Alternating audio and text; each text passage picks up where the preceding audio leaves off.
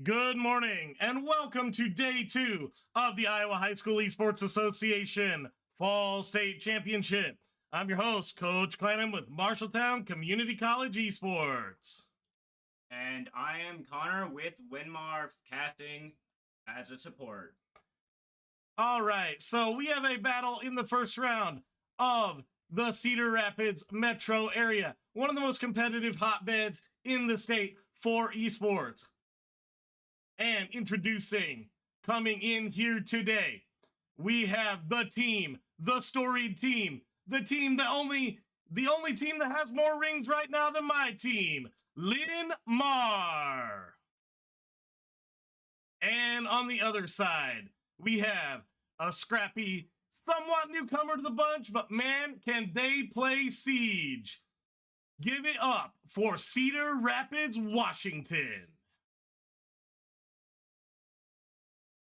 All right, so bands coming out. We see the Montaigne and the Mira going away, as well as Jackal and Vigil. So kind of taking away 2 info characters and 2 fraggers off the board.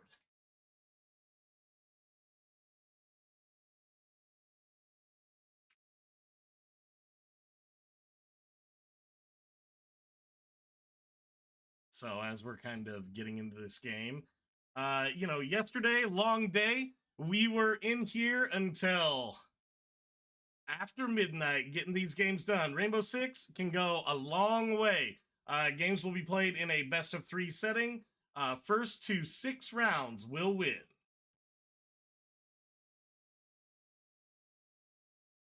The first selected site for Winmar is T Karaoke with 2 trap ops, 1 intel, and 2 support.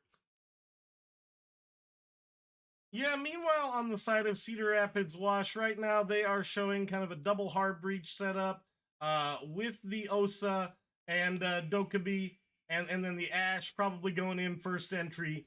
So kind of fragger heavy on the side of Cedar Rapids Wash.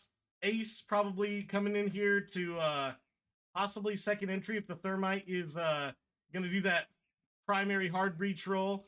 Meanwhile, on the side of Linmar, really going in with these trap ops. Like to see that. Going to try to slow Cedar Rapids Wash's attack down.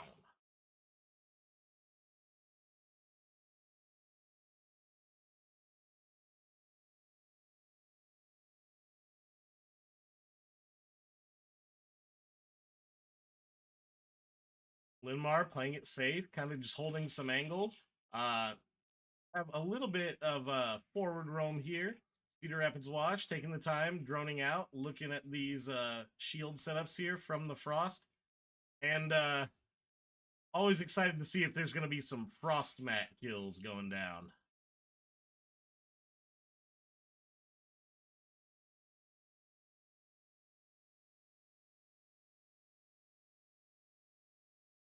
Ooh, and Rider Rocket Ship will be picked here by Meow.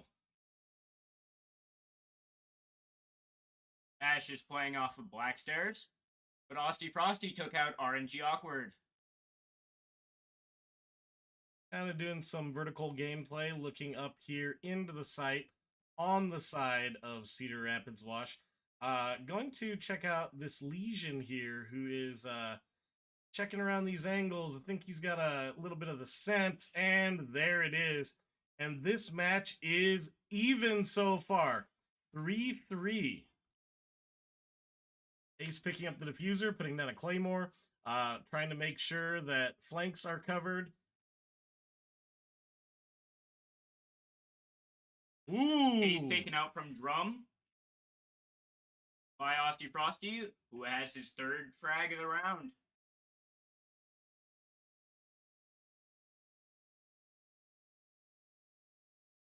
Hear those Dokkaebi calls going off. He's got the angle here. Ooh. Austy Frosty with the 4K here.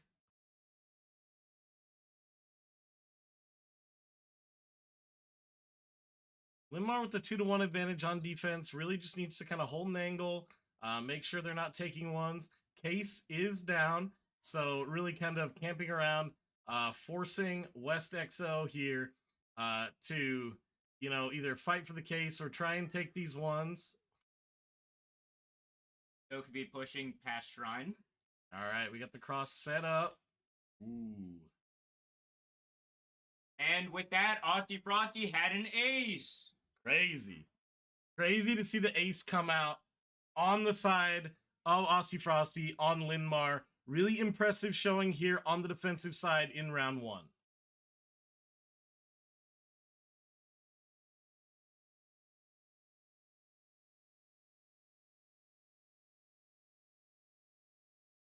It appears that Washington will be having more of a breach-sided gameplay with, well, now it's a double hard breach.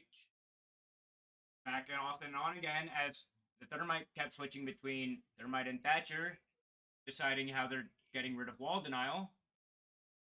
And on the side of Linmar, you know, running a lot of wall denial here with the Tubarao, with the Bandit.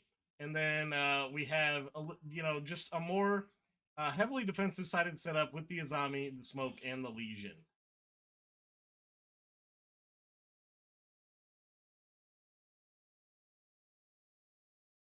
The IQ and Twitch will probably be playing as duos, trying to find the Bandits and take them out, while the Subarao and Bandits are distracted by doing the Bandit tricking, allowing for their two hard breachers to get access to the wall.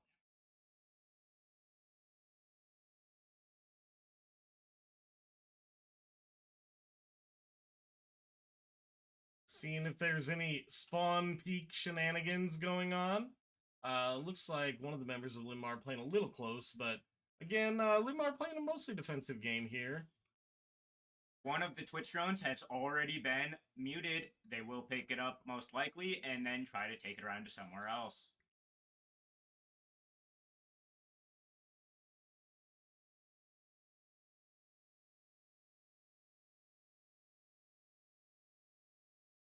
All right, trying to get this hard wall down with the Thermite Thatcher needing to blow up. Oh, no. No Thatcher. Ooh, solid defense here from the Bandit. Really wasting time. Electrifying this wall with the Tubarao combo. Eating that first Thermite charge. But that wall is open. Bandit tricking did not do much. Like, as I said, the Twitch just came around and took out the Bandit batteries as they were being replaced to trick. This is a huge pressure point for Washington to hold against Winmar, and could be crucial to taking the site.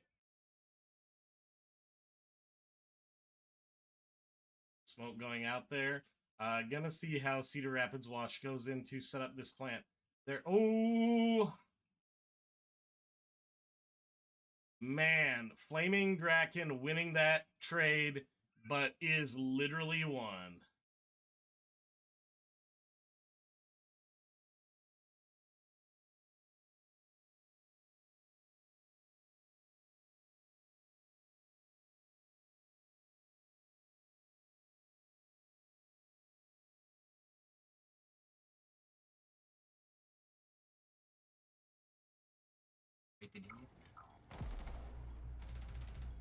Oh no, we're good.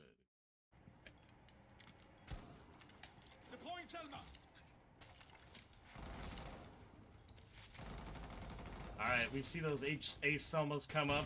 Linmar again in a really good situation in the 4v2, playing super patiently. Sorry, 5v2. Flaming Draken, that health bar is throwing me off. All they have to do is play passively and hold crosses. If any of them die, they just need to refrag. And with those number advantages, they will take them out. But Aussie Frosty was taken out by RNG. It was a trade with Magical taking out RNG, and then Rider Rocket Ship took out the last remaining attacker. Rider Rocket Ship forcing the player from Cedar Rapids Wash to rock right into that shotgun.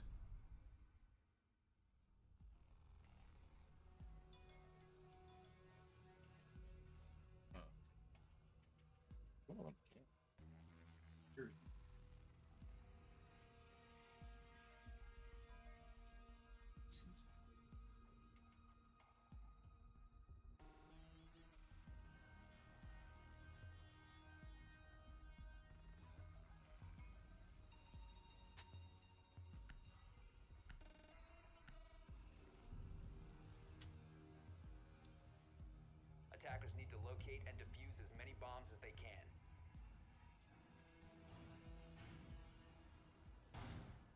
Throwing an F-Knot. Reinforcing wall! See the Fenrir Wamai coming out here for Linmar. First switch that we've seen. And some real change-up happening on the side of Cedar Rapids Wash. See the Ying coming out, the Finka, the Nomad, and the Buck. Activating jammer.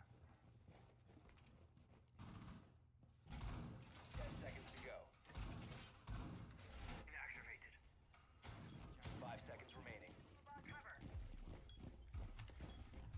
Think of the magnet. Attackers are moving to defuse a bomb.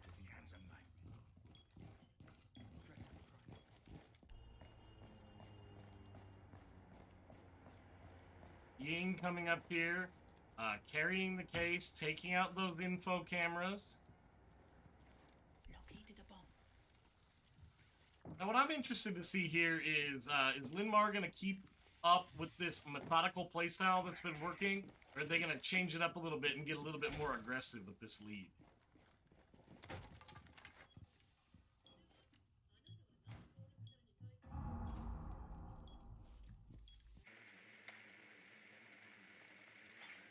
Magnet deployed.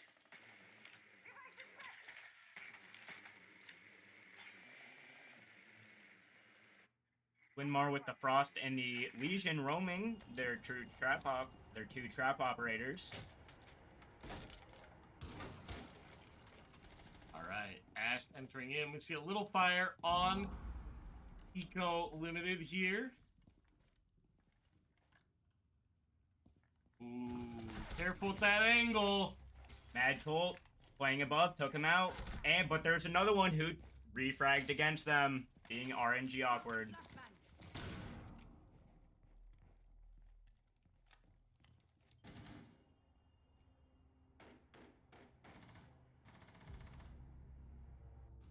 Flaming Draken and Aussie Frosty with 2 picks.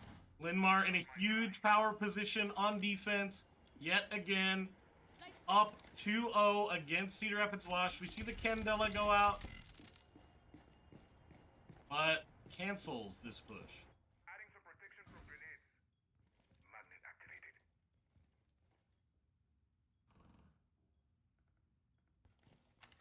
activated.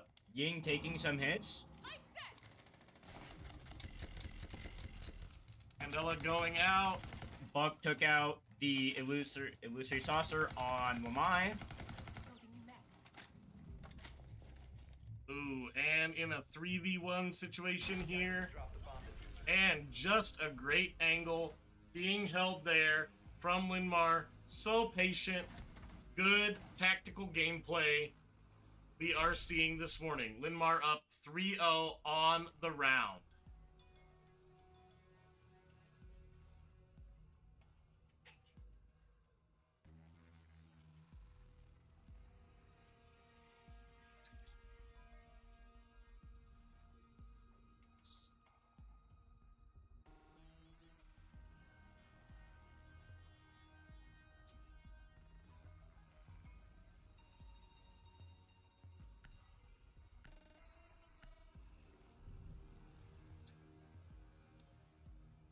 Attackers need to locate and defuse as many bombs as they can.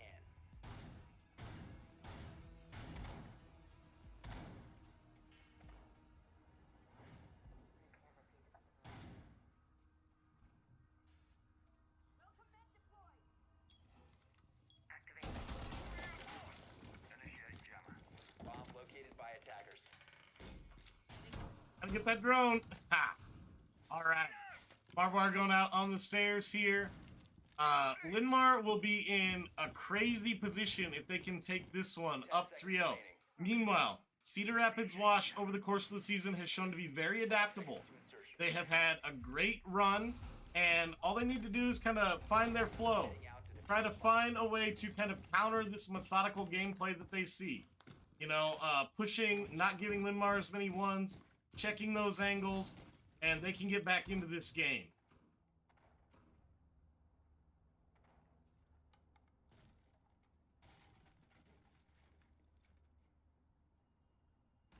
Each team having at least one intel operator. The attackers having two being Dokkaebi and Lion, while the defenders have Valkyrie.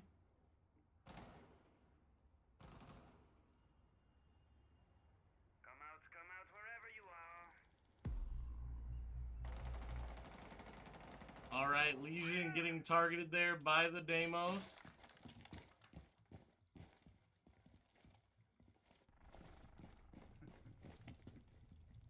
Deimos giving intel and live pinging the Legion for their teammates. In the wrong room, though, to get the shot off through the soft floor there. And with incorrect pings due to not actually having the tracker going off anymore, this could be detrimental for Washington.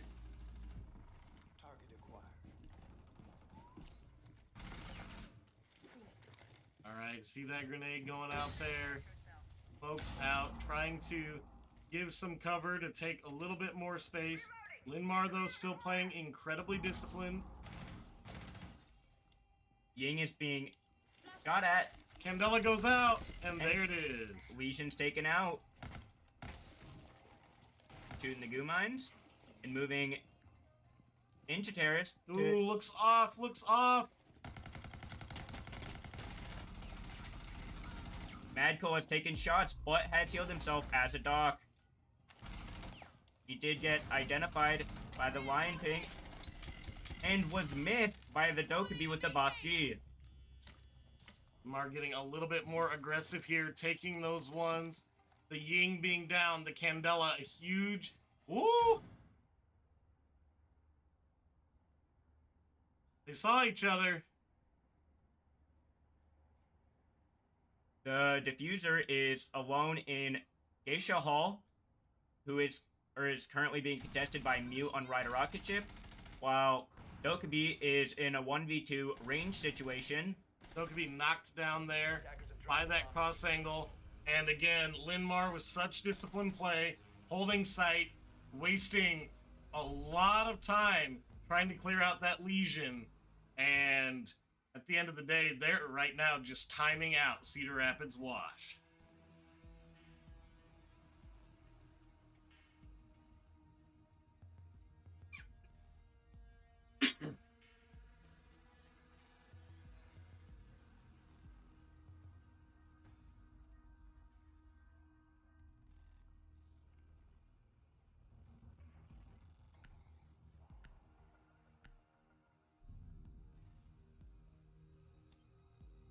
Attackers need to locate and defuse as many bombs as they can.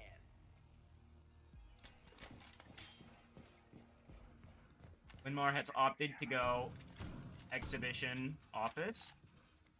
Linmar just running kind of the same defensive strategy all game. You know, if it ain't broke, don't fix it. Play safe. If Cedar Rapids Wash cannot adapt to your defense, then what's the point in changing it?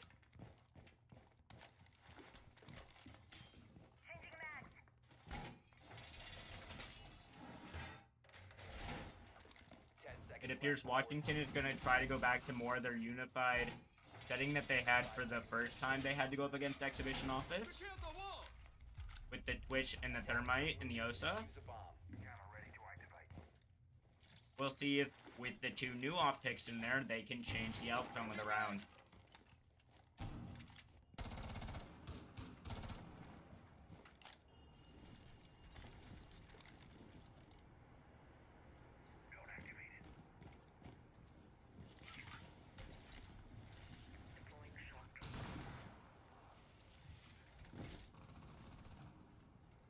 See the bandit tricking going out here. Probably going to look for a similar setup. Having the Osa outside to put down a shield after it's over.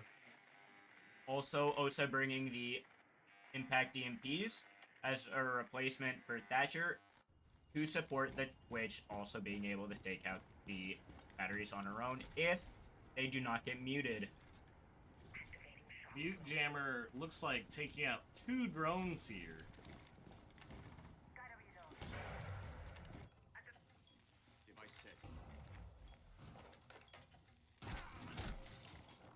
Ooh, Bandit taking some damage there. From below, being Buck.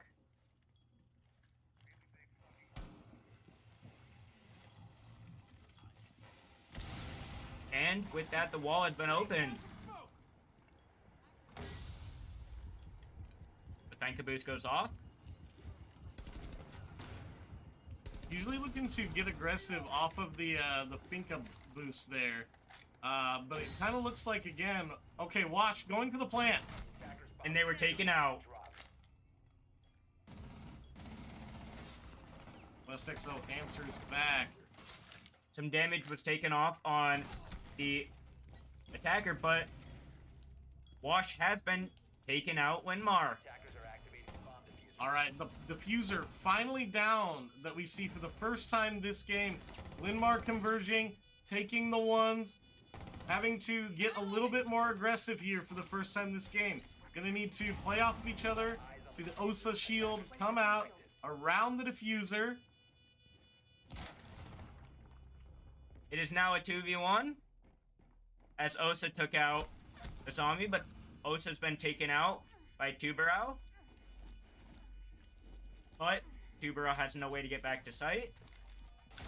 And Yeah, again, just being downstairs, wrong position, no time to take out this diffuser, and that will be the first round in favor of Cedar Rapids Wash.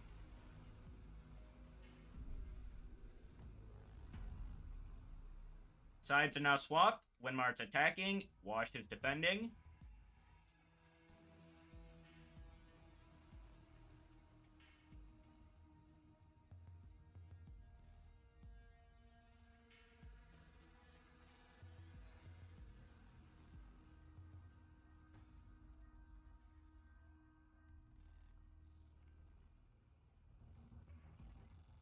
Similar team comp on the Linmar side as what Wash was running, with there being a Buck and Ash and Ace. Both ops that were seen commonly by Wash. Really interested to see what Wash does here on the defensive side. You know, Siege tends to be a defensively sided game, and so 4 rounds, though, in favor of Linmar. Looking pretty good, but if Wash can find a little bit of momentum here on the defensive side, they can bring this one back. 10 seconds to go. 5 seconds left before insertion. There's the shield in Shrine Locate a bomb and to contest both potentially Exhibition and Lounge and Dragon if they're gonna open headables into Eris.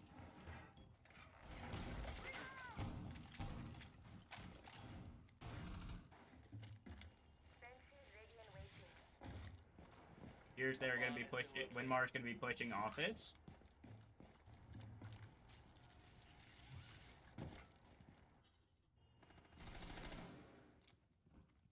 RCE Latero out. Boom coming up.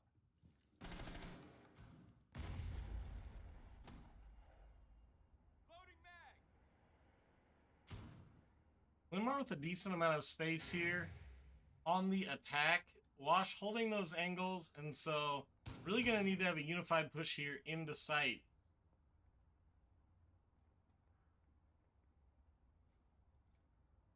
Going for a drive. Linmar is converging to go into Dragon. They're using the Flores drone to open up the castle. The Warden is moving over, and Frosty Frosty on Buck is going to contest Drum against Malusi. The trade in health between Mad Cole and West XO.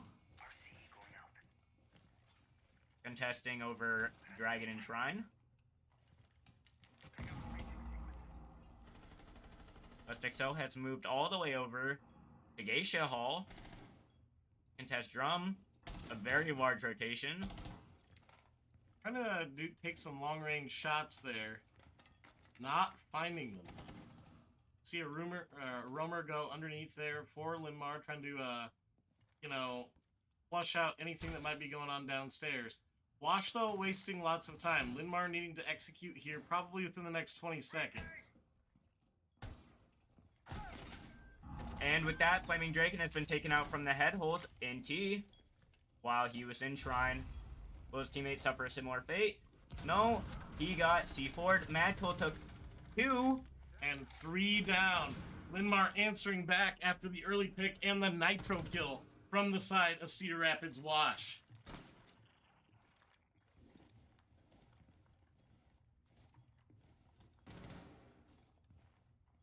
Here you can see the Geisha hatch play by Mute. And it's 1v2. Mute is all that is left. Ooh. And they were taken out by Madcool, who got a 3K. Flicked off. Shotgun had the lineup there. Should have been an easy one shot. Think overcorrected the flick there. And that will cause the round to go to Linmar for match point.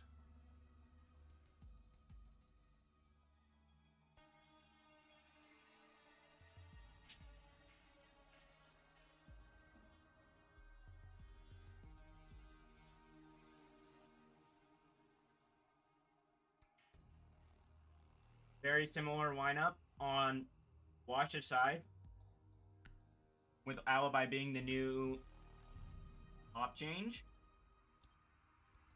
Well, Linmar has a pretty different theme going on, as they have to deal with Denial, and they have Grim for possibly post-plant, possibly just pre-plant intel, and Deimos for intel and possibly picking off anybody that is just playing off-site.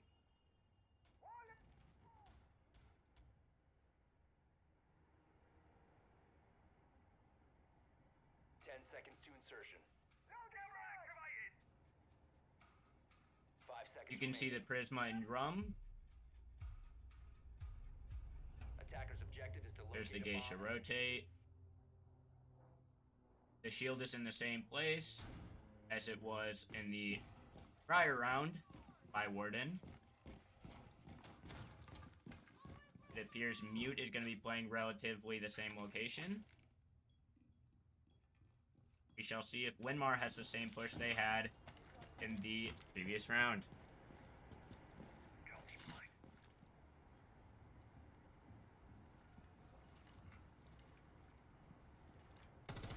Ooh. Taking shots, but only hitting a Prisma. Revealing their location. Was going to go for top house there off, but it was hard. In fact, it was reinforced. Ash has no utility to be able to take it out. All right, playing in and around the shield here. Linmar with a little bit of a slower push. Gonna see if the Buck can get some vertical picks here from first floor. And we're gonna whack this castle barricade for just a little bit.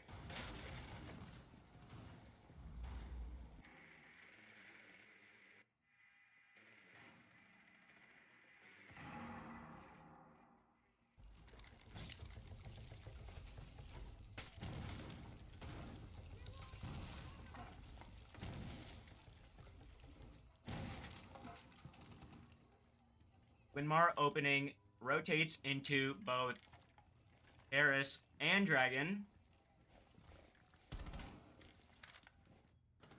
All right, we are at a 1 minute execute with 5 members on both teams alive. The only real differential that we're seeing is just a little bit of health off of the Buck here for Linmar. Linmar gonna really need to start playing a little bit faster, executing here on the point. Wash playing a little bit spread out here. Looks like Warden having to retreat back to site, and Wash consolidating on site here. Linmar with 30 seconds left to execute. Really gonna need to get aggressive.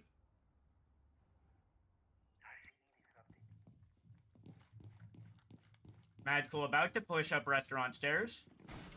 See if he can get any frags. He got Alibi. You're gonna get the one playing in Geisha. 15 seconds. Switch it down. Oh. And he was taken out from someone in T after making head holes for the enemy team unintentionally. Frosty was taken out, and it was a full team elimination of Linmar.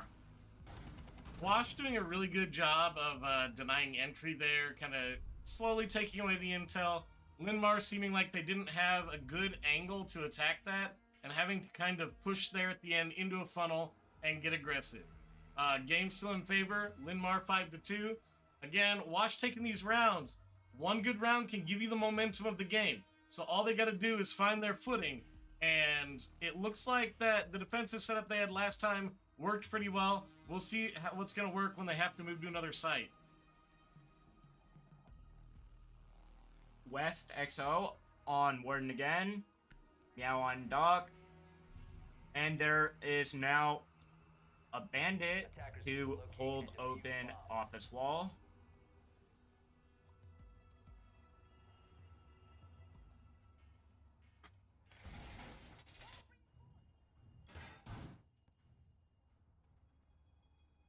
We don't know if they're going to be tricking. Highly possible. Linmar with maybe denial or removal. EMPs on Capitao. It's not likely, as they have a Thatcher as well. They're bringing an ace for their hard breach. Device placed. Reloading. 5 seconds to insertion.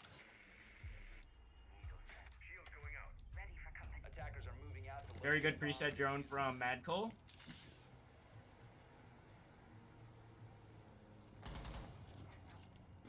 Cam being taken out.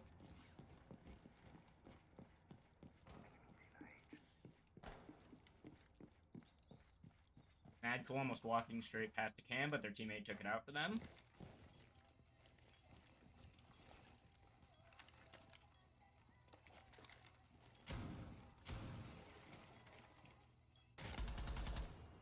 Ooh, a little bit of a run out action going, trying to take somebody off rappel. Ace charge coming out. It looks like they're trying to set up kind of a long range take off the rappel to get this wall down. Ace getting ready with the Selmas. Ooh, one of the Selmas. And kind of backing off, playing a little bit safer, finding an opening. Rushes in there. Madcole was taken out.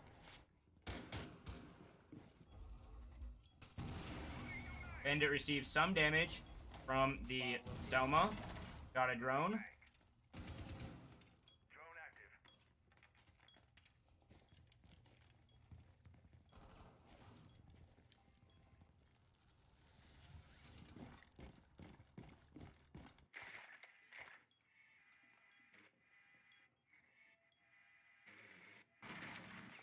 Droning out Bandit. Legion's taking some hits from Geisha Balk.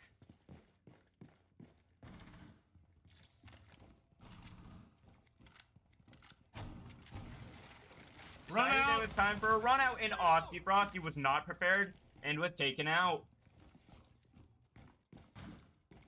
It is a 5v3 situation with only a minute for Linmar to execute. Warden almost taken by surprise. Illusory Saucer on Thatcher retreating. Yeah, and again, Linmar's attack getting stalled out a little bit here. The 5v3 gonna make this really difficult to approach. It looks kind of like, yeah, Eco taking out Rider Rocket Ship there. Attackers bomb diffuser has been dropped. And it taken out the Ace, leaving a 1v5. And in a 1v5, all they gotta do at this point is just sit around. 15 seconds remaining. We shall see if the Thatcher tries to go for any quick frags. 5 seconds remaining. There's some free firing, but no one was there, Operators, you are out of and time. it was unsuccessful. All right, Wash reeling off a couple in a row here, finding the footing. Seems like that they have a good defensive setup here. You know, Linmar going to get an opportunity to take them on attack to a site that they aren't as comfortable defending here momentarily. But right now, Wash finally finding some footing back in this game. Linmar coming out really strong, playing very methodically. And I really like the attack setup that we see here with the Ram, the Gridlock, and the Buck. This will be a heavy vertical play, as almost all of this site can be taken from above, as the floors are soft in almost all the sites above. We shall see if Washington has any of their players playing up there.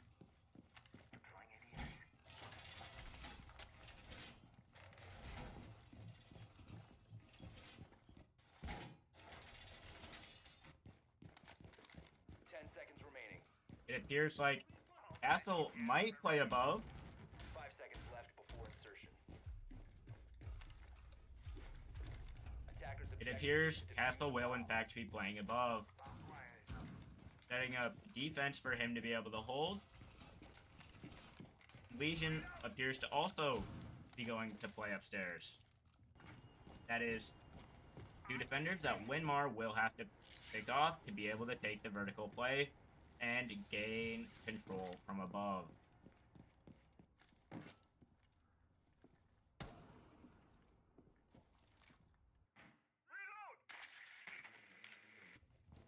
There are now 3 of them upstairs. It appears Jaeger is just there to place his utility. Ooh.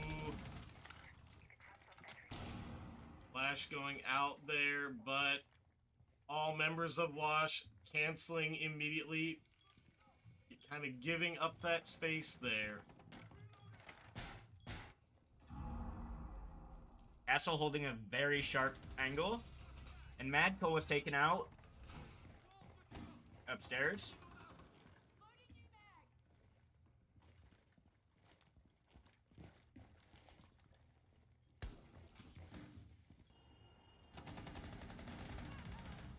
A double kill, or a kill from each side, being a nearly equal trade time. All right, Linmar has this one back even. 3-3. This is kind of the best off we've seen them thus far on the attack. It looks like that still has case, so Gridlock carrying the case there. Aussie Frosty taking out Simeone Beef. 3v2 on the attack. Gonna really need to prioritize getting this case down. This is leaving only 1 defender in sight.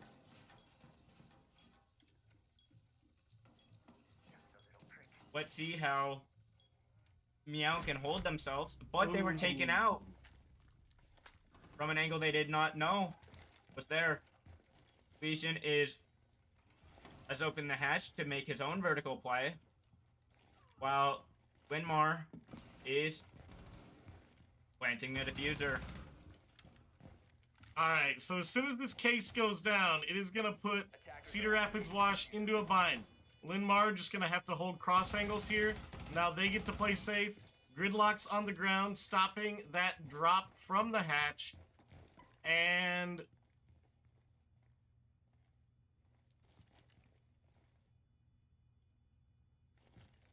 wasting a lot of time, though. Knows he's there. And with that, Winmar has taken map 1. All right, so in between the maps here, wanted to shout out to the host of the event, the Marshalltown Chamber of Commerce. Thank you for doing everything that you do to help make this event possible. And our friends over at Mechdyne that help with the production, and you guys are the best. Mechdyne over here in Marshalltown doing a lot of cool stuff. And of course, your shoutcasting hosts, Marshalltown Community College Esports. All right, now in between the maps, we will be right back.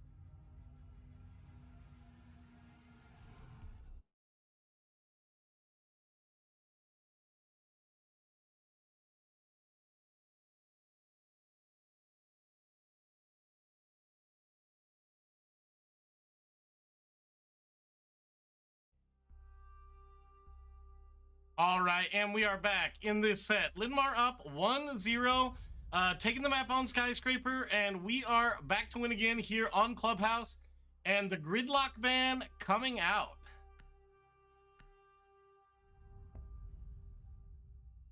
All right, so a little bit more adaptive bans this time. Seeing the Gridlock and the Dokkaebi, operators that were widely utilized in the last match. Mira going away still, not wanting to deal with the two-way intel there for the Mira, and we will see what this last ban turns out to be.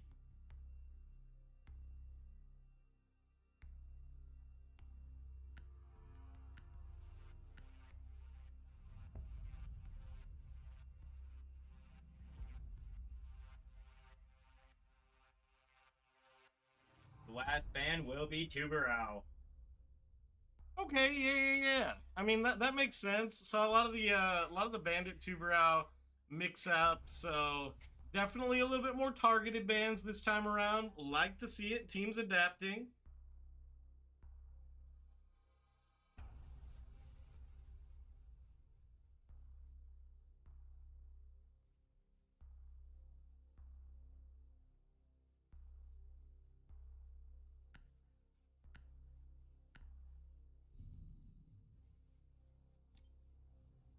Defenders, protect your bombs from being defused by attackers.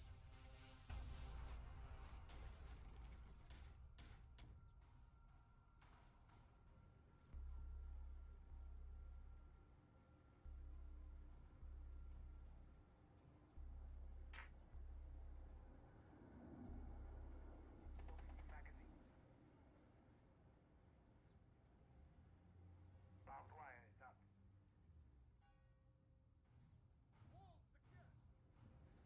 You can see the site setup. They are 10 seconds left. They have electrified and muted the 9G/Jacuzzi wall 5 seconds left. and have set the heat holes in going into gym and the rotate. Very common setup. We shall see if they put a rotate into Logi from construction. Linmar coming out really strong in the last round. You know, I think that I would say that might be an even momentum game. Obviously, Linmar coming away with the win round. Washington in the mid game finding a lot of energy, being able to bring it back close. These teams really going at each other, but you know what? Nothing better than a little bit of a hometown rivalry. Setting up a sequential breach. There you can see they are trying to get open Jacuzzi wall. Disabling electronics. Ooh, only one of the Selmas going off there. Getting a little bit of head holes. Looks like that they're going to have to maybe cancel. Yeah, very, very unfortunate for that play. Device target detected. The remainder of Linmar's team is pushing into Ash to go into Con, while Mute and Fenrir are both holding Con. Mad Cool about to walk into 3, it looks like. Needs to be really careful there. His team would likely be able to get a refrag, but you never know. Rider Rocket Ship is watching the rotate through the window. And Flaming Draken, I guess, is playing off of his head holes. Ooh, Nitro Cell going out there. Almost taking out the Ash. Ash, one of the faster characters in Rainbow Six, able to get away.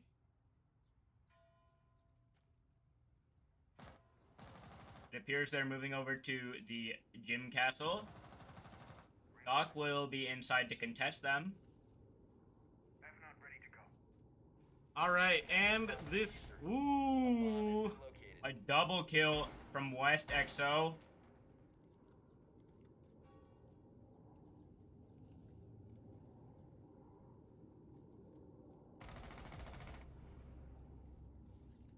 Swapping mags.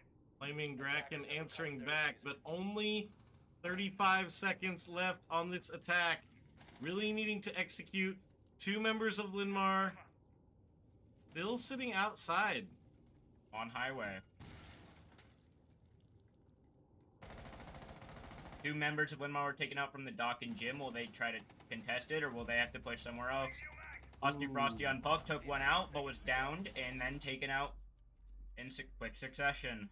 10 seconds left. Flaming Draken and Rider Rocket Ship are both in sight. Ooh, the 1v2. It's a Oh, it's a 1v1. triple for Flaming Draken. He needs to pick up the diffuser, but cannot get there. Quite unfortunate for Rider Rocket Ship to be picked off from behind Flaming Draken, preventing the chance of the diffuser from being planted.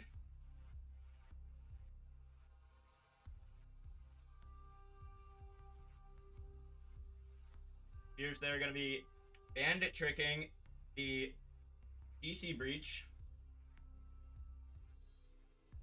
And they're bringing Cade for extra support, perhaps. And they switched roles. Very, very defensive heavy setup from the defenders being Washington. Attackers need to locate and defuse bombs. We shall see who is the one that electrified, if not both, the Bomb main located by breach. attackers.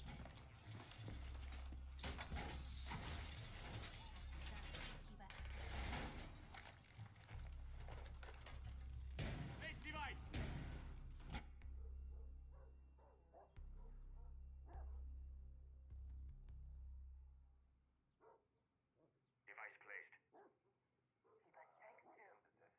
It appears there are some technical issues with Frosty Frosty's drone being unable to move it from the spawn. Attackers are heading out to defuse a bomb.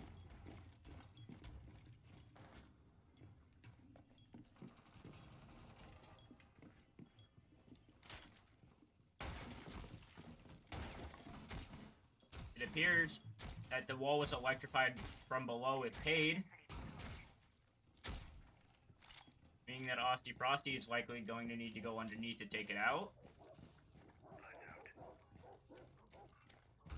Setting up a sequential breach. Strong defensive setup here on the end of Cedar Rapids Wash. C. Linmar deciding to go underneath, as you said. And meanwhile, it's looking like that Wash just kind of setting up, denying info, and sitting in and around site. The main breach was opened, but all of Linmar's attackers abandoned it. Ooh, the Claymore taking out what possibly could have been a rotate or a run out there. Very nice pixel from the Azami setup being used by the Cade. Mad Cole is in Waji. Frosty Frosty is droning Mad Cole in to see if he's clear to move into the rotate.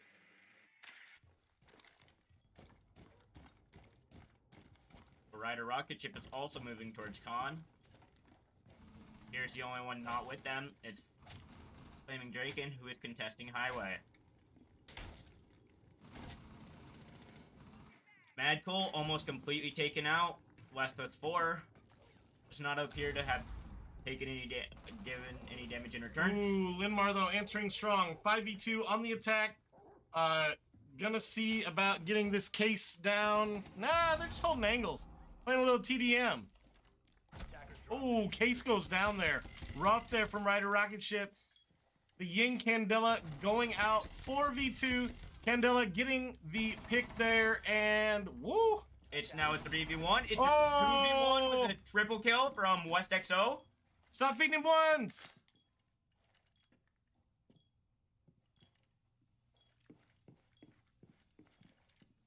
It appears that the two Winmar attackers are very split up. And are now trying to regroup. A little bit of a pre-fired. Didn't know if they were there and then actually moved over. 15 seconds left. They really need to be aggressive here. 10 seconds left. Missing the shots. If they were down. Is Winmar going to be able to get the diffuser down? 5 seconds remaining. Diffuser is down! And with that, they have an ace and will be able to counter defuse, securing the round for Washington. Have eyes on the Man, Limar in such a good spot there, up to 4v2 at one point, but feeding Cedar Rapids Wash all those ones and able to clutch it out on the side of Cedar Rapids Wash. Crazy plays from West XO.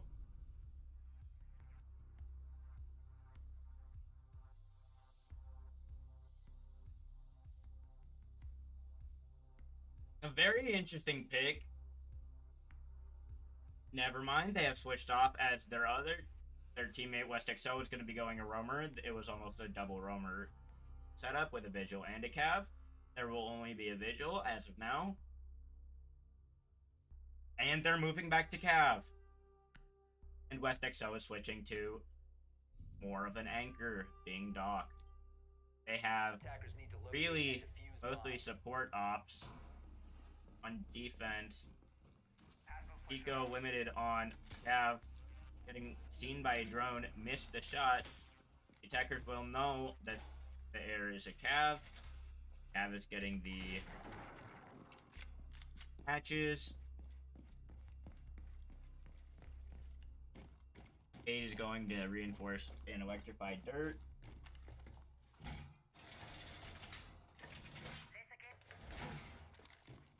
There's a denial, 2 support, 1 roamer, and 1 trap-ish denial. Operator being a rookie. Windmar is going for a more Attackers are moving vert out to locate play. a bomb and defuse it. Urbana to break the hatches. Ying as a support fragger. Grim is another support fragger. Ash is a rusher. And then Ram as a vertical player. Contrary to what we saw earlier from Washington, they currently only have 1 player away from site and having the rest anchor.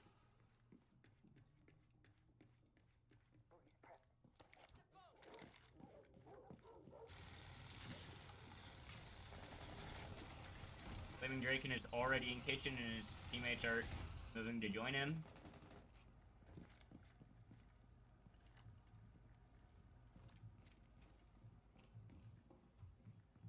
We shall see if he opens the hatch. But it's electrified. He apparently does not know that you can break the electricity by shooting it next to the hatch. Time to make a new door. Cabana's going out, trying to blow up this hatch.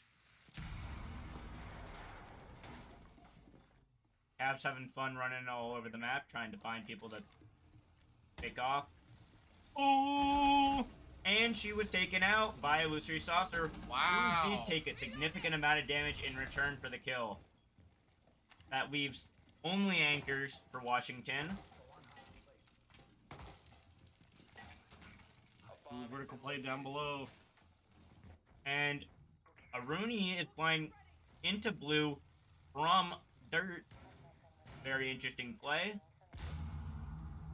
The thing I always see from my team on Winmar is accidentally hitting themselves with their own ram. That's not good. It only does 5 damage, but it knocks you out of the way, and 5 damage can be life or death sometimes. Doc is laying down, got droned, looking for the drone. Just waves at the camera a little bit there. And someone is there to fight against him. Mad Cole taking out RNG Awkward, and they are trying to take out the one in dirt. All right, up 5-2 again.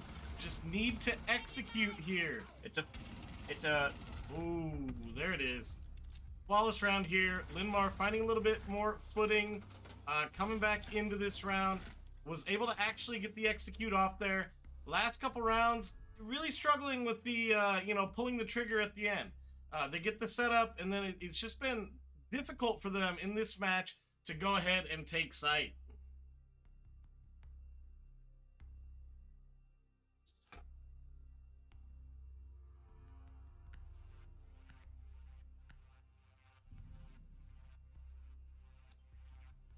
Attackers need to locate and defuse bombs.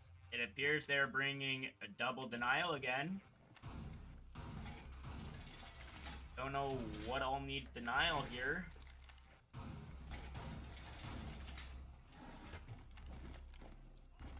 I guess they might be going for the CC wall, but I don't know. Actually, there's 3 denial operators mute as well. Bomb located by attackers.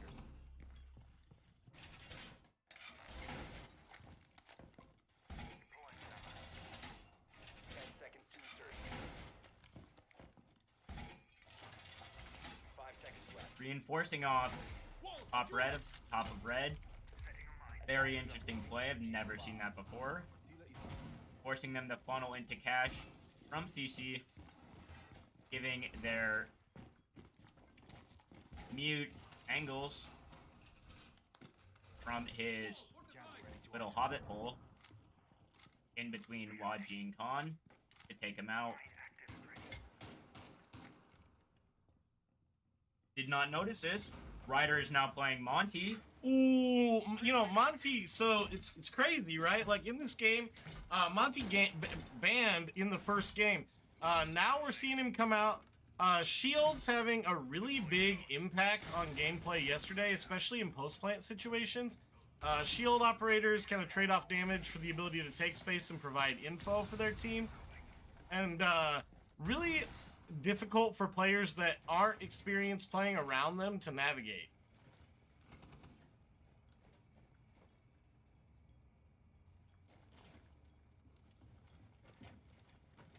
Interesting to see shield ops as they are about to receive a very massive nerf, which is almost going to destroy their use. Especially Monty, you can no longer just sit in one corner and block it because they can eventually increase in increments. So this is one of the last. Ooh! Very close D4, but Ryder Rocket Ship skillfully deflects it slightly with a shield, protecting it from taking him out completely.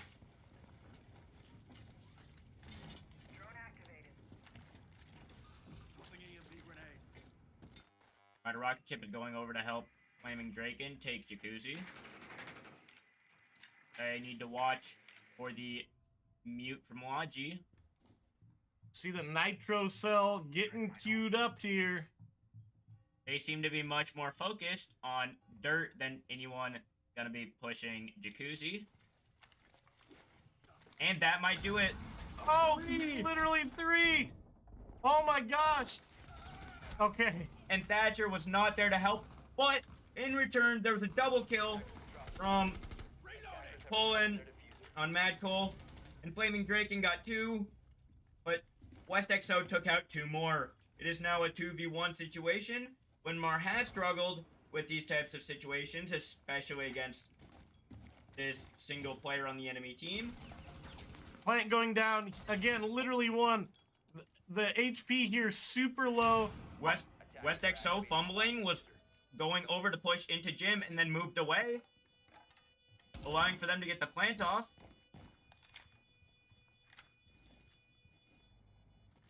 Winmar playing very passively. Oh. Okay. Looks like they should have a vertical angle here on the case. No, just kind of playing off, listening. Buck is pushing up into... Alright, going for the defuse. Ooh, and the repel there. Holding the angle, so we see him repel down, hold the case, and there it is. The K did not know that they were repelling from roof, not having any sound cues. Causing them to fire at crouch or at chest height, which allowed for them to fully take him out, as that is not, in fact, where the Thatcher was at.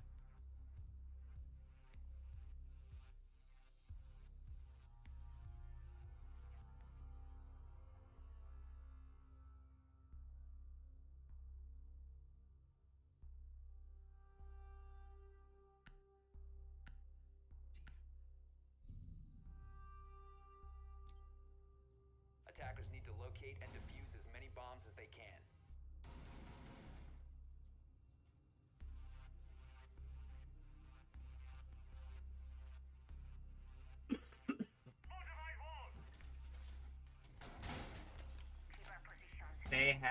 Washington has opted to go back to CC Ash,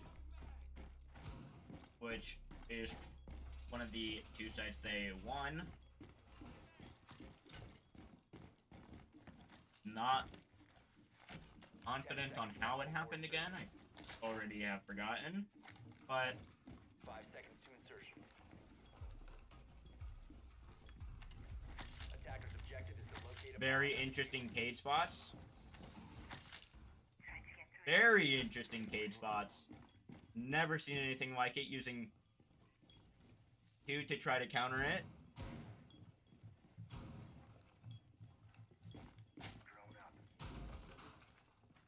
For those who didn't see, there's one in the bottom corner over there, bomb has been located. and one up in the top corner there, effectively denying any impact EMPs that go over here, and potentially taking out Thatchers. With the additional Bandit being there to trick, it's much more difficult for the attackers to get the wall open, and both of Thermite's charges are gone, and they now need to switch plans. Yeah, I gotta kind of cancel on that attack there. Dropping in here for the Thermite, going for some of these soft walls, but a little bit riskier.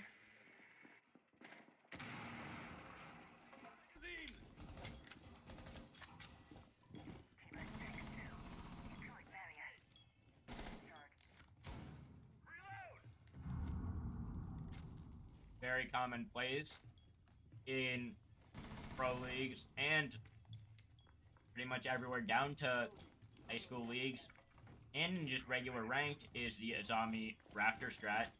That's taken out by the Capitao, as you can shoot fire up there and trap them there. Find a rocket ship getting taken out by Cade, who is below. Booster Saucer trying to go for the refrag, but does not know where they've moved to, and therefore has to rotate around. He's gonna swing, but is he aware of where they're at? No, he's not, and he's just backing off. 50 seconds left in the 4v5. Gonna need to start executing soon. Cedar Rapids Wash with man advantage right now.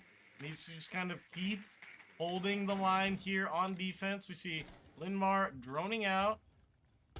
Ooh, almost. Reloading!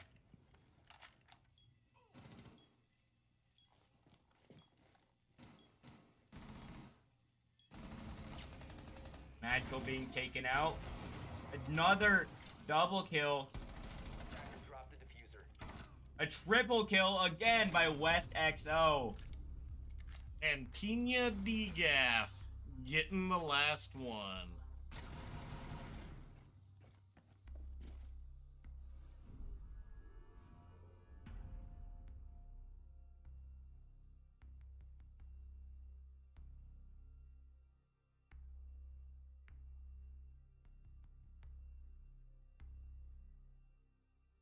Monty being picked up by Washington as well.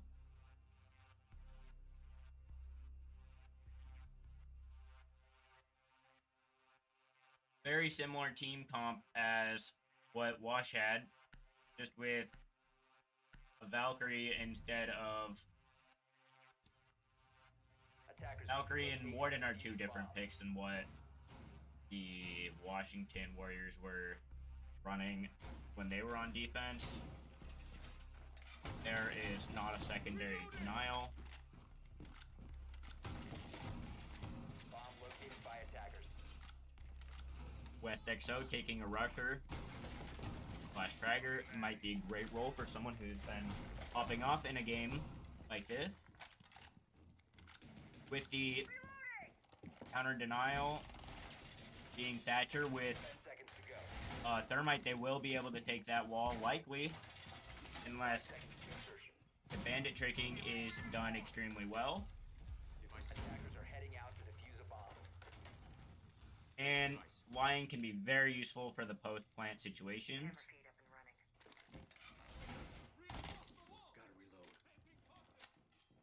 Linmar on defense now, 3-2. Getting into, you know, again, the defensive side here, a little bit more of an advantage. Cedar Rapids Wash with the advantage on the set. And all right, we're going to see this CCTV take, setting down the OSAs, getting this hard wall down, and playing behind these shields. Oh, but the bandit stops it. First time around. Second time is the charm. Nope. Wow. That is something that I have learned is that is why you don't want to put your thermites in the middle, because electrifying either wall will take it out, making it much easier to bandit trick than if you put it on one side alone. A bit of a blunder by Washington's Thermite and Thatcher.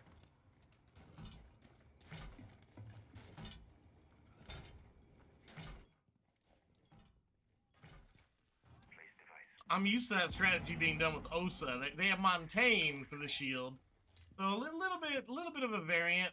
I'm kind of used to that CCTV take, you know, putting the OSA shields on the outside and kind of holding an angle with the two outside. Ash taking out Flaming Draken on Bandit. Alright, Wash should be able to start to execute their attack now. Being slowed down for a while. The Bandit wasting a ton of time. Ooh. Booster Saucer taking out Ego Limited on Lion, but their Warden was taken out by the Ash. The Monty is in sight and is starting to plant. Monty will get the diffuser off as Rider Rocket Ship has been taken out. Austin Frosty is taking another one out. West XO getting another kill. Alright, Austin Frosty doing work, but will have to contend with the Montaigne in a post-plant situation. Really difficult to deal with. And with one more member, West XO of Cedar Rapids Wash alive, this is going to be a tall duty for Austin Frosty. Defenders have located the diffuser. He has to start counter diffusing in the next 3. It's over. Gets taken out there with the shield bash.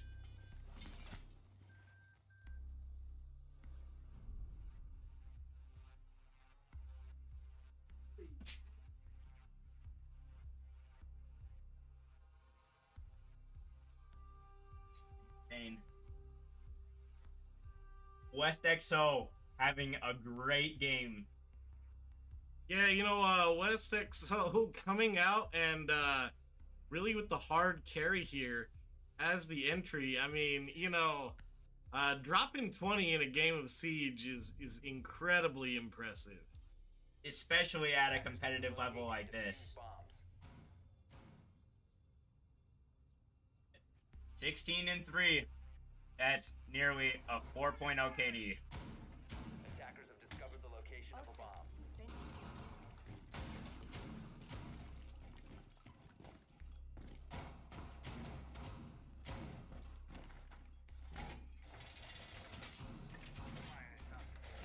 Wall reinforced.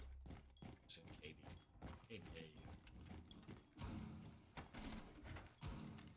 10 seconds to go. RNG Awkward is going Monty again.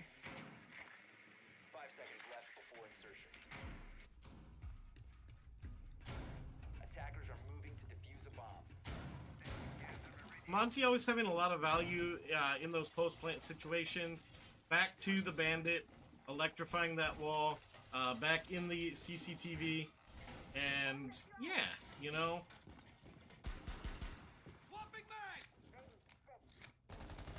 Very interesting location from the Monty when it seems the rest of the team is going to be doing a hard CCTV breach take, which you would think Monty would be right behind. Monty's just casually strolling in from the other side of the map. It appears he might be rotating over to his team. You never know. Osty Frosty's in gym. Madco's in garage on the cams. And there is a drone, and he saw it and took it out.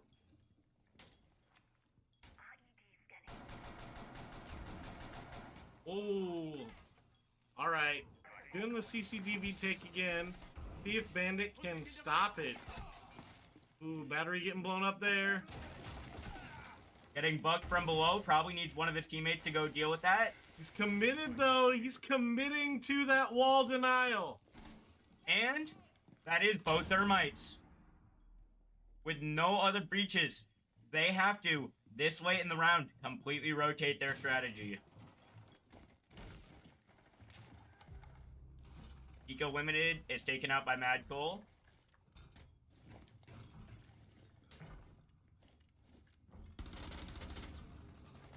IQ narrowly escaping death.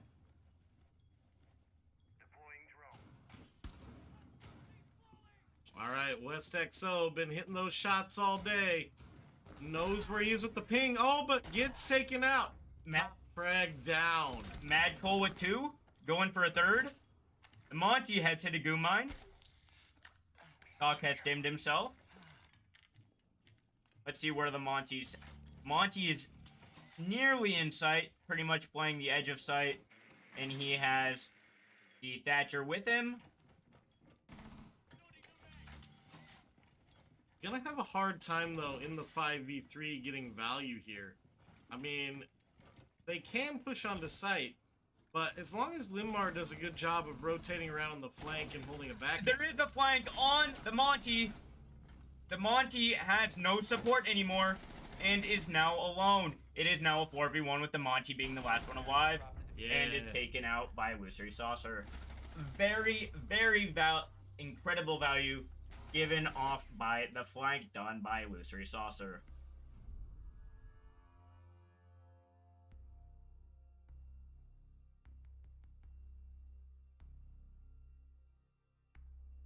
This is a really even game.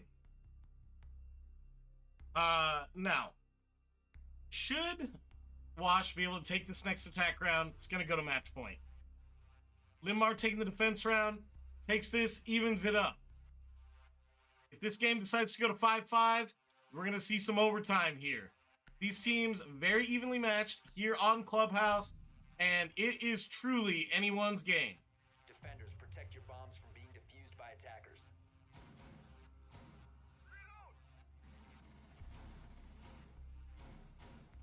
All set. Sentry deployed. Forward fortified.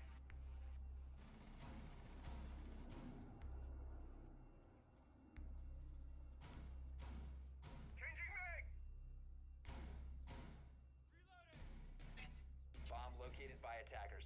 Device positioned. Winmar has opted to, instead of going basement, they have decided to go gym bedroom again. A Nomad, 5 seconds left. first pick. I guess they really did not like that flank from Winmar. So they are bringing the Nomad to make sure that does not happen again. Mad Cold making sure to see what the opponents are before the camps are all shot. Frosty controlling Ash CC just that side of the map. Flaming Draken is going to be attempting to hard counter the bandit brick, and one of his bandits was destroyed by a frag grenade. Both were destroyed by frag grenades. Now he only has 2 left. Lion scan going out. Gonna possibly ping the defenders, revealing their locations unless they sit still. There are no EMPs left for the attackers, as Osa has used both. They once again have failed to defeat the bandit trigger. Amazing support play. And, as I just noticed, frag play from Flaming Draken. He's also having an amazing game. Being able to fully support his team. And take out the Washington defenders / attackers whenever they're on. Washington gonna need to really try to enable this buck here on West XO. West XO been doing work for them all game, trying to find the vertical gameplay, get those picks to get the rest of the team in, but ooh, Linmar with 2 picks in response to the 1 from Wash.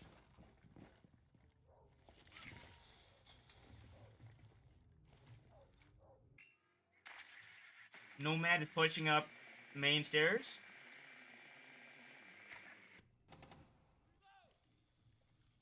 Flaming Draken is contesting it. And Rider Rocket Ship is right there with them.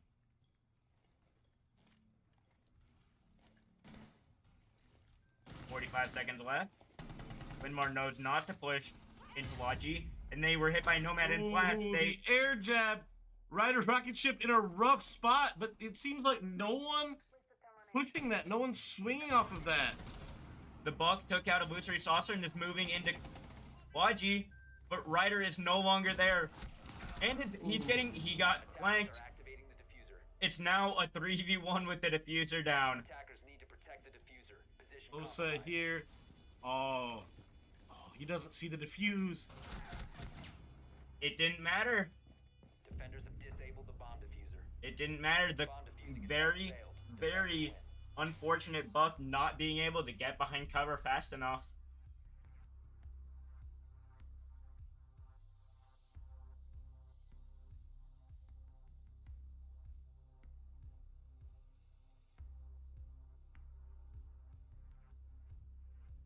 Winmar is now going basement, Church Arsenal.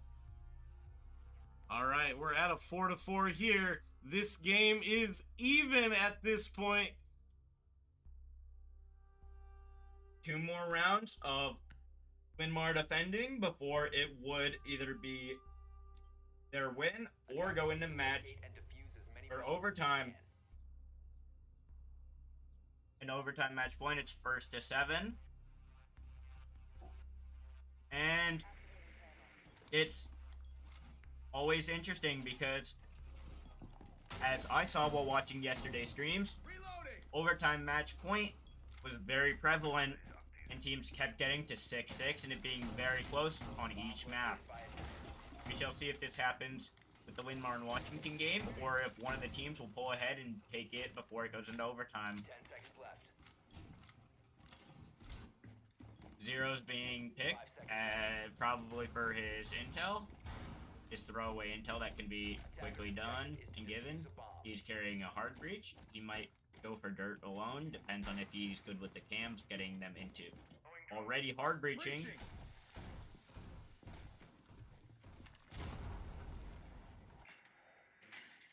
Hard breaching The attacker's bomb Garage. diffuser has been dropped. Attackers recover the diffuser.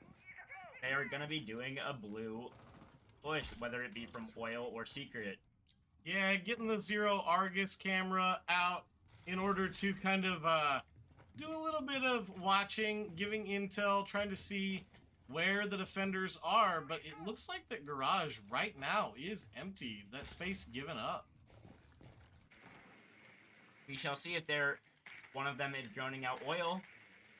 We shall see if they're gonna drop oil or if they're gonna push down the secret stairs that are relatively close. Ram has hit a goo mine from above.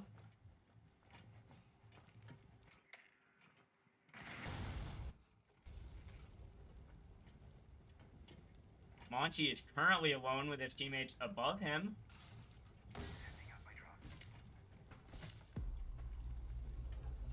There's no way for them to flank him, but he's just there holding pressure, making sure they can't do anything against that area. Boogie out! Boogie shredding!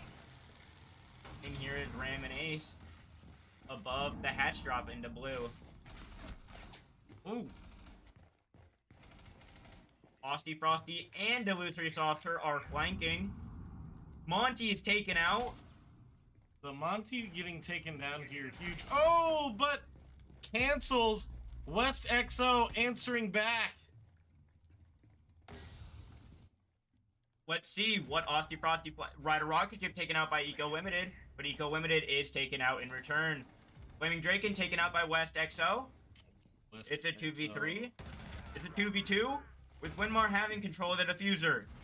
It's a 1v2 with Winmar having control of the diffuser. It appears they're going to climb the oil ladder. Likely.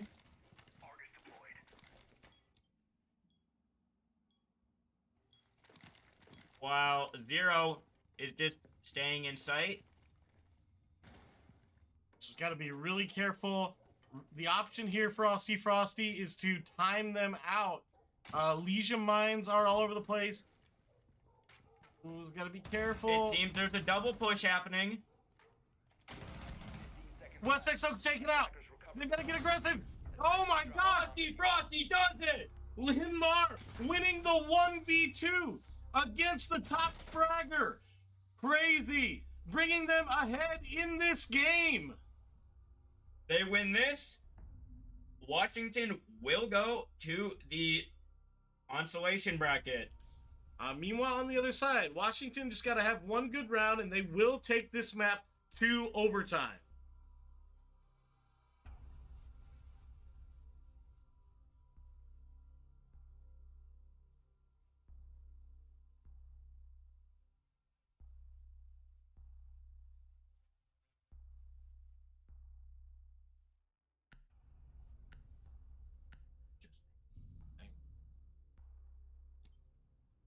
Defenders, protect your bombs from being defused. Appears Winmar is going to be going FCC again. We'll see if one more time the bandit tricking will be successful. It seems that Washington has learned and is no longer bringing Thatcher, or not Thatcher, no longer bringing Thermite, and is now switching to Ace, who is detonates much faster, almost always guaranteeing getting at least the head hole or feet hole type sized holes, not able to be rotated through, but still causing pressure.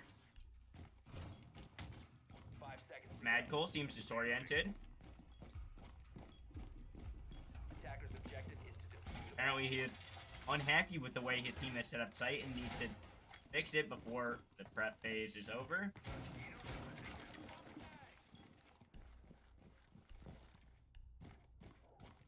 Pacing is everything in these last rounds. The team that is going to dictate the pace of this match is going to be the one that wins. So, are we going to see a fast push here from Cedar Rapids Wash, or are they going to take their time and try to get through this heavy defense on the side of Linmar? These castle barricades and the bandit doing tons of work on the defense. Also with an interesting strat.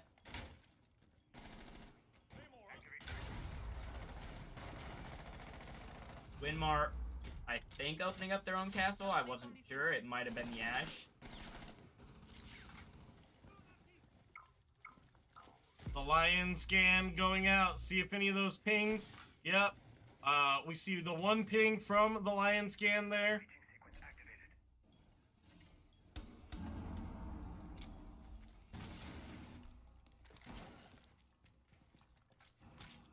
There goes down to Claymore. Up here. And it seems their push is very, very on heavy.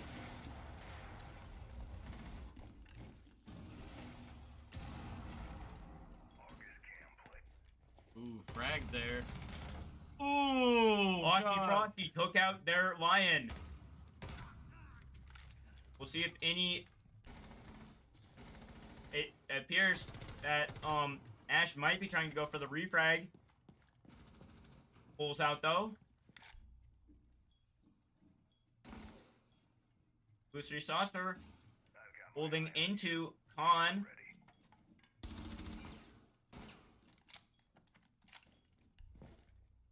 Frosty rotating through basement. Here's he might be going for a flank. Ooh, taking a lot of shots there. Mad cool, but being on the dot gets that overhelp. Even with Flaming Draken getting taken out by Pina DGAF. It's a 4v4, but the attacker's gonna have to execute here. 30 seconds left. Drop the diffuser. With the attackers in sight, it's a 1v3. It appears that this might likely go into overtime. Maybe. Changing mag. Unless Frosty can pull it together. 15 seconds The remaining. diffuser's going down. Attackers are activating the diffuser.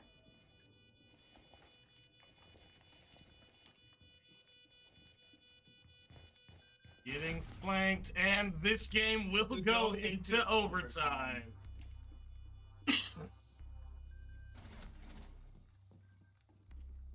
I'm pretty sure yesterday, like, every game went into game 3 and had overtime. So these matches very close here at this tournament over the course of the 2 days of Rainbow Six Siege.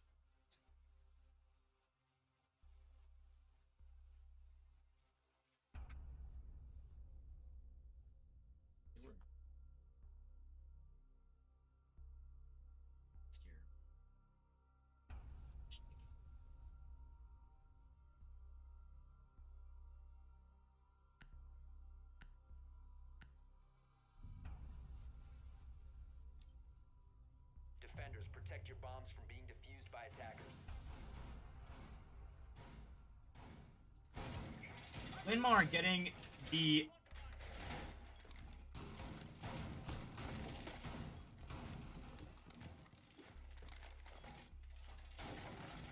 Linmar having, according to their round history winning, an advantage getting defense first in overtime. Both teams really taking their time to execute these attacks. We've seen both teams on the attacking side kind of slowed down a little bit. You know, being able to get those late executes, playing like the 30-second meta.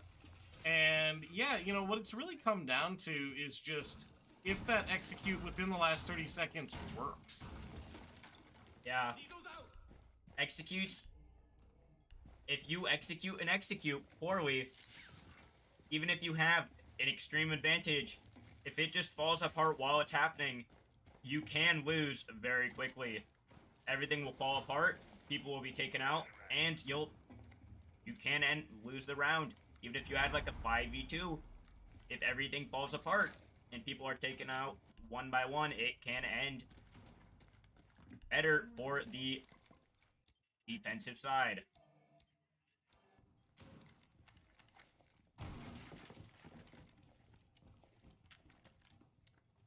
Frosty and Mad Cole playing on the eastern side of the map near Cash and CC. It appears that they aren't even going to try to go for the hard breach. I don't think they did not even bring any hard breach. Oh, I'm blind. They brought 0. But it appears they're going to do a hard logi push. The Fanka boost has gone out, and they're all dropping the hatch. They are all dropping the hatch. The illusory saucer is below Jim, but that does not matter when everybody is in Logi except for Nomad and 0. Monty is in sight. Fast push here, Monty taking tons of space, pincering off the defender. West XL on the Finka. It's a 3v5. It's a 3v3. The main count is even back out. Oh, the execute falling apart. It's a 3v2. It's a 3v1. It's just Monty planting. The case coming down. The 3v1. Monty goes down. Linmar has won their defending round. That was crazy. Triage on behalf of Linmar. Washington with a fast execute, getting the 2 picks. It just fell apart before it could settle. I was watching that thinking, man, Washington is going to take a commanding control. They have Monty on site in the 5v3, and Linmar able somehow to stabilize and take that round. Like I said, all executes can fall apart. That was one very strong execute, and Linmar just had what it took to counter, taking out the support being Fanka, and then the Monty support leaving Monty alone. Now the question is, can they be the ones to execute on attack? It appears that Linmar is going to try the hard breach on Jacuzzi, as has been seen almost every single round to get on Jim Bed. We shall see if Washington holds the same strat, hiding in this room holding peaks into con and highway and cash. 10 seconds Maintain left a lot of before control while also being able to contest Logi. insertion. Left before insertion. Both bandit batteries are right next to each other, something you don't really want to see when bandit tricking because you want to have them on the opposite ends. So, but it's not necessarily true over here because of the drone hole. Frags can take them out. But if the frag is thrown in a decent enough way, it can get through. They have Malusi the drone hole, making it so projectiles, like, I guess maybe, yeah, drones can't fit through. Very effective play. We usually... The Malusi mine gets taken out there, though. Because its radius activated it. Let's see. Hard reach charge going up there on the wall. We see the EMP going out. Oh, an opening in the wall does not fire, though. Could have taken out the bandit there. Bandits retreating.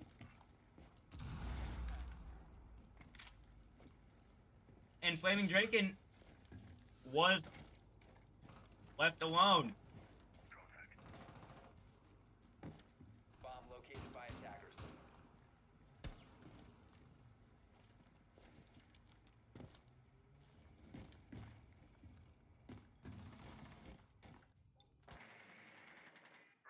Frosty's droning him in.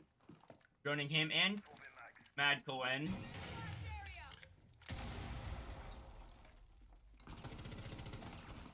Gotta be careful. Contesting someone in cash. Two people are playing In in. flash. Let's see if the Legion is taken out. The Doc took out Mad Cole. But was taken out. Austin Frosty with a double kill, leaving Con unprotected.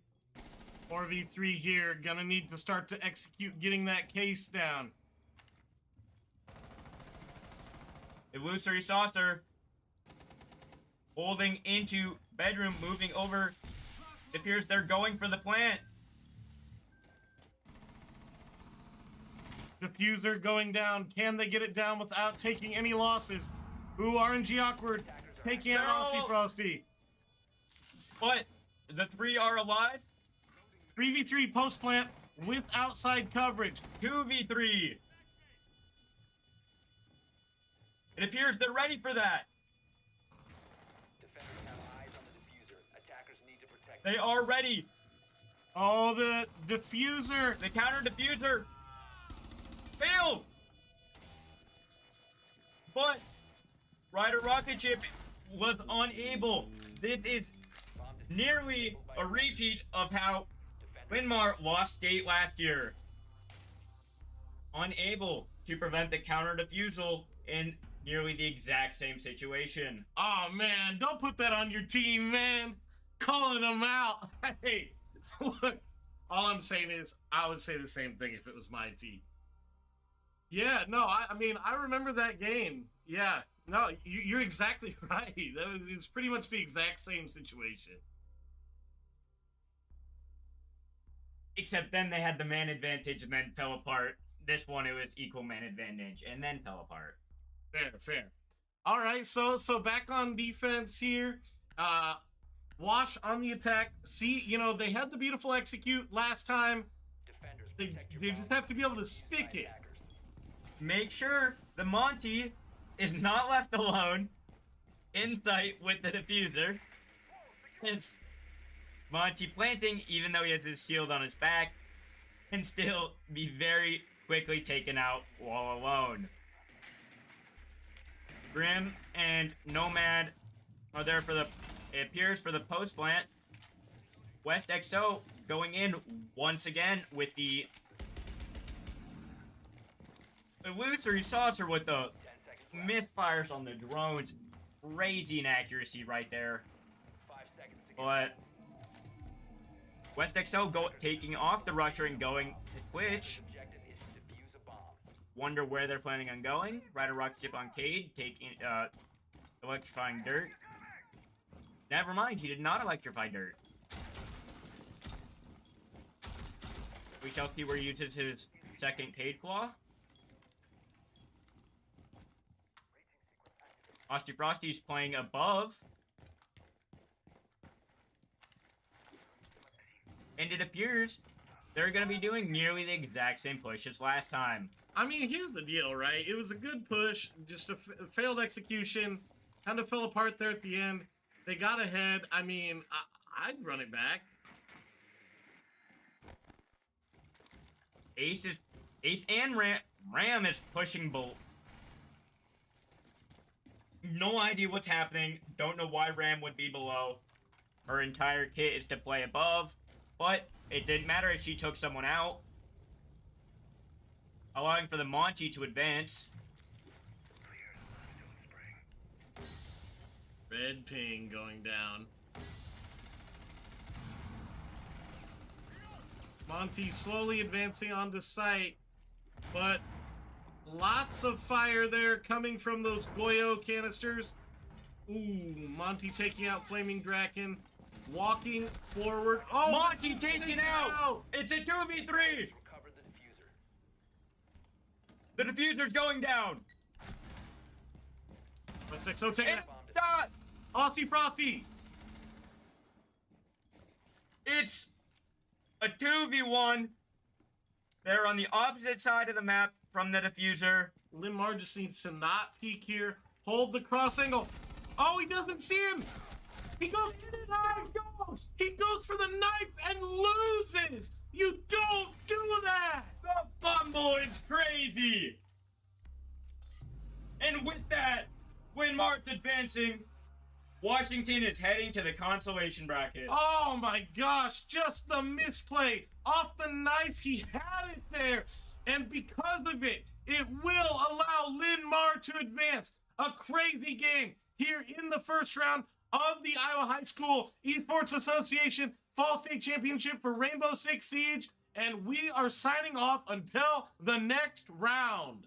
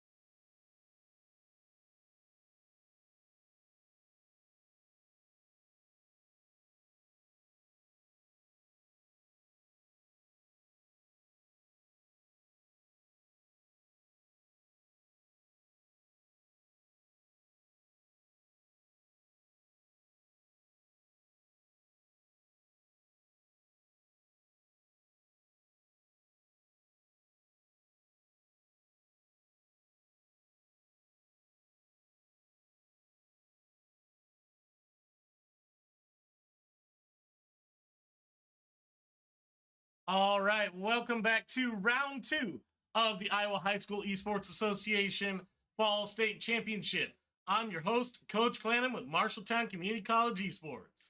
And I'm Connor from Linmar as a student caster. All right, here we have 2 veteran schools from the league going head-to-head in Linmar and Waterloo East. 2 storied programs, and getting it up on the full screen here. 2 storied programs ready to go head-to-head. All right, so Linmar taking the first match off of Cedar Rapids Wash in a hometown rivalry. And Waterloo East, I think that they probably had to have beaten Central to win. Not sure. I tell you what.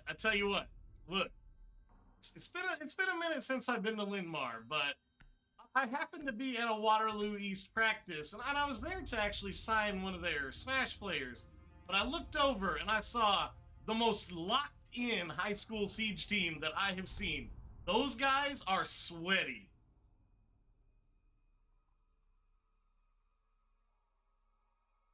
Linmar will be defending first.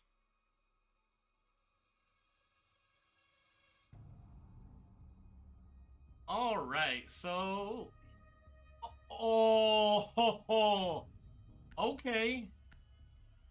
Sense Glass. So Sense, it's like the only Valorant operator in Rainbow Six. He puts down like this big Technicolor smoke screen. The cool thing about it though is Glass can see through smoke. Oh no!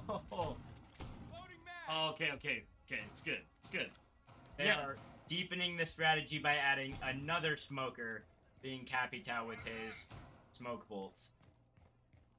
So with the Blitz and the Grim, Waterloo East showing their signature attitude coming out here. And yeah, you know, here's the deal, right? The Sense Glass can really catch teams off guard. Especially without a warden to counter the sends, it 5 seconds remaining. can go very, very effectively for the attackers. Use a bomb.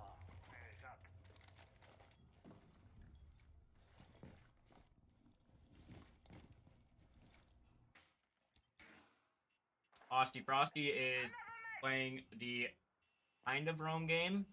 He's off-site, not super far to catch anyone trying to go for the armory breach. Oh, And there's the destruct. There's the TK from Waterloo East. Looks like, did he shoot through his teammate to shoot I- Ryder there? I don't know. I think so. All right, the Capitale is down, but the Glass Sense are still up. Playing behind the Blitz here. Ooh, run out there for Linmar. And they took out not the one they were probably hoping for, but they took out Sens.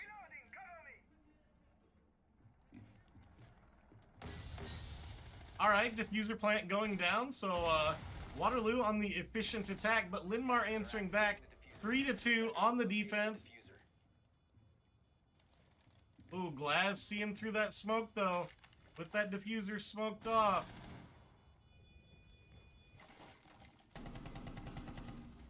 It's now a 1v3 as Illusory Saucer has gotten a double kill. 1v2. But will the run out take him out?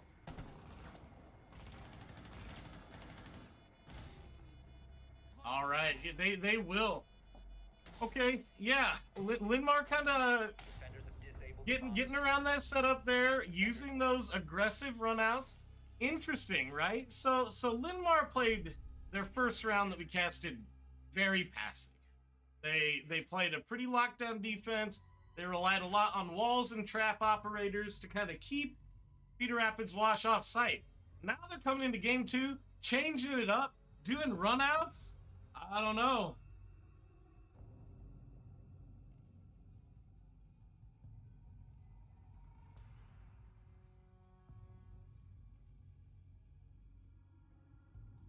Mad Cole trying to adapt to the strat that they saw last round by going Warden to counter the Sens and Capitao with the Glass. Oh, and the Vigil coming out. Vigil's been banned all day. I think that, like, I don't know if I have casted a game. Actually, over the course of the last 2 days, we've seen a lot of Vigil bans. When was not banned? I'm watching.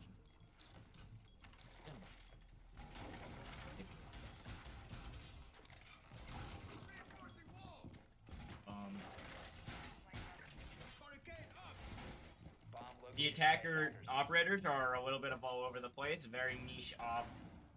Each one is a very niche for their role. IQ detects electrical gadgets. Nomad's great for preventing flank.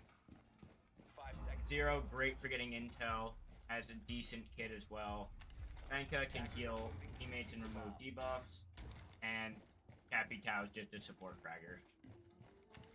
With his crossbow shooting both fire and smoke. Meanwhile, on the defense side, you know, got the Vigil, but have the Cade, the Warden, Castle for the barricades, and been also seeing a lot of Frost today.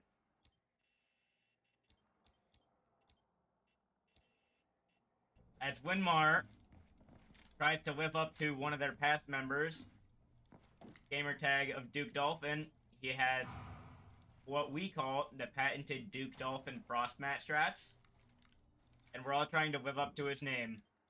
You probably don't want to give those away on stream. You know, if you say where they are, all I'm saying is, Corey Kennis might be listening down there being like, I know where those Duke Dolphin patented. Oh, okay, okay. The hatch drop taken, I think it was 0 out in servers. Yeah, quick 2K here from Linmar. Oh, but Waterloo answering right back. And we're hanging out looking at the keyboard. Yep. Nothing to see there. Flaming Draken with a second kill with the TCSG. I really want to ask Flaming Draken if his name is a coincidence or if it is actually a Tropic Thunder reference.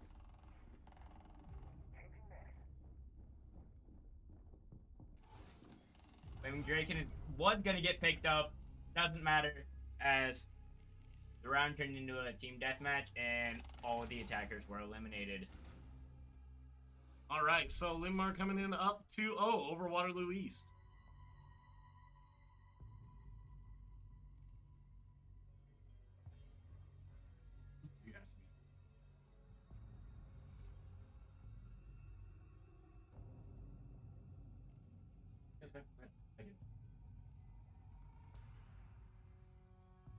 I'll figure out something. Linmar really doesn't want to deal with grenades, it seems.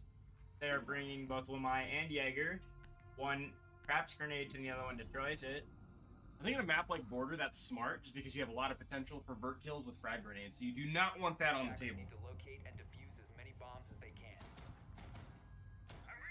Sophia, not a common operator really anywhere, but since her buff giving her hard breaches, she's been seen a lot more. Located a bomb. Since she can be a soft and hard breacher and even potentially a fragger. See Linmar here getting set up with kind of this pretty default second floor setup here in Border. Putting those castle barricades on this rear door here, as well as this window, basically completely boxing off this portion of site. Attackers are heading out to defuse a bomb.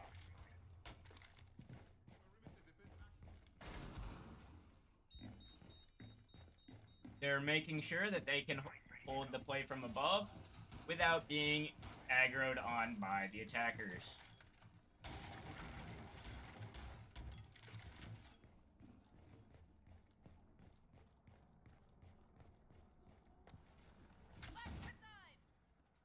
Attackers recover the defuse. Ooh, Dragon picking up 2 kills and then getting traded out, but he won that trade. Zooming in here, we can see them right outside bathroom window here.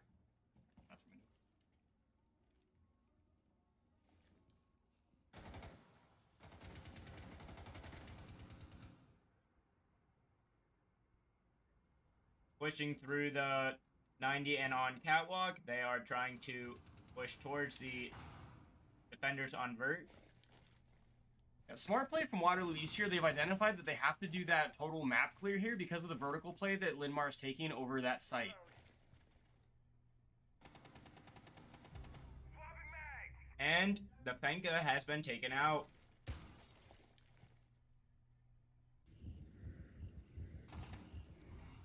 Ash and Zero are playing together. Smart with not having, or with the Linmar having man advantage. Oh, there we go. Trips takes one, narrowing it down 2 to 3. Reloading.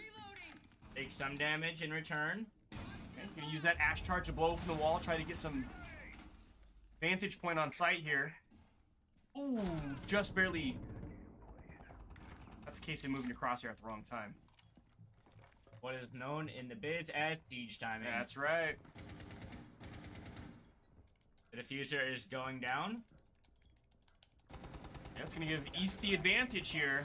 Ooh, But they they get are picked though. Located the Okay, well, And they're wiped out within seconds of the diffuser being fully planted. right. So East planting the diffuser kind of flipped the roles there, but then they unfortunately got picked off immediately, making it very easy for Linmar to come in and do this. Normally, once the diffuser gets down, it really kind of flips the script on that game and puts the other team at advantage. So let's see what we have now. Now they're actually going to go second floor, Armory and Archives here.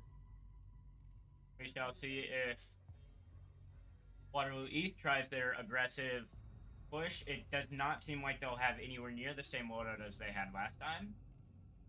Well, they've got the Thermite Capital combination, maybe for that exterior wall up in Armory. And then we see Castle once again. Castle's been a very popular pick this tournament. Goyo, seen a little bit of Goyo. Castle has always been attackers need to a locate and defuse reliable as many pick. bombs as they can. Through his nerfs and buffs, his kit's usually been decent with great utility for Gadget. And we see Waterloo East there getting an early drone in. It did get taken out, but I think they figured out, yes, they are on second floor. The drone out. You know, those drones provide a lot of utility. They provide a lot of intel that you can act on quickly with your team. You do not want to see your drones get killed during prep phase, if possible. My coach, if our drones get shot in the prep phase, started the season saying every time your drone gets shot in the prep phase, you do 5 push-ups. Yeah, 5 seconds to go. I appreciate that. I respect it. Attacker's objective is to defuse the bomb.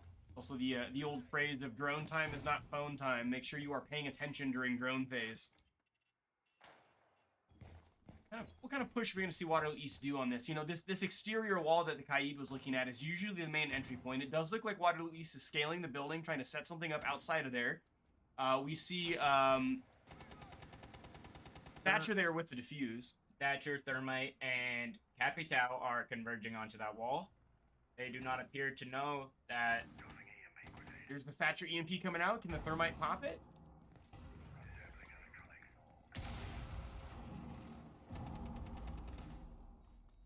They're trying.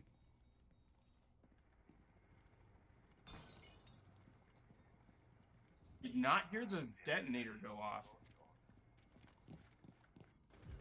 Oh, they did get it. We missed it. Oh yeah, they do have that wall open there. They're looking behind that half wall. They know that's a common hiding spot, but I don't know if they know or if they're waiting for the peak. Frosty's rotating around. Saw someone go up metal. And started placing the diffuser, but it was taken out. And Capital also started and was also taken out by Goyos.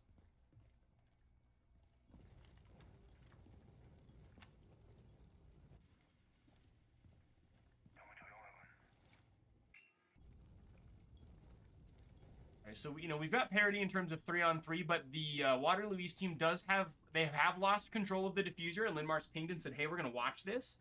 And still have a couple Goyo traps that are going to help them out here, so, ooh. Attacker's bomb diffuser has been dropped. Will they go back and pick up their teammate? We're going to try. No. That was a Cade Claw kill? That was a Cade Claw kill. I don't know how I feel about that one. That was entirely their fault. They just had to crawl over instead of back. Ooh, and then the Waterloo East team won. They pulled that out. Look at that. Interesting round there. So we do see Waterloo East break kind of the dry spell there. We are looking at a 1-3 game now.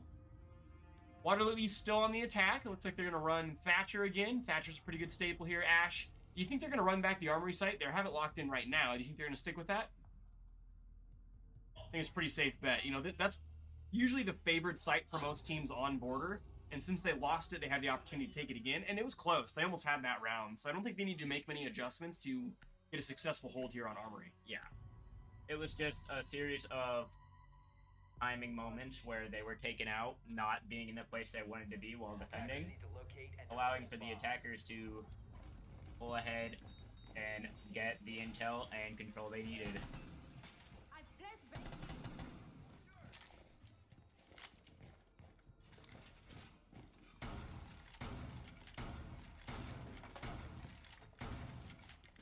Warden going around, open up the walls here.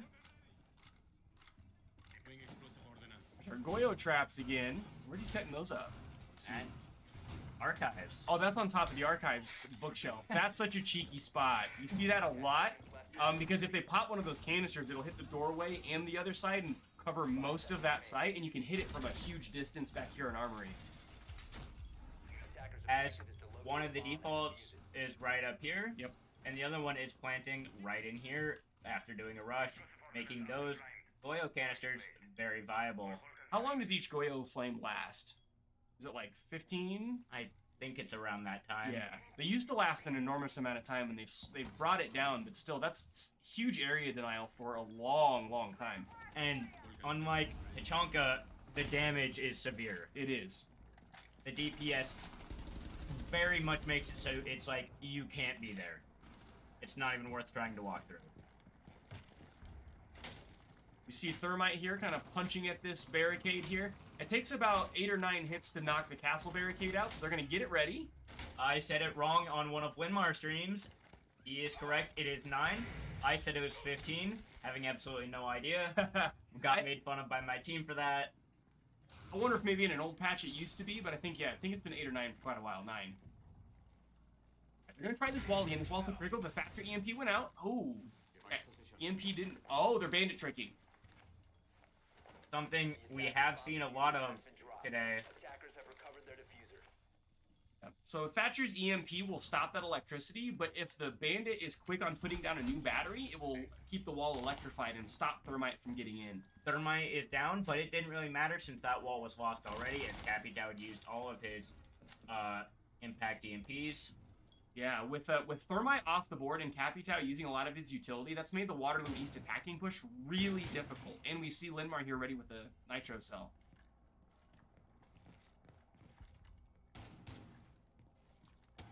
You can see they're making sure that their flank is cleared. I love that hatch being open so they can see down that way. You know, vertical play again on border is huge. I think that was the defenders. I'm not sure. Oh, you're right. We're looking at attackers right now. Correct. There's that Nitro Cell kill we were talking about. And there went down one of the smokes. Let's see. There we can see him looking through it, but he was taken out as he... But it was a trade. 2v3, 2v3. Those Goyo canisters are going to be doing some heavy lifting in the last 30 seconds of the round here if they can get them to... Oh, maybe not. Another C4 kill. A 1v2. Is he going to be able to clutch it up here? He knows where they're at. Can he take out this 1v2? Got 15 seconds. Not a lot of time. 10 seconds left. There's one. 5 Going for the defuse. Lamar coming in. Diffusers. Oh, I gotta respect the play. I think he made the right call. It just, when you have 15 seconds left on the clock, you gotta go. He just didn't have enough time. Yeah, absolutely the right play there by Waterloo East, but again, not enough seconds left on the clock.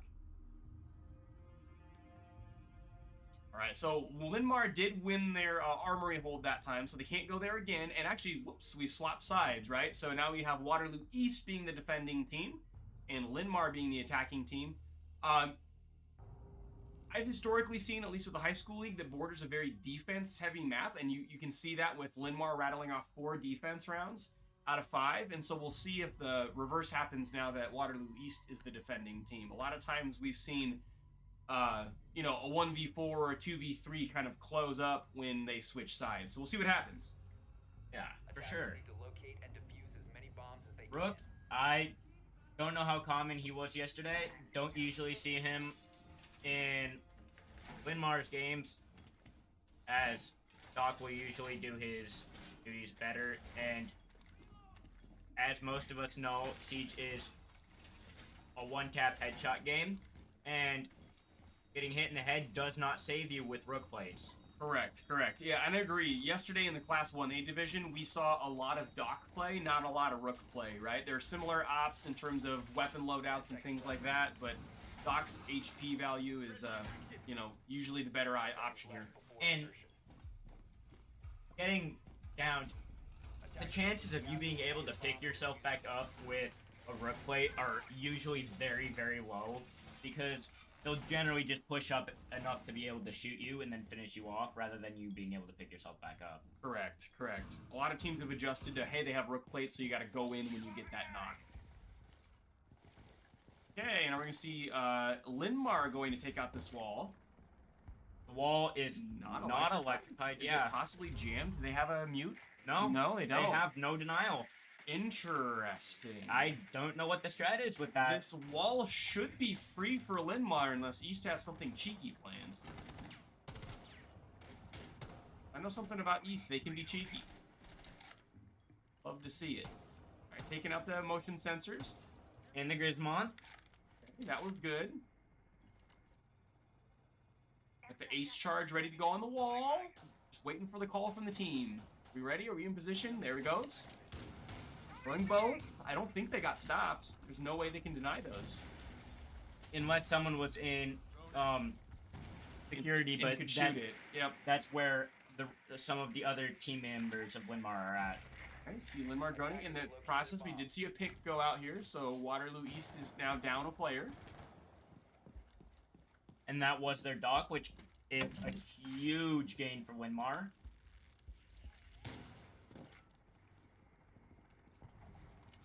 And Linmar converging on Armory. Did you need to be a little bit careful of a C4 or something like that? But did any of the defenders have nitro cells? Just impacts. Just impact grenades. Mad Cool's taken out. Yeah, a huge pick there from Trips World.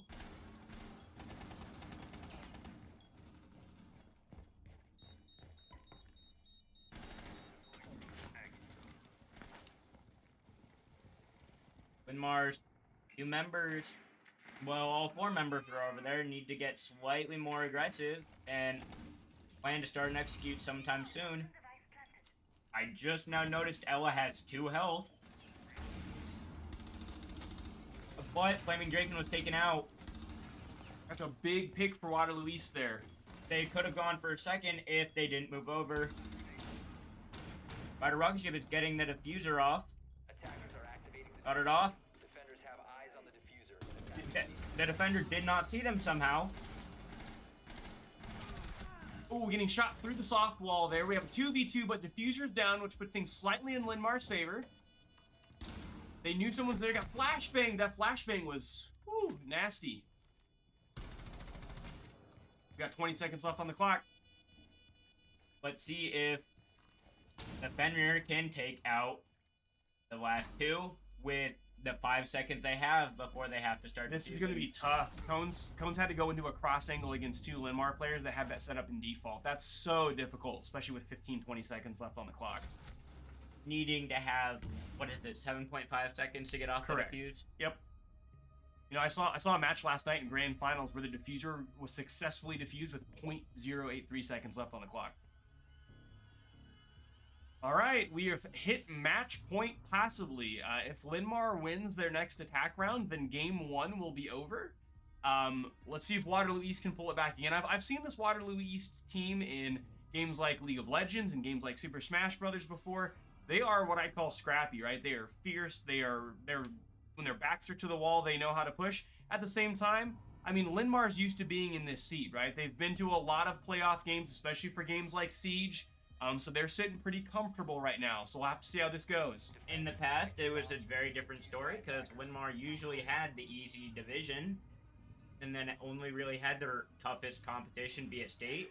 So they were always going in overconfident. But this year, they've had much more difficult plays as both the division has increased in skill and Linmar has lost some of their better players.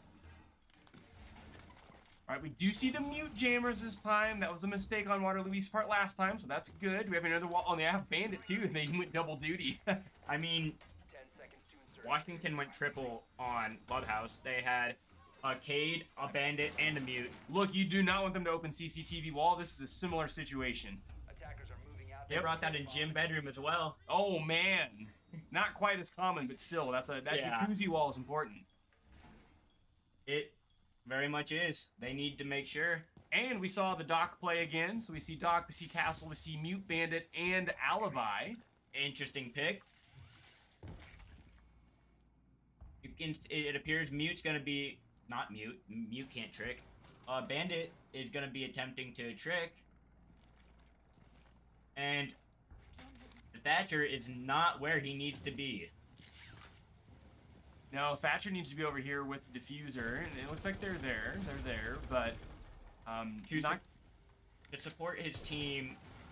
Or do they? Oh, never mind. They don't even have anyone with hard breach over there. Yeah, they're a hard breacher here. We've got the ace on the board. And they're looking for an office push this time rather than armory.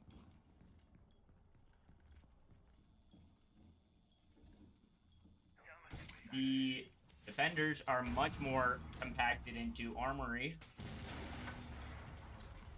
We do see copy window going open here. With those ace charges, once again, you know, they set up their mute jammers and their bandits, but they set them up on the other wall. There was the quick drone shot. Waterloo East knows there's a player, at least one here, in office. Ooh, we got a little bit of a roam here. Sorry, this is an attacker.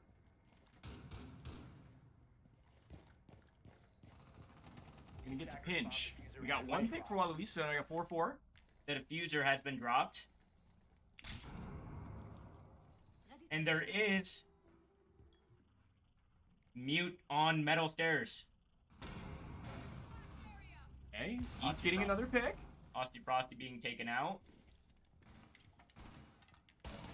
Ooh, there's another pick. Waterloo East up 4-2 with diffuser down, 3-2 with diffuser down, 2-2. But the diffuser... Not the diffuser, the nitro 2-1. fell. Okay, so Waterloo East still slight advantage. They have 2 people to Linmar's 1, and Ryder Rocket Ship living on 14 HP in a dream. He picks up the fuse. He gets the pick. 34 seconds on the board. He has a little bit of time. Alibi just holding passive. It's going to come down to a single gunfight here, folks.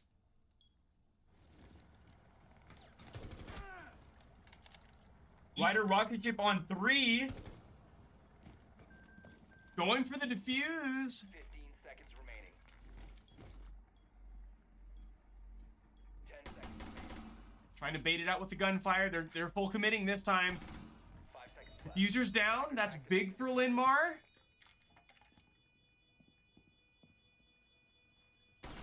Oh! Unfortunate. Defenders have eyes on the They were not. Ryder was not paying attention to that specific angle, and therefore the alibi was able to take him out and disabled. counter defuse. All right, Waterloo says we're not out of this game yet. This is an interesting, that was an interesting spot. So, right, so Linmar placed in default, which is a great place. But when you're in a 1v1 like that, with the walls open like they are, he had to look in basically 3 spots at once, and he playing that guessing game, that whack-a-mole game, he's wrong spot, wrong time. So great play there from Waterloo East.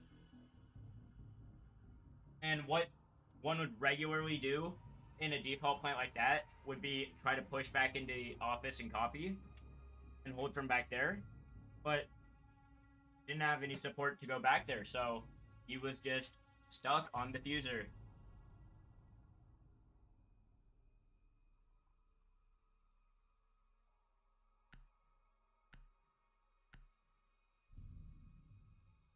Oh, this scoreboard.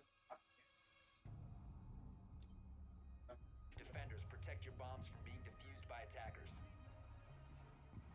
No. On this.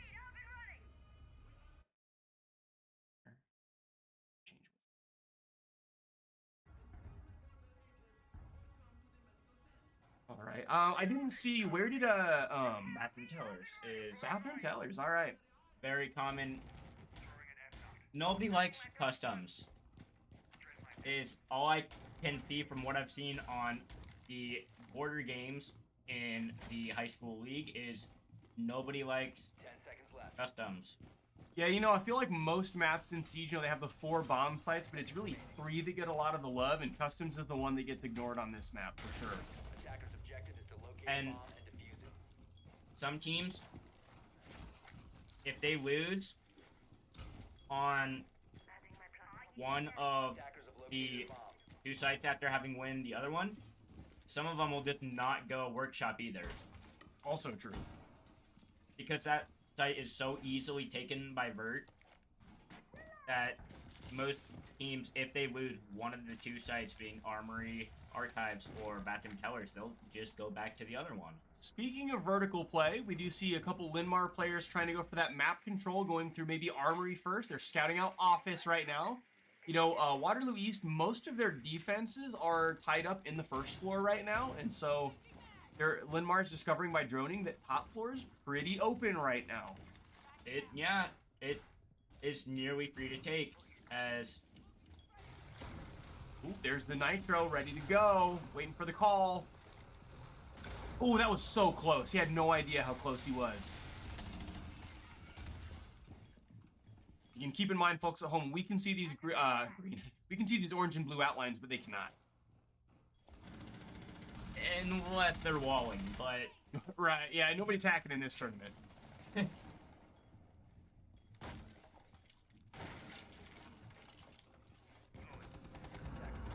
Oh, there's a Nitro Cell kill from Twip's World there, so we do have a slight man advantage. Never mind.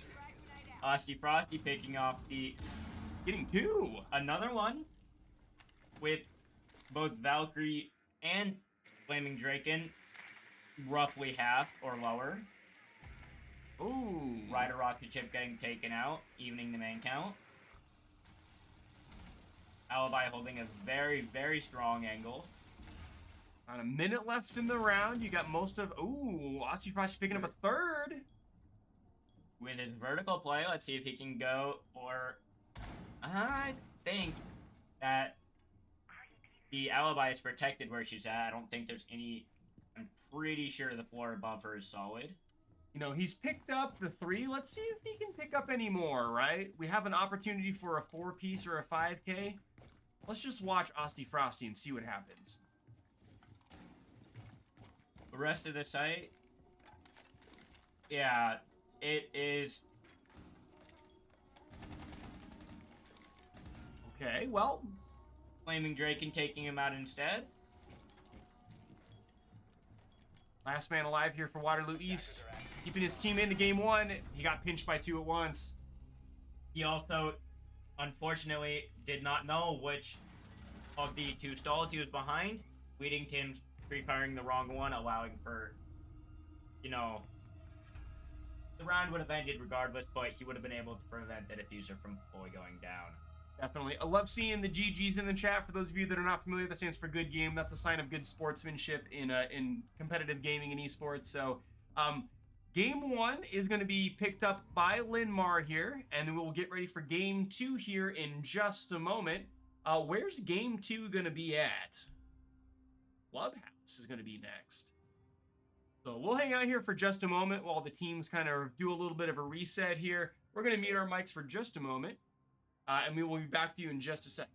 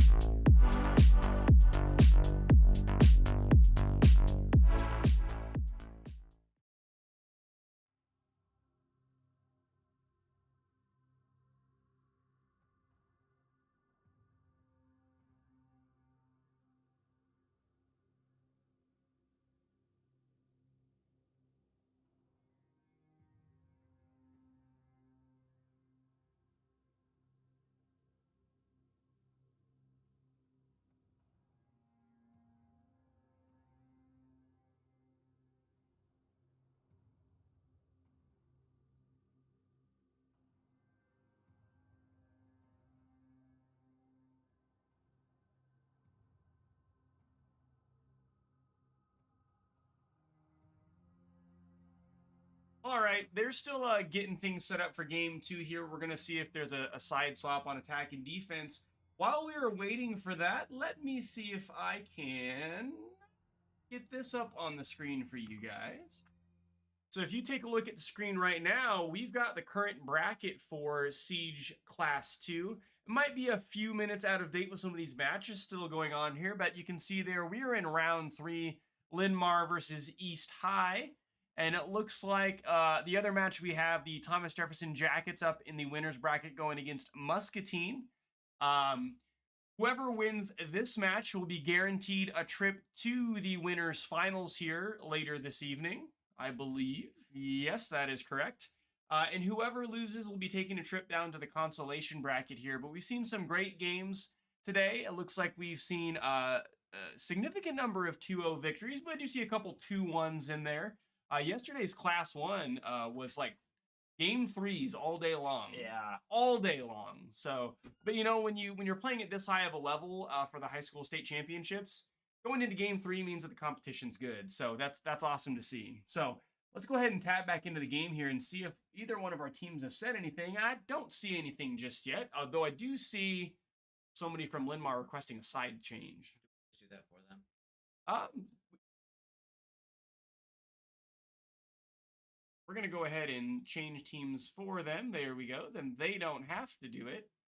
And they'll let us know if we goofed. But it looks like they were requesting that side change, so I'm sure this is where they want to be.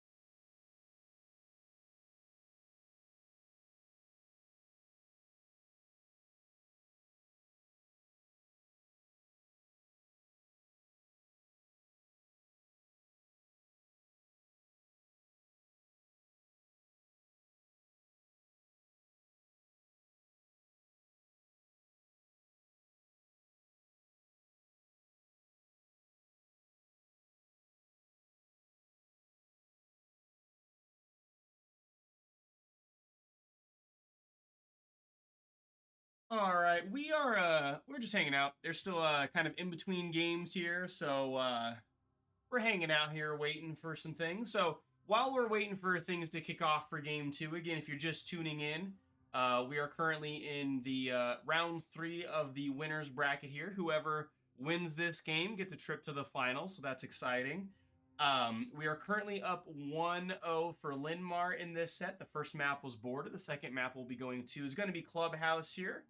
While we're waiting, just wanted to give a quick shout out and thank some of the people that made today's event happen. So, of course, we have the Iowa High School Esports Association, who's brought all of this stuff together and has kind of become the home for esports here in Iowa.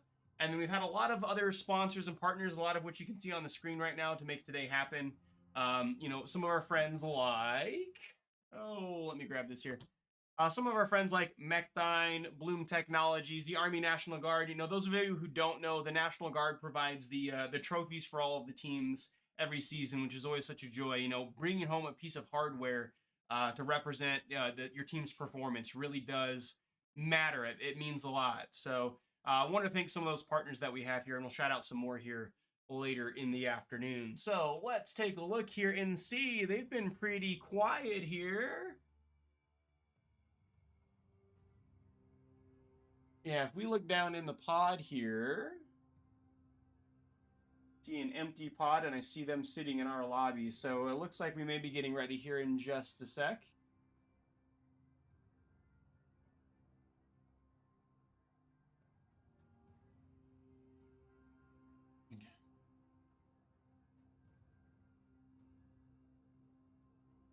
All right. So let's see here. While we're in the lobby, I'm going to go ahead and just shout out some of these students again. You know, a lot of us, you know, Connor and I only know these. Well, I guess that's not true. You are teammates with some of the Linmar people, but I only know these people by their gamer tags at the moment. So let me go ahead and shout out those names for you guys while we're hanging out here. So those that are watching at home can know who your students are. Let me see if I can find the right list. That is not it. East. Okay, so our East roster here. So Trips World IG. Trips World is Stone Forest, who is a 11th grader. Nebula. Nebula is Gabe Vogel, who is a sophomore. I'm assuming that's a Valroni. Valroni is Bryce Schilling, also a 10th grader. Cones. Cones is Elijah Cone. That makes sense. Elijah is a 10th grader. And then Hype Chair or Hype Char.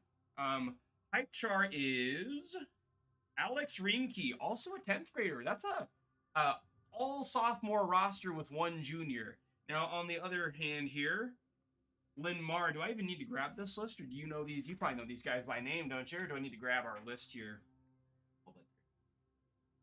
First name of Where is my Linmar roster? Oh, good. We'll grab it here. Oh, it's printed on the backside. There it is. There it is. There it is. Okay. So our Linmar roster, starting at the top there, Ryder Rocket Ship. That is Ryder Darrow, who is an 11th grader. Then you have Illusory Saucer. That would be Maxwell Rec. Is that Sully Rec's younger brother? Cool. I know who Sully is. He plays Mario Kart for UNI believe. That's awesome. All right. Next we have Madcole.R6S. Let's see.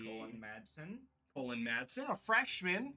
And you have Austy Frosty 105. I'm assuming it is not a person named Austin. Their name is Corey Cruz. And Connor here told me that today is Austy Frosty's birthday. So happy birthday, Austy Frosty.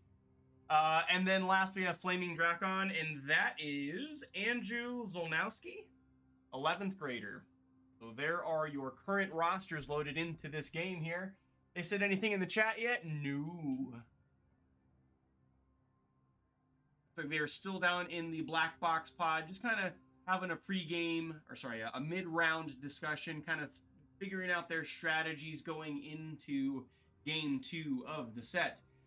While we are waiting, I'm just going to flip it over to one more ad real quick, and we'll be back with you guys in just a second, so don't go anywhere.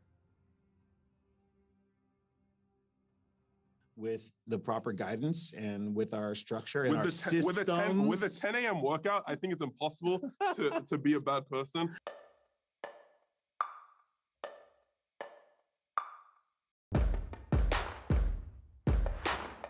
Honestly, in this off season, I was being a complete degenerate. And then Jack messaged me one day, hey, you have to come to the 10 a.m. workout.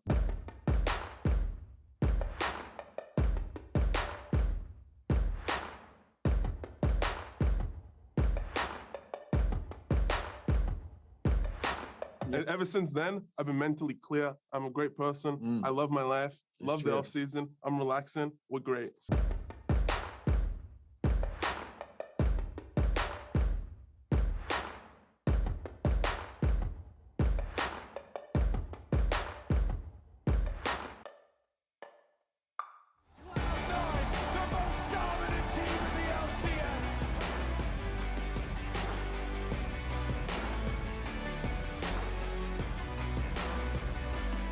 I'm sore. Yeah. All right, and it does look like both teams are good to go, so I'm going to let Connor go ahead and start this cast. I'll be back to you in just a moment.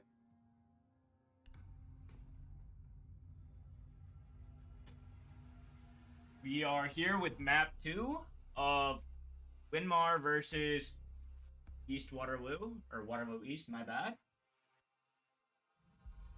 There you can see GL, and they're saying good luck. The map will be Clubhouse. Winmar has the 1-0 lead. Winmar wins this map, they will be going to finals. If not, they will be going to the third map, which, as of the moment, do not know. The first ban from Waterloo East will be Thatcher.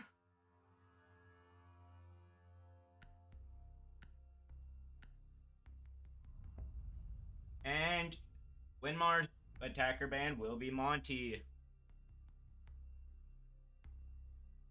When Monty has not been banned, he has had a decent present today, as he's pretty much just a wall that the defenders have to deal with and the attackers get to play around. Being great for post-plant scenarios and leading up to the post-plant scenarios.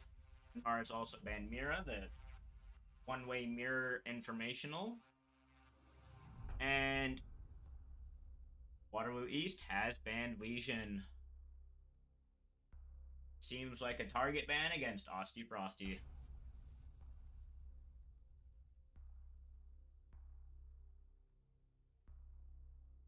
Immediately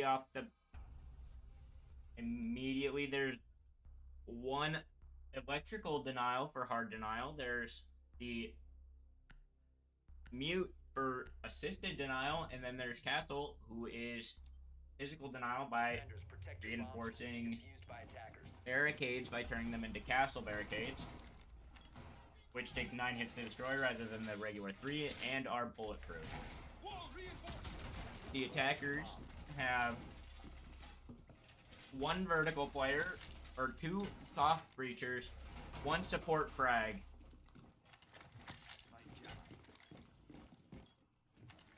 Two support frags, sorry, that being Capitao and Ying, being great for the flashing from Ying and the smoke and fire from Capitao, but it seems Capitao will switch to the Flores to deal with the scene castle barricades as his drones break them. Jaeger can destroy grenades thrown or pretty much most projectiles that are not bullets. And Flaming Draken is on Ace, who is the team's hard breach.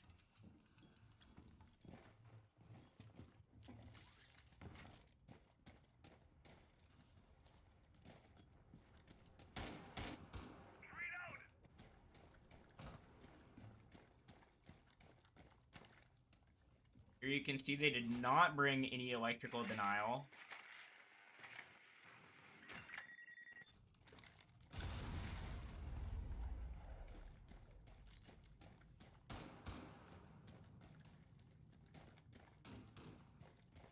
And Rider rocket ship, uncertain of what to do, keeps moving back and forth. Seems that he and his team has decided to do more of a Logi push. Tight defense in construction, making sure the attackers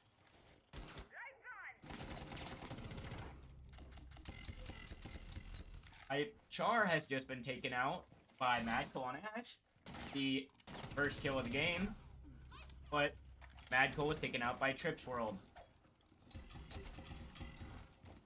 Doc has stemmed Trips World.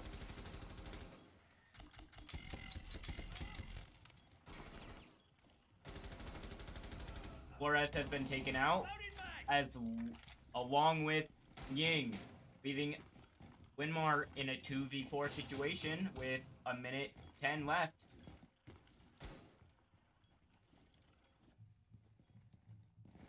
Frosty Frosty's below. And it appears Flaming Draken is gonna rotate over to the on single.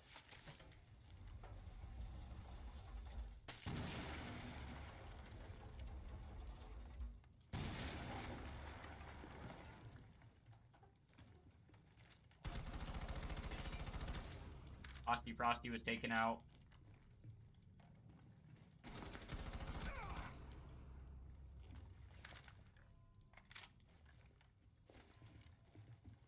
Dragon here left to clutch up the 1v3. And with a nasty prone angle, Flaming Draken was taken out by the Doc. And Draken was looking in the right direction. He was just aiming at head level. He wasn't expecting that person to be laying on the ground. So that's a pretty good opening round for Waterloo East there here on Clubhouse. And it looks like we're going to be seeing a bedroom gym defense here. I came late on that last round. Were they CCTV just a second ago? Very rare to see that as the first pick nowadays. Used to be very common. And then better people to take the site started being added to the game, and it is now usually defaulted to as the second or third. Gotcha. And the first pick. Attackers need to locate and defuse bombs. We are now protected. Oh, drone bug. That means we need to pause. So,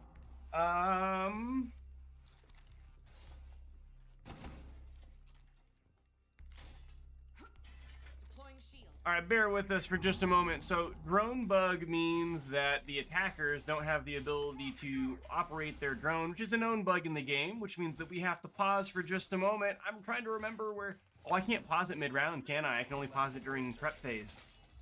Or during, pick phase, correct? Okay. Okay. The rehost. I don't know if it's still the way it used to be, but everybody in the game might need to leave for you to be able to host a new one. Yep. The attacker's bomb diffuser has been dropped. There we go. There they go. They're leaving the game.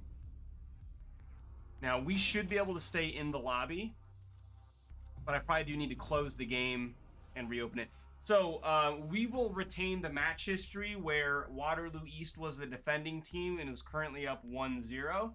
We're going to do a quick rehost of our custom game to try to fix this drone bug. Again, essentially what happened there is that sometimes the attacking team, their drone they throw out at the beginning, it'll be completely unresponsive and won't even let you pick it up.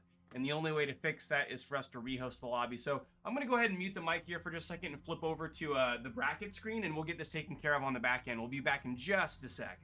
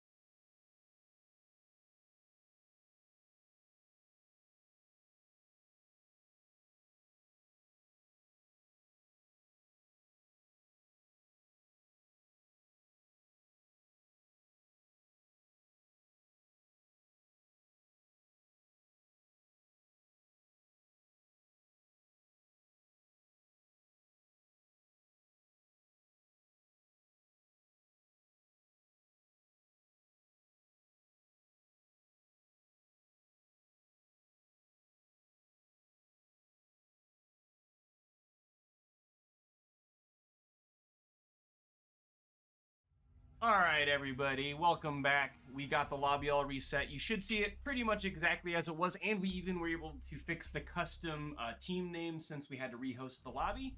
So Waterloo East is currently up 1-0. They just won their defense on CCTV. They are the blue defending team, as you can now see, and Linmar is the orange attacking team. In this overall set, Linmar is currently up 1-0 over Waterloo East in this best of 3.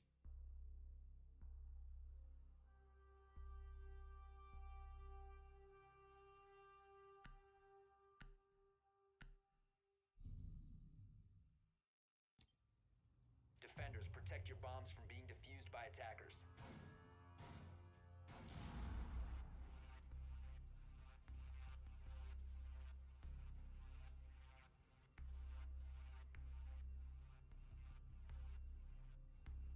I will watch it for us. Magnet ready. I liked during the, we were talking off mic about how the operator screen, 3 of the Waterloo East players had the cat background, which is kind of fun. It is a background made for an esports team. I do not know what is happening with Wamai right here. He seems to be having a little bit of fun. But, 5 seconds to insertion. yeah, the cat background needs to be purchased with To locate a bomb and in-game currency, which can be bought with actual money, or it can be obtained through Battle Pass rewards. Setting the welcome mat. Our NCC Siege roster last year all rocked the cat background here. So it looks like we got Waterloo setting up gym bedroom this time. Linmar going for some early hard breach offense here on that single con wall to get it open. They're also going for hatch as well, it looks like, maybe. Oh, maybe not. Yeah. Oh, it is open. Yeah. Appears they're going to be opening as many different places as they can to apply different levels of pressure. Definitely, right? You know, the gym bedroom has about 3 or 4 different angles of attack you can take if you're going to take those upper level options, and so they're opening all of them up at the same time to keep East guessing. There you can see Vigil activate his ability in front of the drone cam. Just completely disappear. That's his whole thing. Turns invisible to drones after he activates his ability. Now, although not as much value if you see him turn invisible in the room, right? Yeah. Now the drone doesn't know where he went after that, but usually the idea is that the drone never sees you at all before you turn invisible. There is one thing that is, once you turn invisible, there are some visual effects on drones that let you know that there is a Vigil that has gone invisible, but it doesn't tell you where. It just tells you that he currently is invisible when you're looking. Yeah, we'll call it out if we see it again. Oh, looks like a drone did get jammed there by mute. Linmar looking to go through a CCTV push into gym bedroom here. I didn't notice the Cali play on the board. That's fun.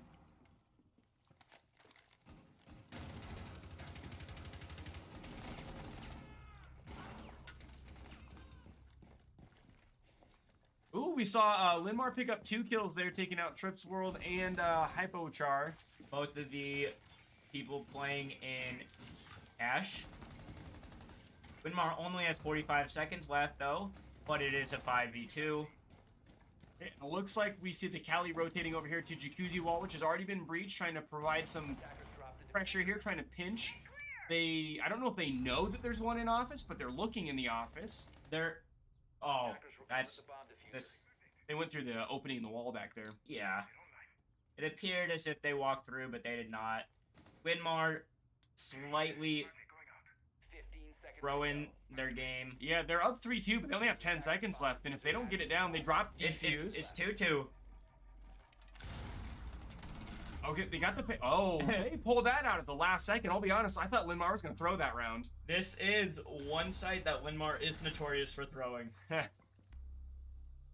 No, they had a good early pick. They had the early man advantage, and they didn't really press their advantage, and they almost ran out the clock, and then they just picked up a couple of good gunfights at the end here. So there's the cat icons we were talking about with Waterloo East. I think last year the entire team had those, which is fun. I love it when teams do stuff like that. Yesterday in the Class 1 division, the new champs in that division, spoiler, are Iowa Falls Alden, and they Rock, Donatello, Raphael, Michelangelo, all their in-game names are references to the Ninja Turtles, and here at the Orpheum, they were all wearing Turtles cosplay, including the headbands. It was dope. If you check the IHSEA official Twitter account or Facebook page, you will see the team photo from last night at 12:03 a.m. when they were crowned the winners in that outfit. So tons of fun.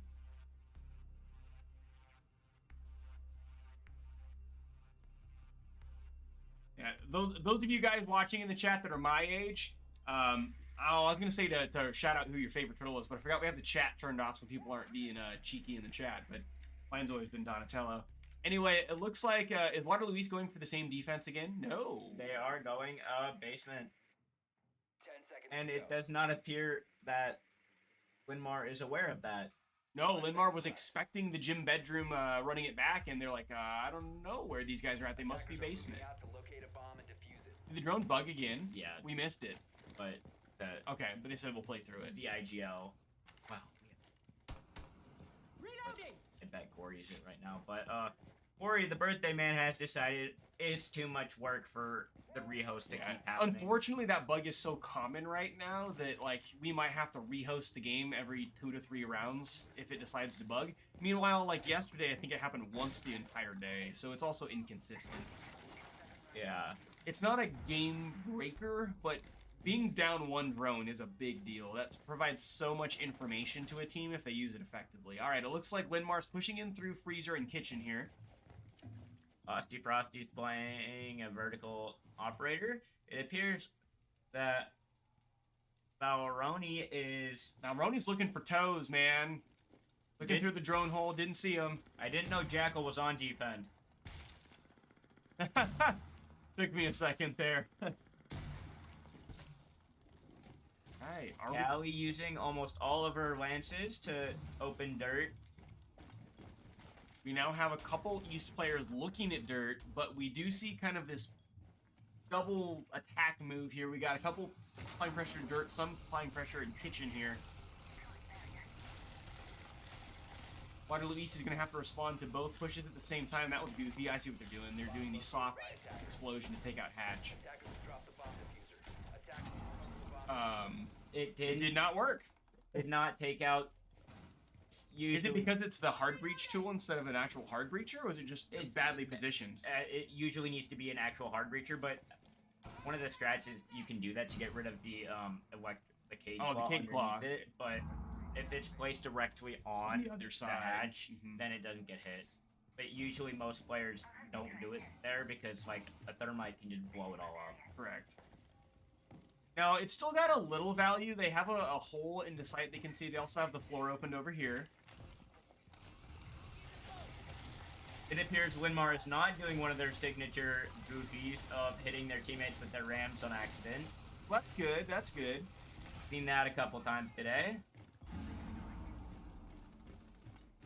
Looks like we do get a little bit of action down here on the defense team here. Let's take a look at what Waterloo East is doing here. Oh, and we got Cones getting a pick. Main advantage in favor of Waterloo East. There is somebody that dropped Moto Hatch. With only 20 seconds left, they have to be Oh, aggressive. that's and diffuser, isn't it? Diffuser, yes. 15 seconds That's a left. big pick for Waterloo. You gonna get the third? Oh, that is. Oh, they're up 5-1. 8 seconds left in the round. I don't know that there's any way Linmar wins this specific round. I They're gonna get a believe- couple picks here, but oh my gosh! Attackers recovered the diffuser. I almost cursed the round. Like it was a 4-1, and in an instant it was 5-1. It was a 5-1, and then in an instant it became a 2-1, right? Oh my goodness. So Waterloo East did successfully defend the round there, but there was a lot of chaos that happened in like 2 seconds there. The Claymore kill, and then the double kill from Austy Frosty, the birthday boy.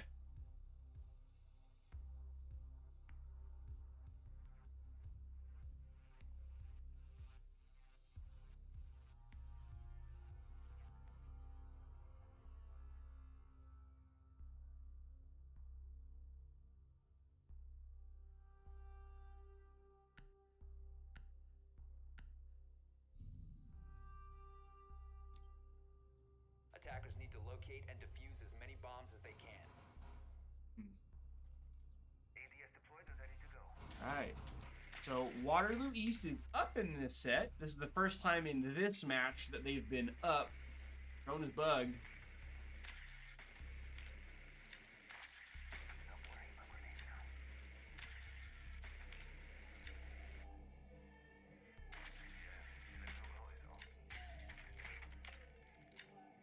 unfortunate. We keep seeing that drone bug happen over and over again. The worst part is, usually something like that you'd be able to deal with, but No, is it happening? Because what happens is, like, if we tab these other players and their drones aren't moving, so here, we just saw one for an example. It usually only affects one player at a time, and so it's not the end of the world, but if you had it happen to, like, 2 or 3 players at once, you definitely want to look at a rehost here. because then otherwise you will have only 3 or 2 operators getting, or 2 or 3 drones getting intel for you at the start of the game. Which is a very small amount of info given. You don't know who to bring to counter who. And the thing about those drones is they're in, like, they're coded to be there, but you can't pick them up. Did they get the wall right away? They were trying to take CCTV wall. I don't know if they actually got it. I heard an explosion take place. I don't think any of them are still there.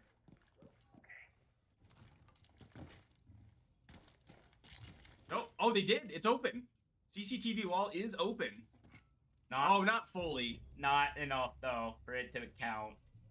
Lucy Sauce for picking out trips ruled there. That is something we have seen a lot of today, is well, they could... that might be too sharp of an angle to shoot the Cade Claw. Yeah, I don't think they were going to be able to hit it. All right, let's flip over here and see what some action's going on here. We saw Hype Char go down. Bomb located by attackers. Lucy Saucer's on 2. We want 2 HP in a dream here. Double yinging, and don't know what that's about. And follow the drone. Okay, we see a 5v2 for Linmar right here.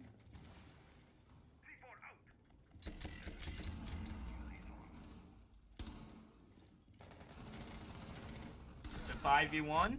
Oh, that was a flawless round for Linmar there.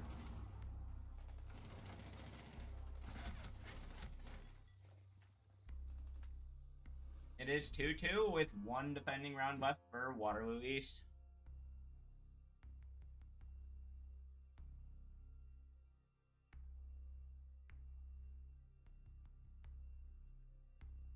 Ooh, Fenrir with the wolf skin. Icon at least. Oh, and then they switch back to Pulse.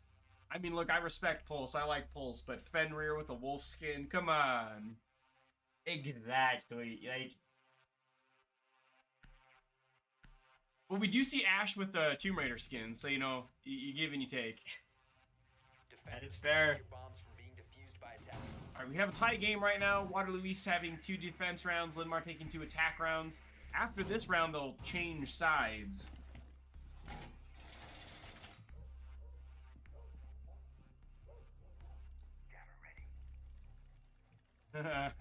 Valroni hanging out during prep face, saying, you know what, I've done my job. I'm just hanging out. Just hanging out.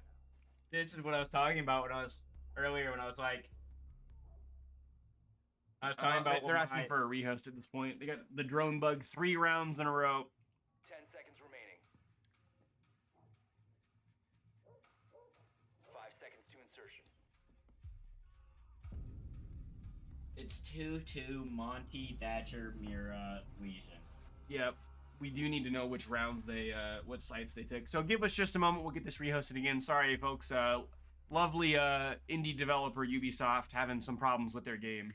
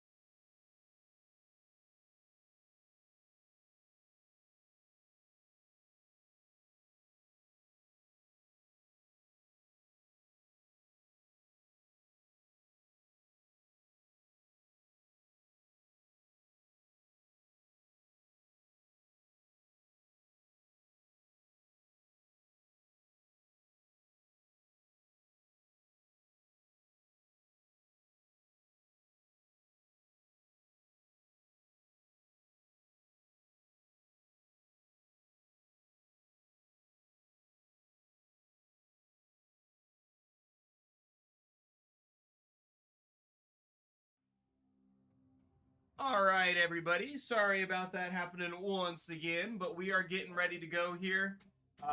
We've got the lobby back open. We've got the round history all set. We've got the team name, so we're just chilling, ready to go. We'll do a quick ready check once all 10 players are back in the lobby, and hopefully, fingers crossed, we won't have to do another rehost during this game. But, you know, I respect the fact that, you know, hey, it happened once, we reset. It happened twice, I was played out. But then it happened a third time, and then a fourth time. It's like, can we please just rehost again? Because it's just an annoying bug. All right, it looks like all the Waterloo East players are in there. All of the Linmar players are in there. Doing a quick ready check here.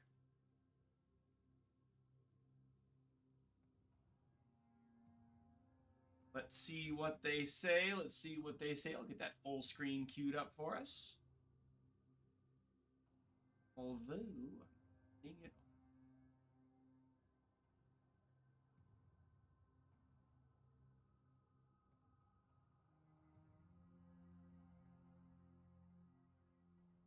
Oh, there we go. Sorry about that, folks. You guys should be seeing the full screen display. East is ready. And with that, we're good to go back in. All right, let's run it back.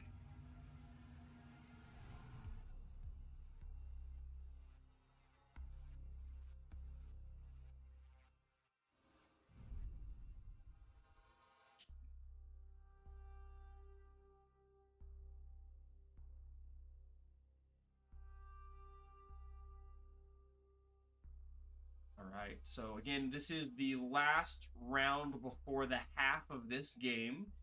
So East is defending currently, and then after this round, they will change sides and Linmar will become the defenders. Remember, it is the first to six. It is the first to 6 win rounds in the IHSEA to win a game. You have to win by a margin of 2, I believe. So if we go to overtime, we'll see it. If it's 4-5, then it's... If it's 5-4, then... Or if it's... Yeah, you're right. Yeah. We do not do infinite overtime, though, thank goodness. I don't know if anybody watches Pro Siege, but there's been some infinite OT rounds where you're looking at literally 23, 25 round games, which is a 4 or 5 hour single game for Siege. It's wild. Well, I guess total match length.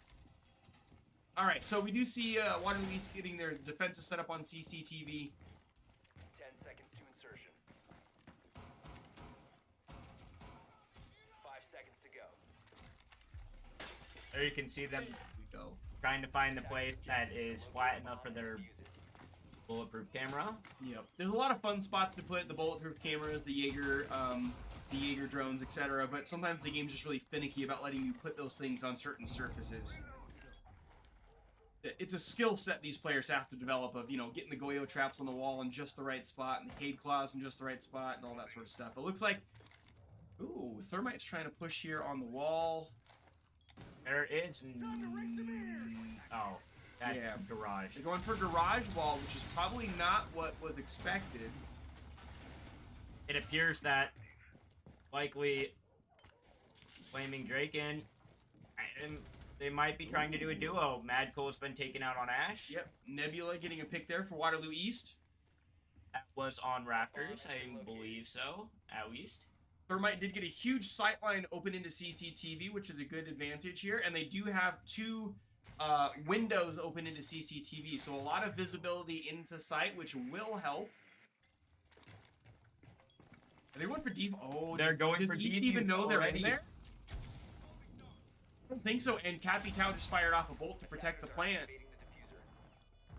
Yeah. Beautiful play there from Linmar. Now we see it tying up 4-4. East, can you find it and get rid of it? Looking out window. It is now a 1v4. Hype char. 1v3, but Linmar took it. We'll be heading into the defending rounds. 3-2.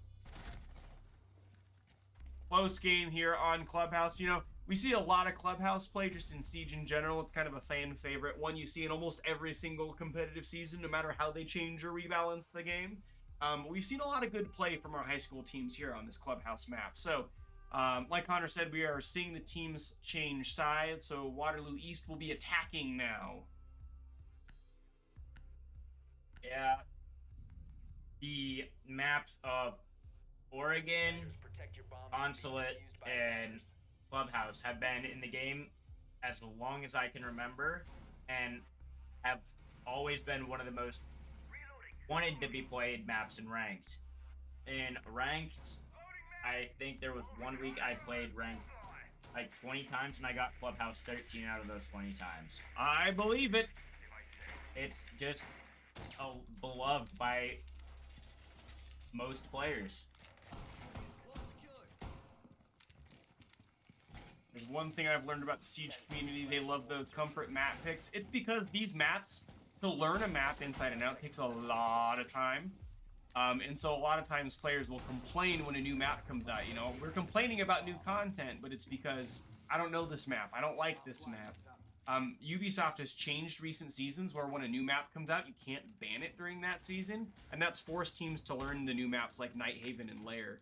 And things like Nighthaven are now a fan favorite. So anyway, we see East pushing in here, getting almost a quick pick. They were going for the window and actually almost shot somebody on the Linmar team right in the head. They put Mad Cool down to 20 Bomb located by attackers. before Mad Cool was stemmed by Doc. That's why you bring the doc with you. He's your insurance policy. All right. We see castle barricades, but this breach tool will take out the castle barricade. That's one line of sight for Waterloo East in there. They kind of a split push going on here. We see Cones kind of looking between. Well, he's using the zero cam here. Going to see if they can get some intel in sight. Maybe zap some utility here. CCTV empty. Maybe even if he's feeling a little bit funny, shoot some people for fun. Trips rolled, picks off Ryder. And Osty Frosty.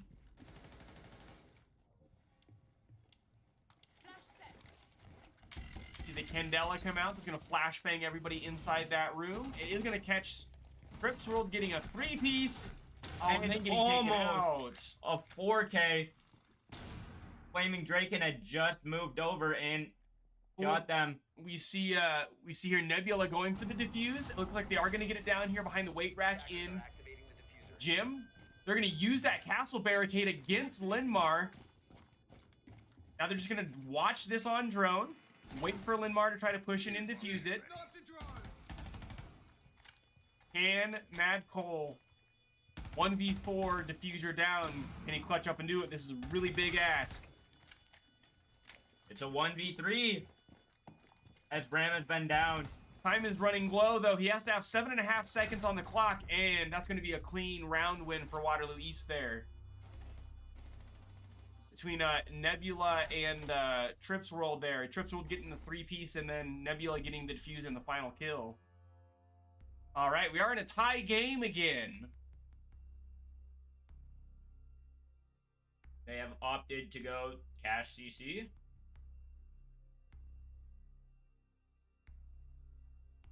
It is smart. It was smart for them to go Warden. Fortunately, they do not know the enemy team loadout, but Warden would have very effectively countered the Blitz and the Ying from Waterloo East, but switched off onto a zombie probably to play Raptors. Yeah, one of the interesting things Siege added a couple years ago is now when you're the attacking team during this prep phase here where the drones are zooming around, you can actually do what's called an attacker repick, where if you don't like the attack operator you had, or you don't think it'll work for the enemy team's comp, you can actually change it, which is pretty interesting. But defenders are locked in at the start of the round. They sure are.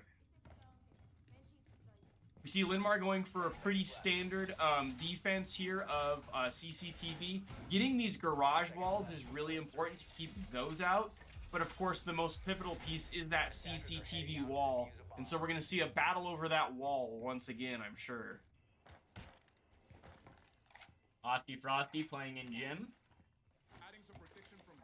Setting up his Magnet. Very creative name. Anti-grenade device. Oh! The blue 3 saucer was taken out.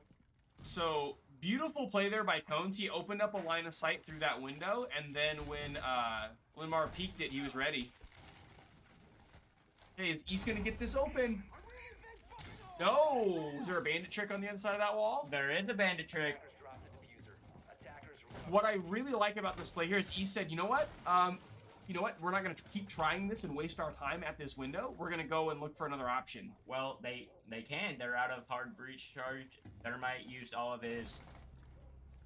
Cones picking up another kill. Pretty even round because while Waterloo East has man advantage, Linmar was able to keep the wall closed. We do see a 4-2 in favor of Waterloo East right now. But Ryder and Flaming Draken still on the board here. Ryder going for the flank. Ooh, this is cheeky. Is it gonna work? It's a 1v4. He's moving to the wrong area. Did not He's know. got the right idea if he can sneak up behind him, but he's gonna have to hit all 4 of them before they turn around and notice where he's at. They're looking away from him. Attackers are activated. Oh, Ryder. There's one, but now the team knows. In the cross angle here. Yeah, that was a valiant effort, but again, winning those, and there's this circle.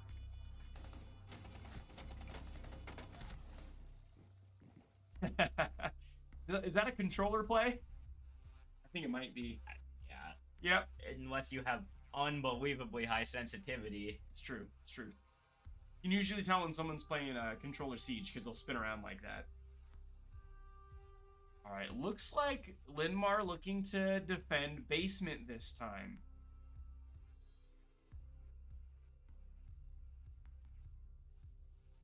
Fuse. I have not seen him yet today. I saw Fuse last night, and he was doing some work on Consulate, let me tell you. Defenders protect your It's bombs. too late to check. I wanted to know if that Fuse was running the AR or if they were using the shield. I'm going to guess the AR, but we'll see. We'll see. I know a lot of people like to run Fuse with that shield for fun here. It definitely is fun to cause chaos with a shield op. Frosty Frosty going around getting the hatches secured for basement. That's really important when you take the church arsenal site. You do not want those hatches to be free to open. We saw that when the sides were reversed a few rounds ago. More Goyo canisters coming out from Linmar. We saw them used to great effect on the border map. Attackers are moving to defuse a bomb.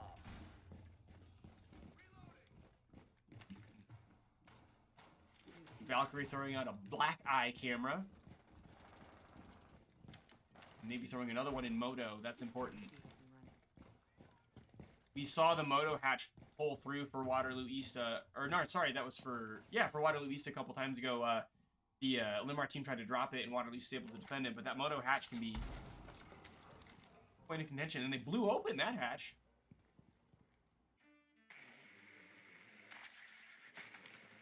Interesting play here. Let's see. Attacking team Linmar kind of droning out first floor, seeing what kitchen looks like. I think they identified that somebody had opened up a line of sight into the second floor office. Sometimes that's just thrown to throw somebody off their game, because now they have to check and say, is there somebody up there, or did they open a wall? Now we can see this. We know that somebody's up there, but they don't. Char getting one, Valroni getting the one that was up there. Waterloo East up 5-3. Both roamers are down. The other 3 remaining Linmar players are on site. Is this C4 kill? No. They moved out of the way too quickly. Trips rolled, so 5-2 in favor of Waterloo East. All right, Ryder. Ryder gets one.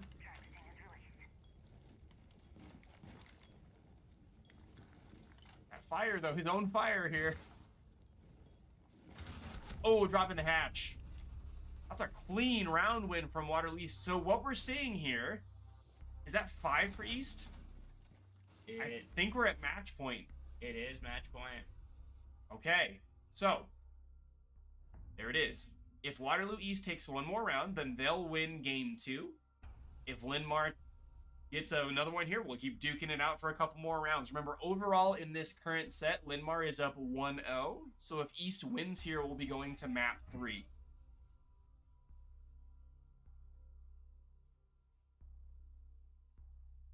I just heard casters in the other room go, we're going to map 3. So we've got a lot of map 3s now happening. You know, again, we noted in the bracket there were a lot of 2-0s in the first round.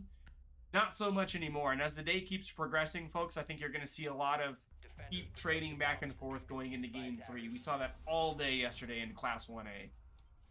Yeah, as the competition gets tighter and tighter, as the teams that have proven they have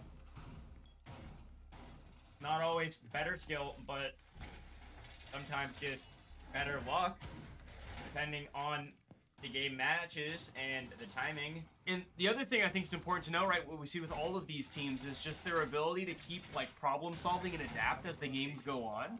You know, sometimes you see the 2-0s happen when a team gets caught by something or isn't sure how to play around it. But when you keep seeing the trades back and forth, it means these teams are learning from each other and adapting, which is so important in a game like Siege. Attacker's objective is to defuse a bomb. Secure the wall! See, Linmar opting to set up here in gym bedroom.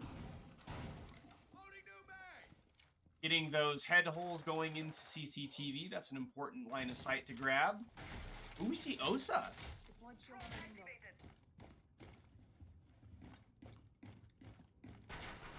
kind of chunking away at this castle barricade, trying to chip away at it.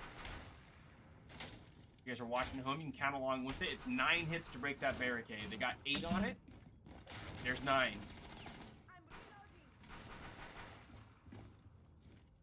They got the Osa shield on that window to cover their flanks so they can't get caught by the CCTV window. Looking in the right spot, but they don't know someone's there. Ooh. That castle ran into showers here. The ocean shield's gone. His flank watch is or his flank protection is gone. Let's see what the rest of the team is doing. Looking up at Jim from below, droning it out, saying like, oh, there we go. Oh, we see Trips picking up one on Draken. Nebula picking one up on Ryder.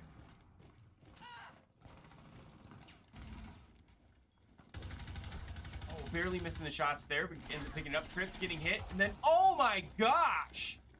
He's done there. He got pinched. Ella's pistol is undeniably the top 3 best pistols in the game. That was a 4-piece for Trips and a flawless round for Waterloo East. That's a heck of a way to punch back. We are going into game 3. So we'll be back with you guys in just a second here. Connor, just based on what you know, do you feel like is the Clubhouse? I don't, because we didn't find out from which teams. Like, did Waterloo East pick map 1? Did Linmar pick map 1? Do you feel like the Clubhouse pick was a Waterloo East pick, or do you feel like that was a Linmar pick? It could have been either, because when our coach did a ranking, Clubhouse was ranked number 4 on our list. Okay, and I feel like it's like, again, we talked about it at the beginning, it's just a map that, like, you either like it and go for it, or it's like, that's fine. Like, I don't think anybody actively is like, Clubhouse, let's not do that one. Except when they know that the person they're going up against is exceptionally good at that map. Correct. Right, yeah. Nobody's bad at Clubhouse because you have to be able to be competent at Clubhouse in competitive Siege. But if you know the opposing team lives and dies on Clubhouse, you're like, nah, we're not taking them there. We're going to go ahead and flip over to the bracket, let you guys see that for just a second, and we will get started with game 3 here in just a minute.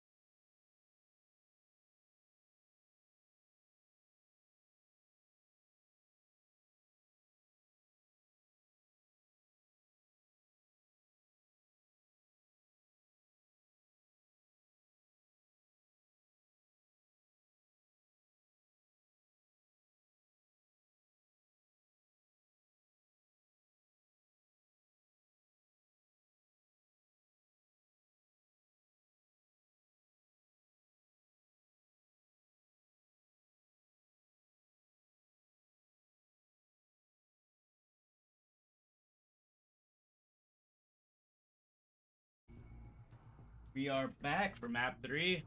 Winmar is attacking first. Waterloo East has banned Ying and Legion, while Winmar has banned Monty and Mira.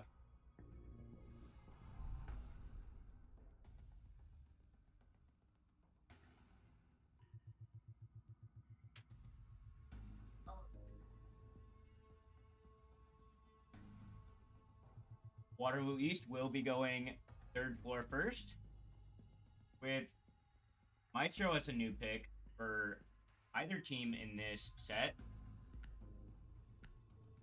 And I'm Coach Cass here from MCC, going to be stepping in to help Shoutcast for a minute as we're transitioning casters around a little bit. I'm excited to see this Linmar team who's go up against Waterloo East, both undefeated so far in this tournament.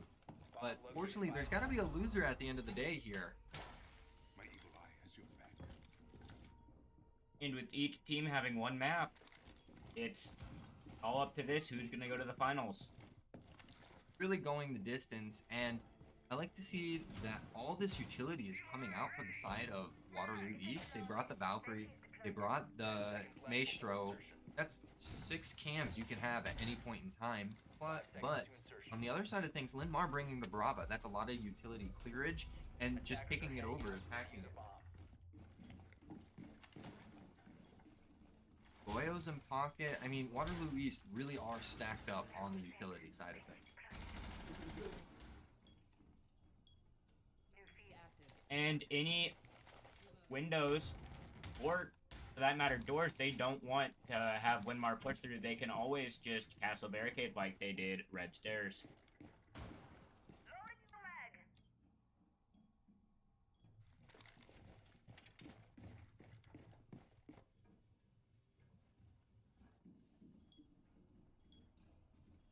Rip's World and it appears to be Rider Rocket Ship are both contesting Skylight, not knowing each other are there though.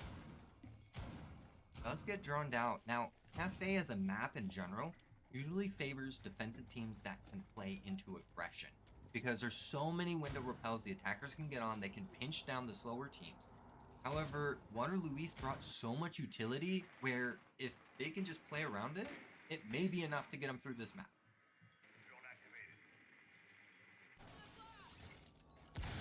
Minute 40 on the clock, and it doesn't really look like Linmar's made much progress into getting in this building.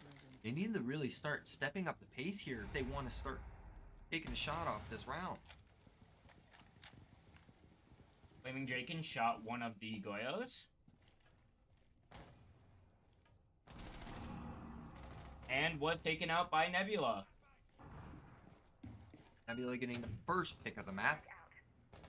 But also being downed, there's Valroni stuck in Cocktail. With no teammates there to support and pick him up. Look like Nebula's gonna try to make way on over, but the down being droned out now, it's only a matter of time before they collapse on Cocktail. Buck might be going in for a below. Gonna buck the floor out, try and finish the kill on the Valkyrie. Lucy's taking a gunfight, trying to finish off whoever just hopped in heaven. Want to keep this Valkyrie alive, but I just don't think there's a way to get her back up in the fight. It appears she's just going for intel at this point. Val finishing the kill on Valkyrie, but Nebula with the second kill of the round. Stuck in a corner, Diffuser's going down, but taken out before it can be gone off. 15 seconds to go. With Buck going back in on Heaven. 10 seconds. It's a 1v4. It's a 1v3. And with that, the first round goes to Waterloo East. Just a really well-maintained control from Waterloo. With all this utility in play, castles and cameras everywhere, they just prevented Linmar from ever even entering the building. And once they did, it was already at a man disadvantage. Going into round 2, we're going to go down to the basement bomb site here.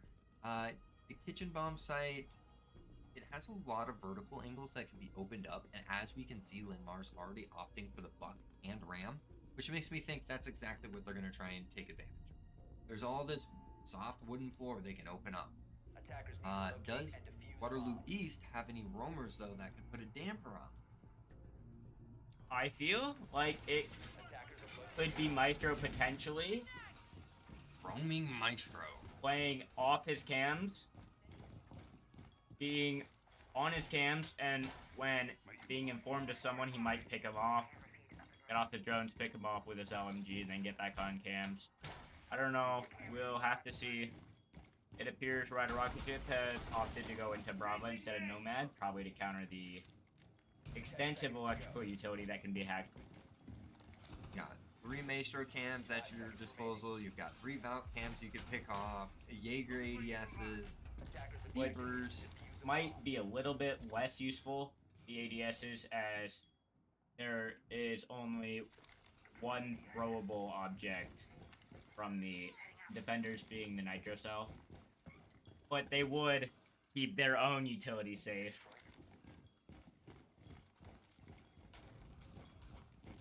As we're underway into this round, I would expect to see Linmar starting to look for this vertical take. They do have the Brava scouting out for some Maestro cams, trying to get that early intel. There's one. Brava already has hacked 2 other things before that, so Pretty solid there. And now with this Maestro cam in hand, can pick off some extra utility around the site. going for the funny plays, doing the 5 damage to the Jaeger. What is this? Nock just laying in wait? Gonna explode into the bottom of white stairs? We do see someone roaming on the brown stairs, but with Buck all the way top floor, he might suss out this castle. Ram is also on 3rd floor up there with the Buck. Owen's missing his shots on those drones, but hoping when it sees a person, it won't be the same deal. Minute 30. Now, as the castle, I'm happy with wasting this much time, period. Even if he gets traded right now, I think he's done his job. The longer he stalls, the better. Even getting a pick in the process, trading 1 for 1, there's only a minute left on the clock. Yeah, and with Jaeger at less than half. I'd say things are pretty even, and they've only got the Buck above to open up the vertical. He needs to get those angles opened up ASAP if they want to have some kind of advantage.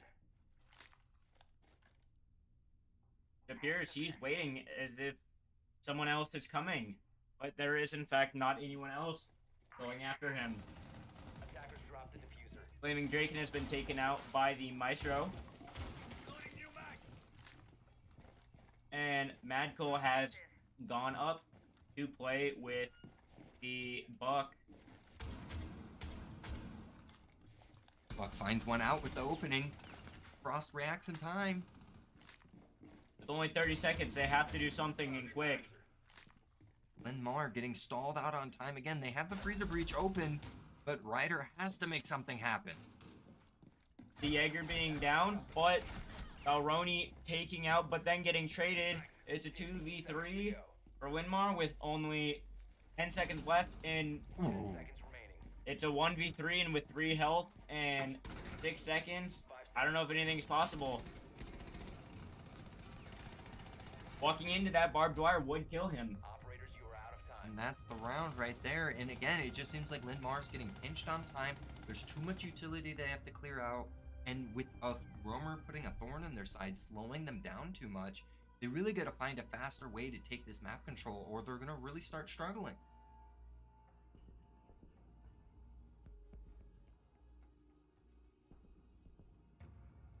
It appears they're opting to go mining over reading. All right, doing a quick hot swap. Coach Roadblock's back. Cass is in the other Cass. Ha! Hey, are we gonna actually get Fenrir with the wolf skin this time? Maybe. It might happen. We also have Alibi Elite. Did happen. Let's see, Cafe. This is, so, across yesterday and today, this is the first time I've personally seen the Cafe map come out. I do not believe anybody played it yesterday.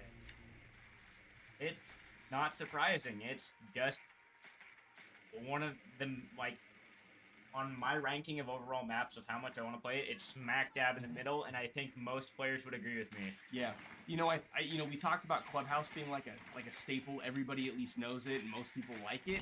Cafe's a lot more contentious. Some people are like, eh. Some people love this map, and some people despise this map. Yeah. This map can be spawn peak heaven for the opposition, depending on what side you're on. But as you get into higher lobbies, you'll know how to counter spawn peaks, and people will stop doing that as much. Definitely. In the first, I didn't see the first 2 rounds. Did we see any spawn peak attempts by Waterloo East? We did not. Yeah, it's very risky, right? Like, you're right, it can get a huge pick early in the round, but once teams start to figure out where those common spawn peak angles are at, it's really risky to go for it. Here you can see them watching white with the play from above. All of the defenders have picked up their rook plates. It appears that 3 of Winmar's team members are on the roof. 1 is pulling off. That being Grim, who has the diffuser. And shot the alibi Prisma. Which is going to alert them that he's there, right? Once you shoot the Prisma, you get pinged on the opposing team's map or screen for a few seconds. So choosing to get out of there and go up on the roof, maybe. Drift World taking almost, or a little bit more than 100 damage. Nebula taking out Ryder. Bracken taking out Nebula. But they have to check if anyone else is there, and then they're going to try picking up their teammate. Hey, being able to recover that teammate's a big advantage.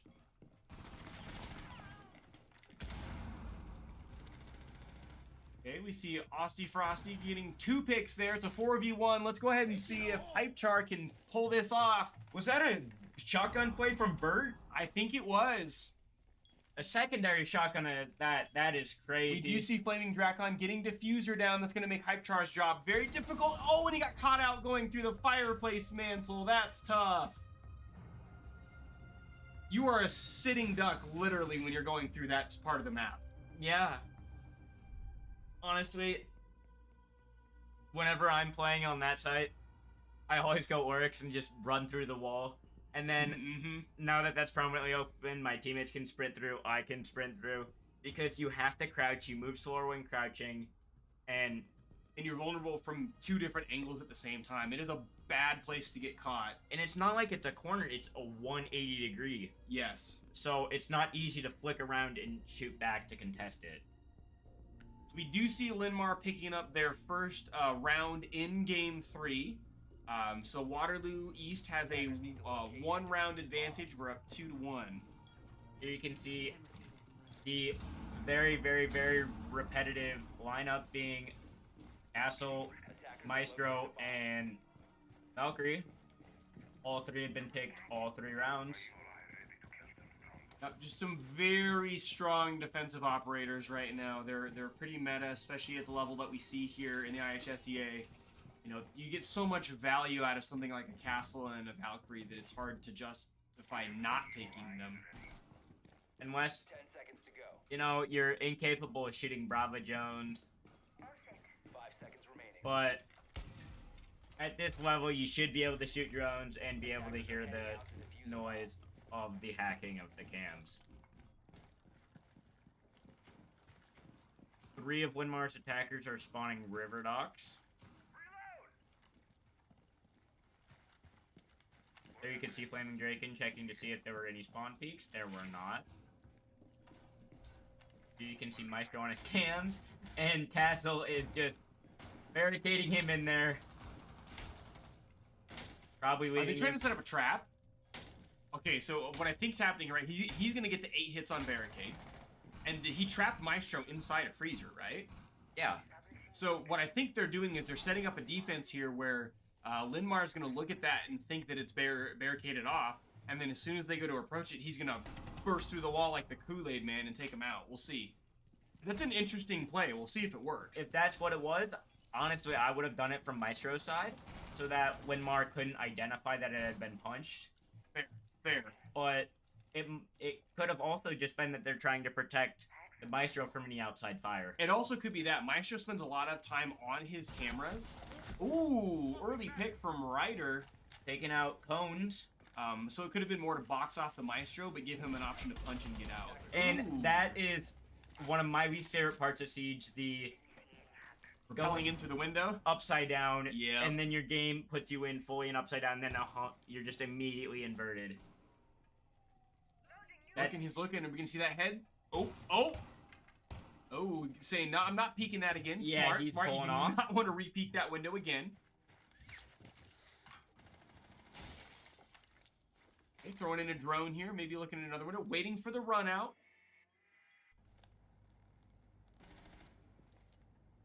He does have to be careful repelling in that spot, because if the team figures out he's there, they will run out, flick up, and shoot him. Definitely. Ooh, I didn't notice we had a Deimos pick. That's fun. All right, we do see a 3v3, so just keep trading. 2v3. Linmar does have one more person on the board. And Maestro is just sitting on his cams. Hey, 2v2. Effectively a 2v1 until the Maestro decides to open up his... Or you don't get shot through the wall. Crips is at 2. That...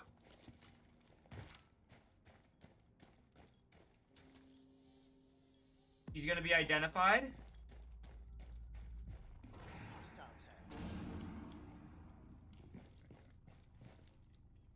And then get aggressively pushed by the Deimos. Ooh, 1v2 here. Last person left alive on the Waterloo East team is Hype Char. He's been here before. And pick. Osty Frosty with the Deimos revolver.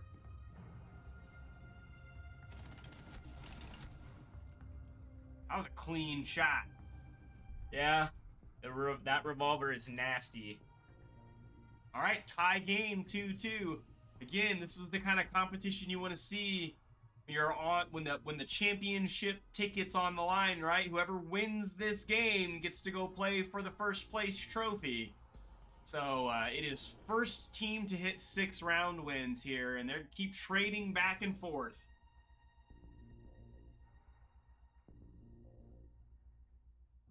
A lot of pretty standard defense picks. We got the Kaid this time. We've got the Jaeger this time. Definitely, yeah, with Kaid, that means we're probably looking at going kitchen here. So there it is. Interesting frost map placement. Yeah. Sometimes the attackers will come in and they'll take a hard left 90-degree turn to look for that corner, and they might walk right into that frost map. So we'll see if it pays off. I personally would have put it on the other side of it, or put it maybe right back here next to the Alibi Prisma, or even right here next to this Alibi Prisma, since if they jump over it, they're gonna get taken out immediately. But right here is a spot, because if they clear it out, this is a great default spot to plant. And if they jump over with the diffuser, they're gonna be, and pick themselves up, they're gonna have that debuff. Oh, look at the graphics glitching out on the ceiling there. We got a rave going on in the freezer. Always love to see it.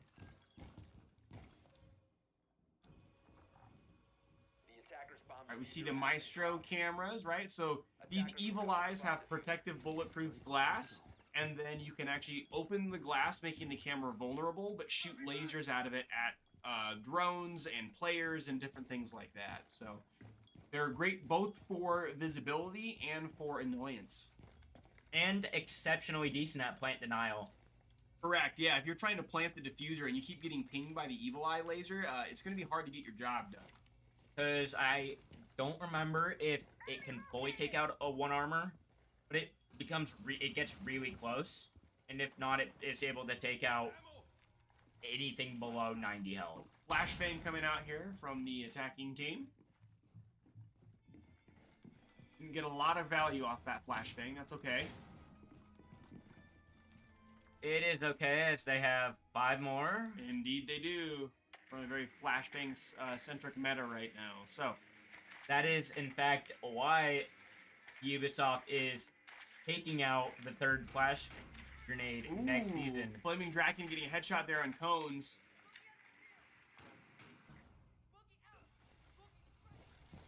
very nasty stair angle. It appears that they've opened up most of the vert into kitchen and just need to make sure that they watch out. There is Running down these stairs. Now, they did kind of take a few steps downstairs and made a lot of noise, so if that person hanging out in coat check actually heard that, which I think they did. Frost is looking for them to come down the stairs. We're gonna see if we run into some siege timing issues here. Here we go. Here's the opposite end of this gunfight. They both know what they're looking for. Ooh. Illusory Sauce taking out Hype Char. That's the Maestro. Gonna thermite the hatch into freezer here. Gonna drop on it immediately. Valeroni here knows that they dropped freezer hatch, looking in the right direction. Ryder Gets killed taken out by mid-view. Balroni. Flaming Draken takes out Nebula. It's a 2v4. 15 seconds to go. Linmar does get the diffuser down this time. Grips is taken out. Attackers need to protect. All right, Valeroni, can you clutch up the 1v4 with the diffuser down? On an enviable position. No, that is okay. Oh, look at the black ice there on the thermite. So, I think we now have Linmar up a single round here. I think it's, what, 3-2 now? And we're now switching sides. It is 3-2. Winmar is defending now. So, yeah, Linmar on defense, Waterloo on attack. One very interesting thing I saw from Waterloo was they had the Elite gadget equipped on Alibi, which is Ooh. actively throwing because Because your Prisma always goes by the default skin, yeah. So one of the problems with Alibi, right, her gadget is that she throws down a stationary clone of herself. And this game, like a lot of other games, has different skins you can purchase or earn. But when you throw out Alibi's stationary clone, it does not match the skin that you're using. And so if you've identified that the Alibi is running a different skin, then you always know 100% of the time that the clone is there because it's running a different skin. It's a problem that Ubisoft has said they literally can't fix with the way that the game is currently programmed. They cannot make the Alibi clone match the skin she's wearing. So it's a kind of an in-joke in the community of like, why do they even give Alibi special skins? Because nobody's going to use them. and especially here where unless I don't know if that's still the rules in the tournament, but unless both teams agree to skins, you have to wear default. And Correct. since the Prisma was the Elite clone, it's very different appearance. Very different. Very different. Yeah, so yeah, the way that the game generally works in the IHSEA is that every team has to use default character skins to help make operator visibility good for both players and spectators.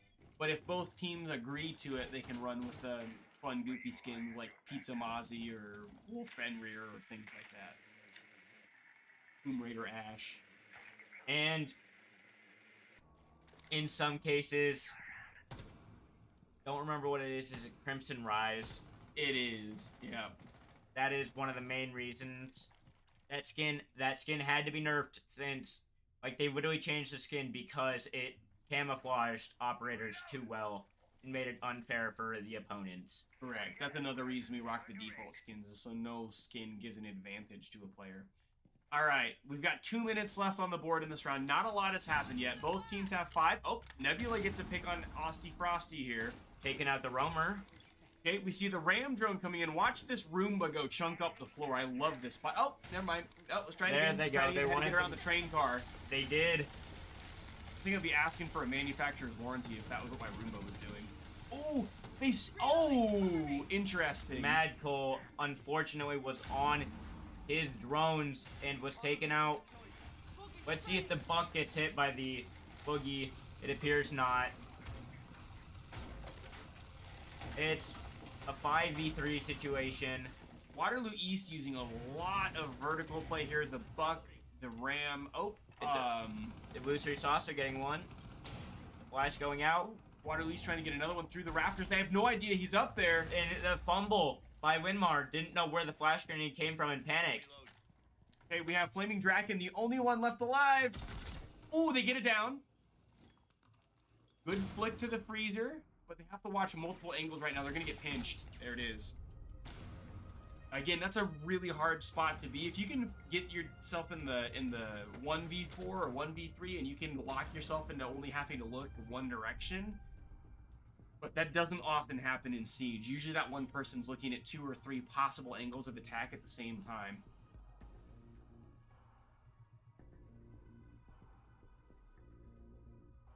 Ooh, that's an interesting Jaeger skin.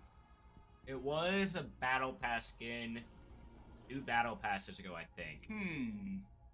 So, even though it looks really cool, a decent bit of the players have it.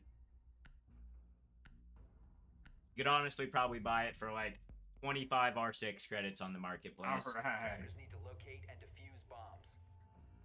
Pretty much anything that was not restricted to a tournament, like a pro league tournament or a glacier or black ice, will usually cost below 1,000 R6 credits. Interesting. And you can get more than enough R6 credits by just playing one season. Yep. So you watched Draken shoot the speakers there. I promise you that wasn't just them being silly. Audio cues are so important in Siege, hearing footsteps, hearing utility being used. And when you start the round, those speakers are blasting music into Christmas Room. And so you actually shoot the speakers to make them shut up so that you can hear. There's radios throughout the maps that do the same thing. So if you ever see defenders shooting speakers or radios, it's not because they're bored or have nothing to do, it's because they're trying to make it quiet. Also, it's just a community thing to hate the music from the radios. It's true. It's true. It's not great music.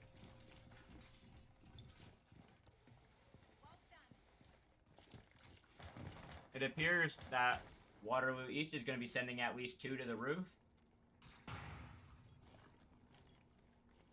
Don't know. I mean, my friends tell me it's more viable to run the Gon 6 on 0. I don't agree. I love his pistol. See, I'm a fan of the Gon 6. Just the amount of value you get out of that secondary that can specifically take out utility is great. But it is kind of rough sometimes to be caught without a secondary if you need to reload. So there's definitely reasons for both picks. Also, 0 has a funny animation when carrying his pistol. It's true.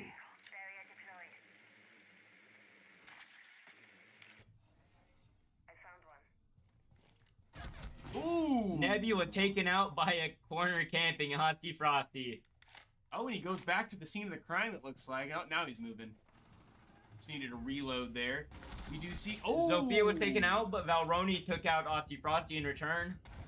Valroni is pushing up red stairs. It's a great idea, pre-firing that. It's a great place for people to camp. Great air jab placement there from Nomad. That is basically a proximity tool that will knock you down if you get too close to it. So you can use it for audio cues to know where somebody's at, or to get a free kill if you can swing on them when they get knocked down. Ooh. Roni and We've got Hypcar Cone's the only one left alive on the East team. He gets a pick here. Oh, he is down. And Doc ends the round by picking himself up.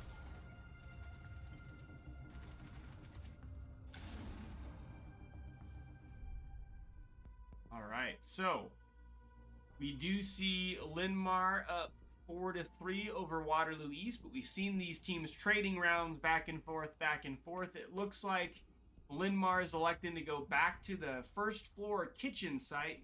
Give that one a shot. Try to do it again after they lost in their first attempt rather than try the second floor sites. Because the second floor sites can be played from Buck from below and Ram from above. If you know how to play Buck below, not many players know how to do that.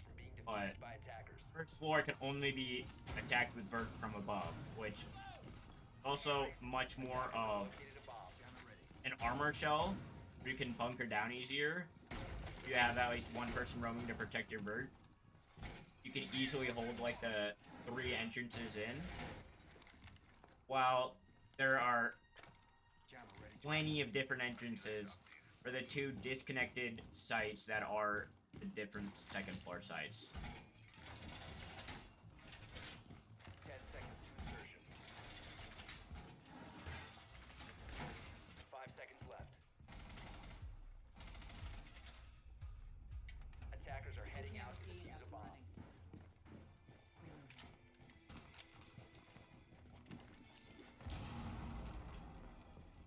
Frosty using his impact nade to blow open the hatch. And dropping down white stairs here, getting some quick mobility around the map.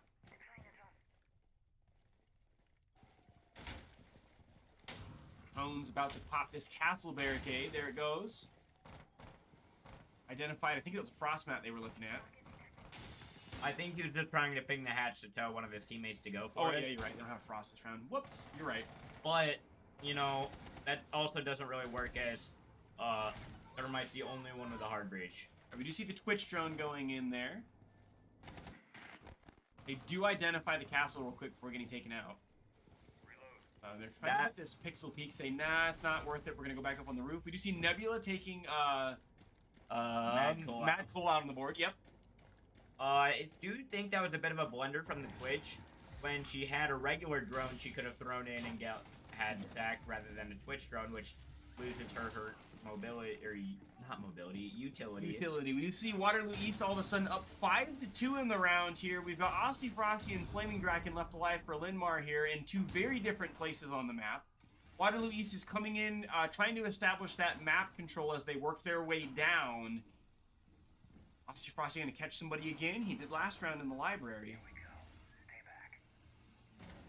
They're circling around each other. Oh, that fireplace mantle! He lights them both up, gets shot through the wall. You get the trade come out here. So, Flaming Draken, the only one left alive on the Linmar team. And we're at 4-4 again. They just keep trading rounds, folks. This is what you came to see.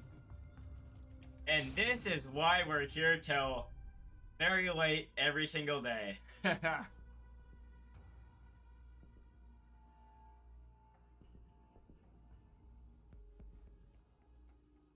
They're now opting to go second floor rather than trying kitchen the third time.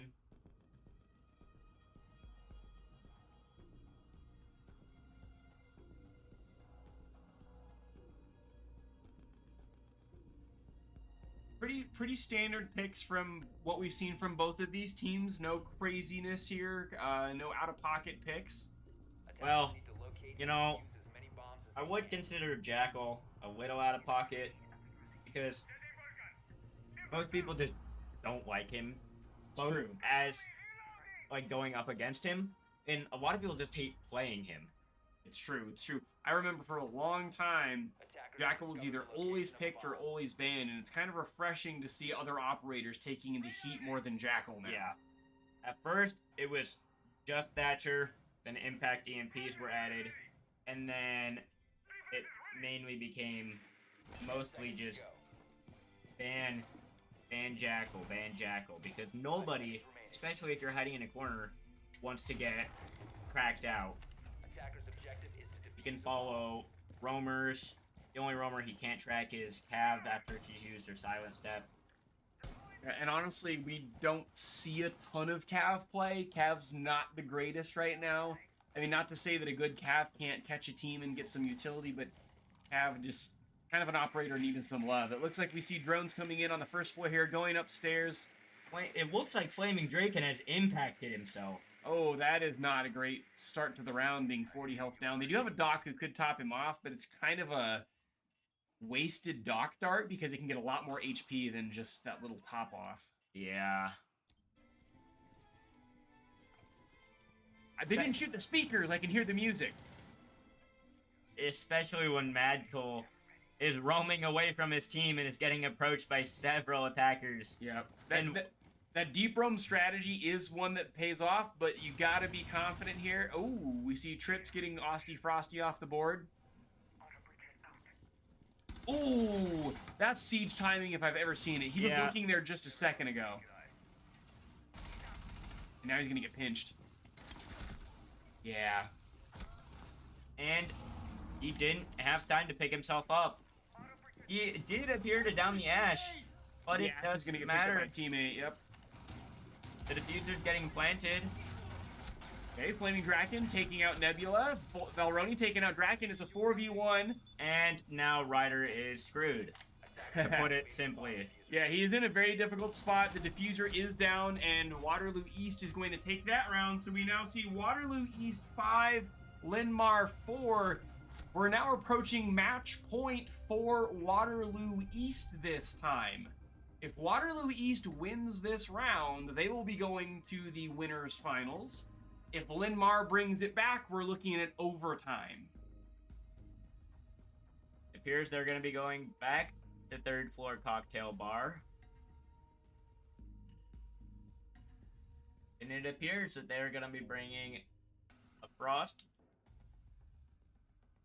Possibly to counter the window place, I don't know.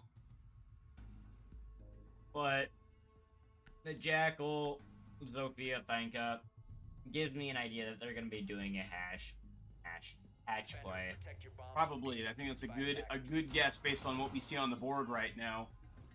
And it's really risky to play any other method on top floor because you can be held angles against on stairs, you can't hit, and windows, you're always going to be at a disadvantage. So hatches are really the only thing you can do. You can cause a distraction and then drop the hatch. Definitely. And the 10 seconds to insertion. these two hatches, 5 seconds remaining. this one is very protected, Attackers are moving. especially when the defenders reinforce that wall. And this one, it's also relatively defended. You drop it and then you just move over here and you're completely safe for a couple seconds while you regroup.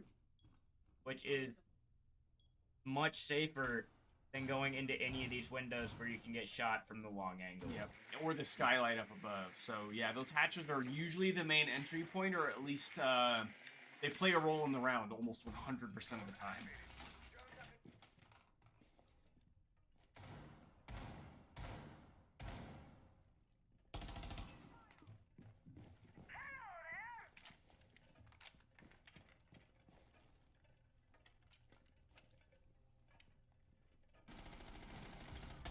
Gripfold gets taken out by Madcool.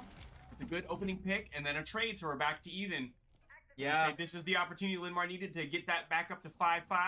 They still definitely have that opportunity, but it was looking better when they had the man advantage here. Let's see what happens next. Yazami gets droned out. And I don't know that she knows she's been droned out. Oh, Asti Frosty gets a Nitro Cell kill on Cones. That's huge. Azami getting flushed out here with frag grenades, though. And loses both of her Kibas to And that frag. She stays in the same spot. Nebula taking out Asti Frosty. Jackal and Diffuser's down there. Banka LMG. Jackal has thrust dropped onto red. Is that a Nitro Cell sitting next to the diffuser? I thought I saw a red beep right there. Oh, no, never mind. Sorry. I thought I saw one sitting next to diffuser. East picked the diffuser up. The attacker's bomb diffuser had been Okay, dropped. man The advantage diffuser has over been Linmar. dropped. Yep, diffuser down again.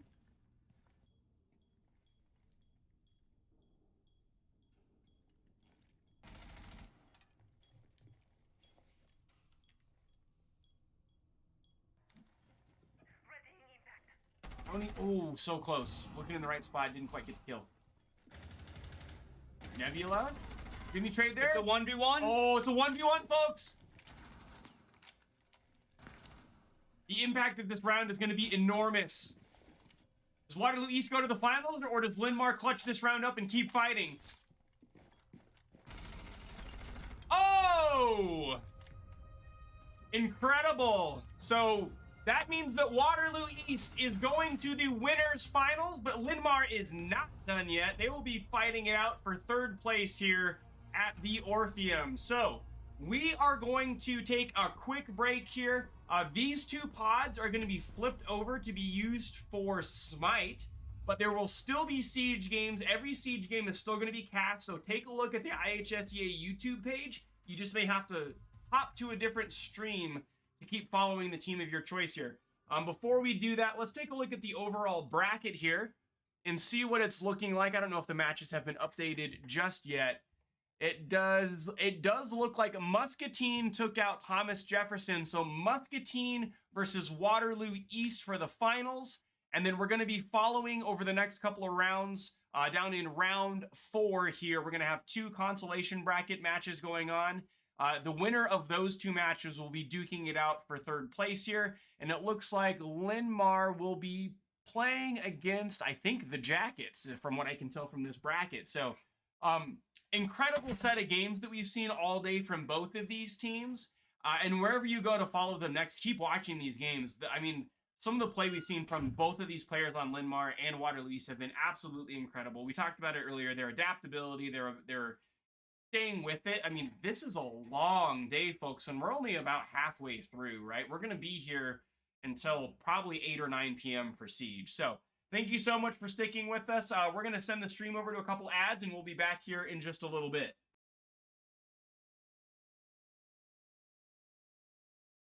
With the proper guidance and with our structure and With our the, systems. with a 10 a.m. workout, I think it's impossible to be a bad person.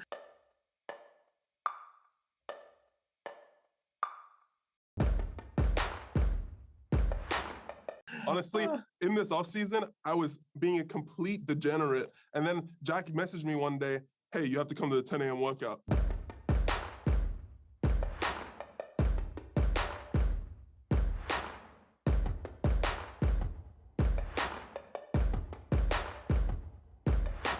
And ever since then, I've been mentally clear. I'm a great person. I love my life. Love the offseason. I'm relaxing. We're great.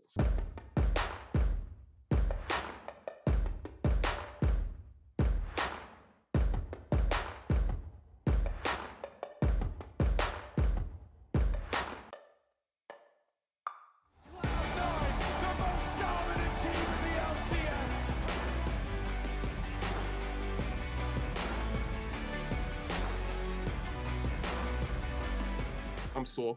Yeah, me too, actually. God damn, Juvy's destroying us lately. Legend. Yeah, it's good stuff.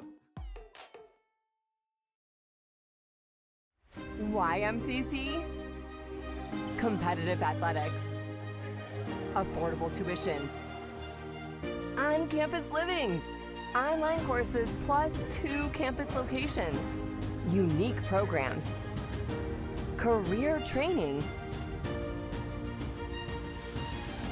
small classes, short-term hands-on training. Choose MCC. Me on Monday saying they had an in-person Smash Brothers tournament that day, and they did their my guys did their walk, jog around the building as a team, the breathing exercises and the meditations, and they got further with their matches than they've ever gotten, and there was noticeably less tilt on the day, and 3 out of the 5 made it further in the bracket than they have all season.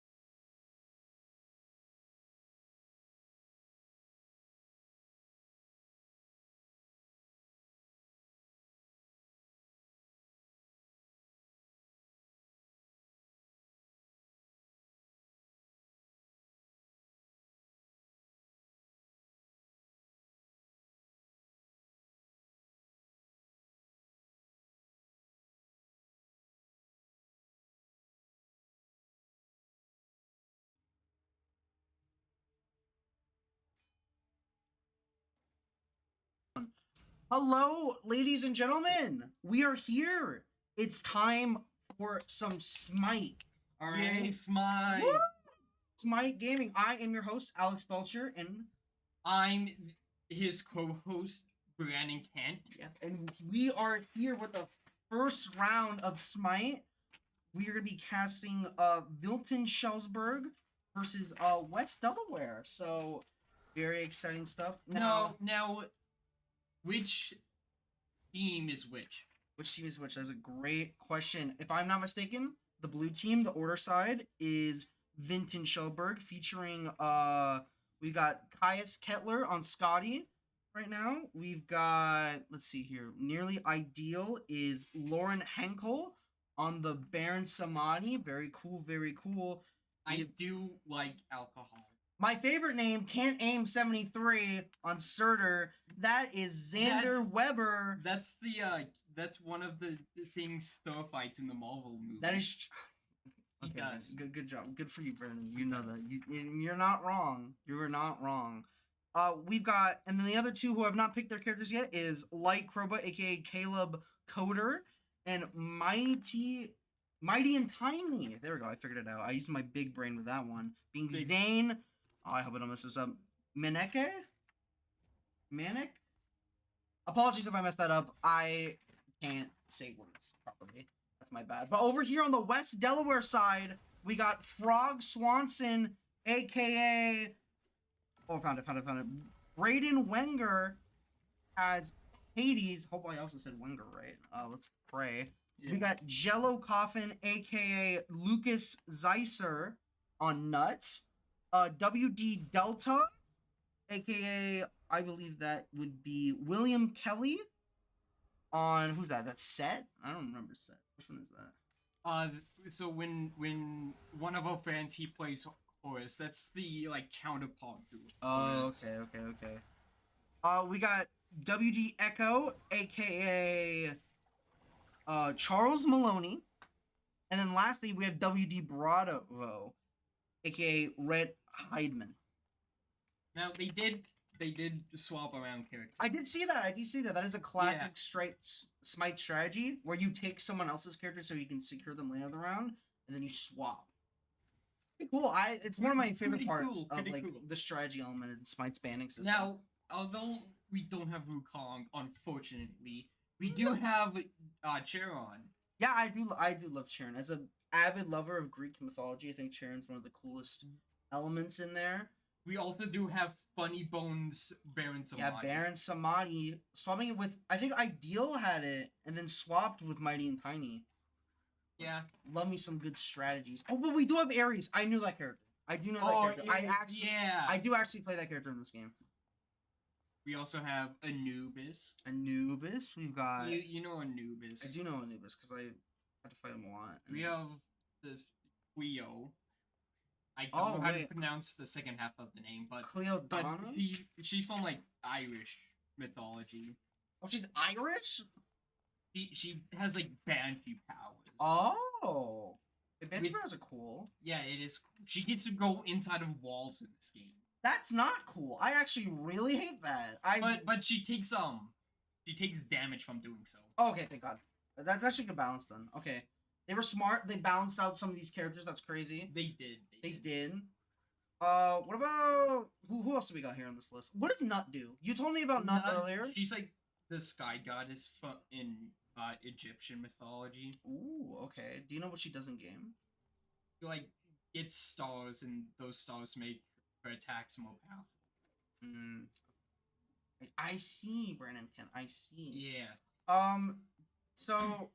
From, the bands, or, the character listings, do we have, an idea where everyone's gonna be playing right now, or...? Well, I'm pretty sure it's gonna be solo lane. Okay. Which, they're just kind of all alone, that, tanky, but they can also do damage.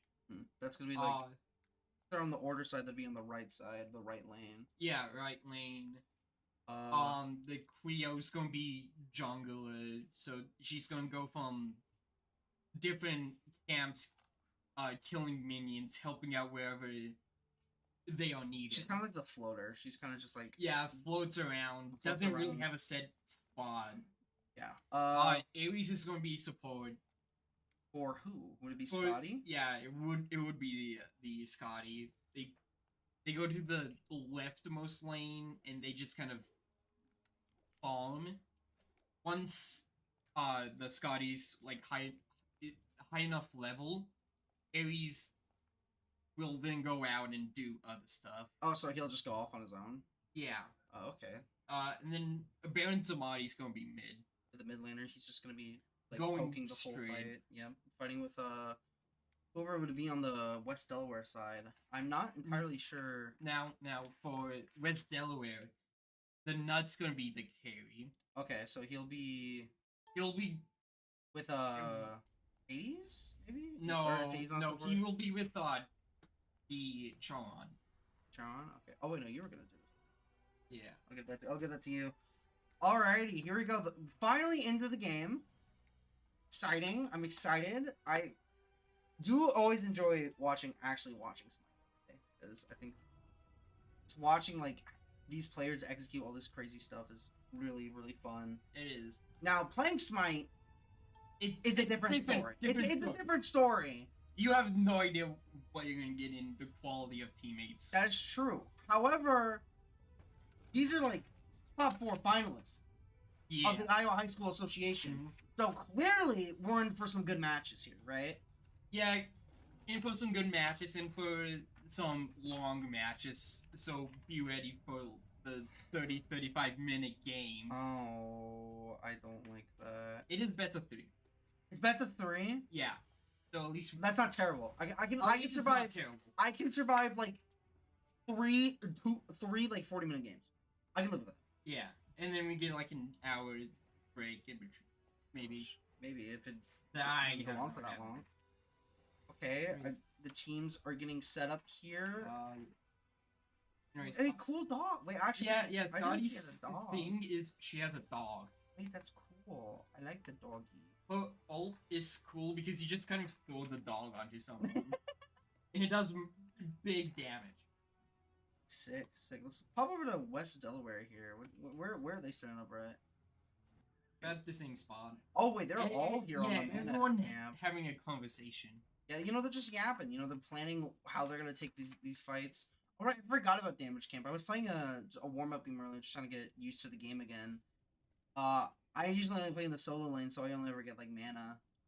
Wait, I forgot there's also like the Damage Camp over here. Yeah, no. So, anyways, your carry's going to get the attack speed.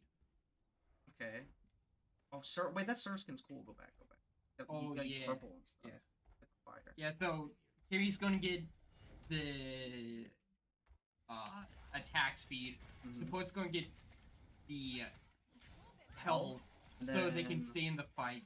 And then the solo laner's gonna get the mana so they can. Wait, Smite 2 Mega Fan Baron Samani? That's the name of the skin?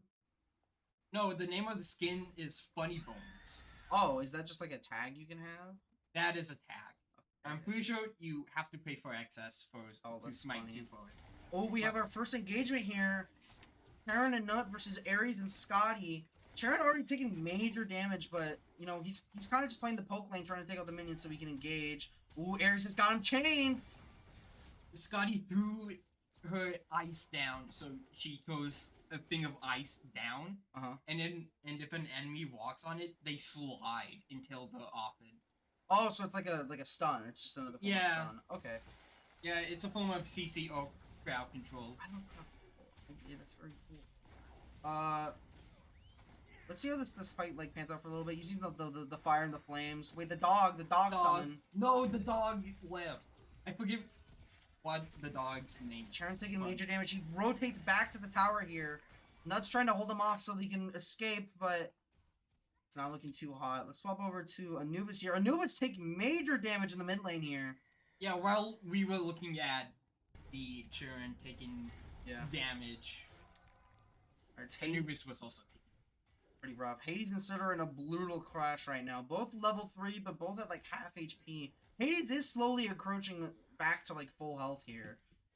Now, I don't know all that much about Smite, but what I do know is Hades is really good at killing the minions. Oh, is that like his whole thing?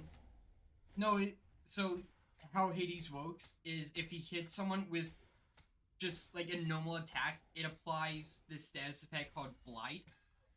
And then if he hits anyone with one of his abilities, they take more damage. Oh, that's cool. He popped all 3 there just to like do some like general chip. I'm getting the totem here. This is important. Could side just like the flow of the game because the totem does grant some free money, right? Some free easy money for everyone, right? Yeah, for not everyone. just for Hades. Yeah, it's for the whole team. West Delaware is looking to pick that up early. Good stuff from WD Bravo. Let's swap over to some support. Some solo lane. Yeah, some solo. Well, we were just on the solo lane. Let's look at some duo lane. Duo. Yeah. There we go.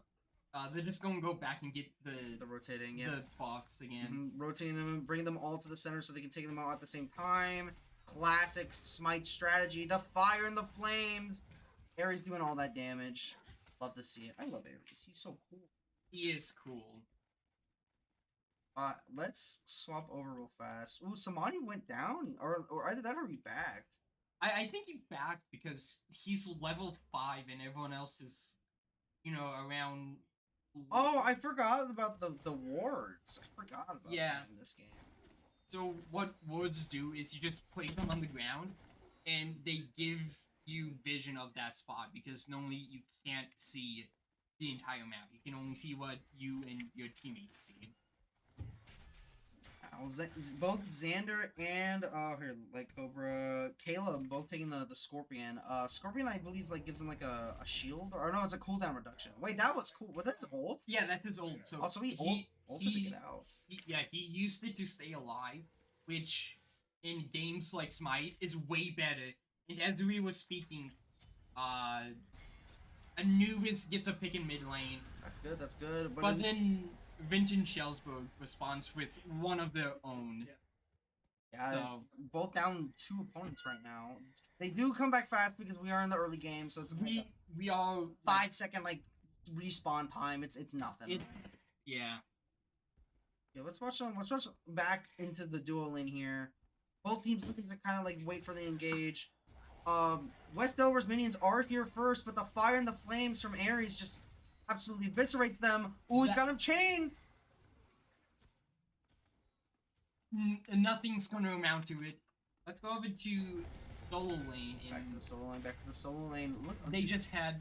The fire circle is actually looks so cool with this purple skin on. Yeah, so what the Soot does is he drops these little magma rocks. If you... there was one there, but if he uses that ability, it draws them in. And it's like a pole?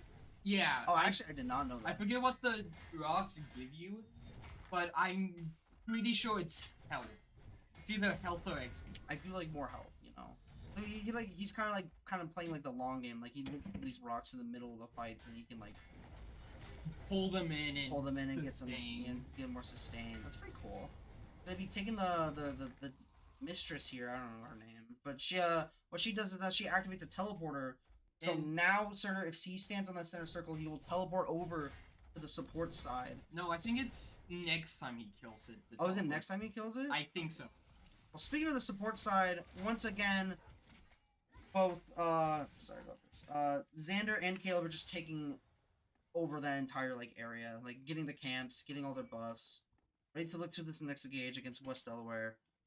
They're going to go back, they're going to get the meteor, which I would believe, because what the meteor does is it drops these little rocks that give you a very tiny amount of XP, but once you break it, you get this, lightning rod that follows you around for, a minute. Oh, he's waiting to break it, too. Caleb's waiting to break it. He's waiting for the next engage. Well, he wants, he wants Ares to have it, because he's going to be front line. You have to be close to you. That makes sense. Here, I'm trying to spectate. There we go. Oh my goodness. Oh! Baron Samani's just down with the double duo of Set and I think Anubis there. Now, we didn't see a lot of that kill, but we saw the ending when Anubis was using his big death laser. Oh, that was the death laser? I remember that death laser. Yeah, that's his ult, and it's very scary. It is very scary because it does a lot of damage. It's humongous. A wide area. But yeah, they take out the first two of the... What are the shields called again? Bastions, I believe. The Bastions? Yeah. I feel like that's right, but I will trust you as the guy who does know more Smite more than I do. But we're going over to mid lane as you can see on the mini map, the Cleo is slowly approaching that side. I don't think she's going to go for an engage. No, she's not looking to help Hades out. I think she's just trying to regroup, get some camps, as much XP as she can. No, what I bet she was doing was, if you don't know it, that the enemy has cleared out a camp, you can walk up to it. Wait, hold up. Oh, he's ulting. Oh, he ults to get out. Yeah, ult for ult. Yeah. Oh yeah, Hades also ulted. That was the big Hades guy. Yeah, it's where he screams and he pulls you in. Speaking back to the mid lane here, Anubis is just like kind of just like playing along. Oh, he's taking major damage though. Trying to rotate back. Ooh, Cleo puts down the ult. Oh, that was the ult. It's like a flurry attack, like a turret. Yeah, I think Cleo's ult is like on a very short cooldown. Oh, she gets to use it multiple times. It's one of those two. We see a clash here between the mid laners here, but the jungler and the mid laner. Both junglers retreat back to their homes. Now it's kind of just up to Anubis and Baron here. See what's going on over in duo lane.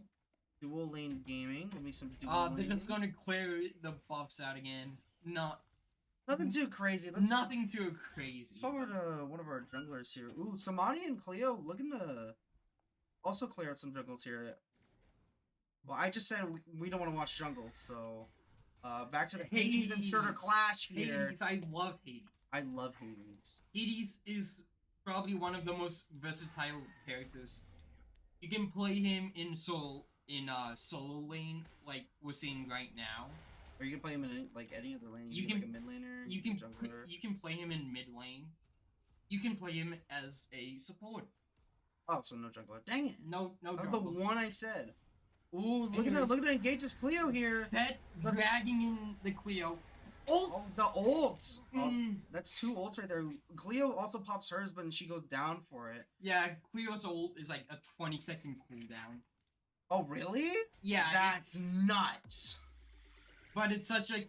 It's literally like a one row thing. Yeah, it's referred to as a skill shot where you have to have skill to hit it. Ooh. And we'll see if Cert and Ares get the kill. Yeah, the chain break. Oh, and Ares owns! And Cert gets the kill. That's a huge pick from Can't Aim, my good friend Xander Weber. Dude, Xander secured that kill with the ult. That was so sick. Oh wait, what the heck's that guy? Wait, I never saw him. I have no idea what this is. He's like a Minotaur? Uh-oh, this is our lack of modern Smite knowledge is coming to bite us, Brian. Don't know who this guy is. Ares, he's looking like he's just waiting for someone to help him clear it, but instead he walks away. He can't do it by himself. Yeah. Back to the solo lane here. This is not the lineup we're really used to. It's usually Ares on the other side, but Clea's here. Ares got to a high enough level. Ooh, Seth going on the flank caught here. Out and... The escape, or it's the 3-man fight versus 2 people. The giant wave comes out from Charon. The escape. That was Charon's ult. Oh, Cleo's looking at this re-engage here with the ultimate. Now, if I was Cleo and Scotty, I would be looking for the set. Set, however, got out before they could capitalize on his lower health.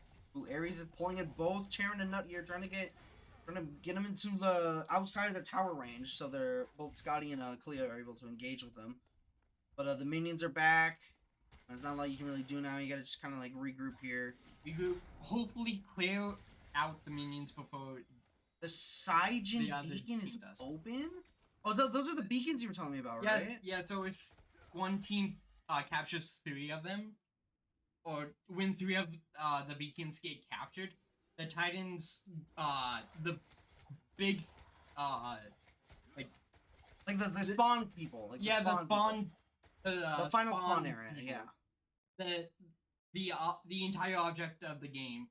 They get to walk out of the spawn, and they get to walk down a lane. Yeah, they just engage with the team. Yeah. Alright, speaking of lanes, back to the mid lane here.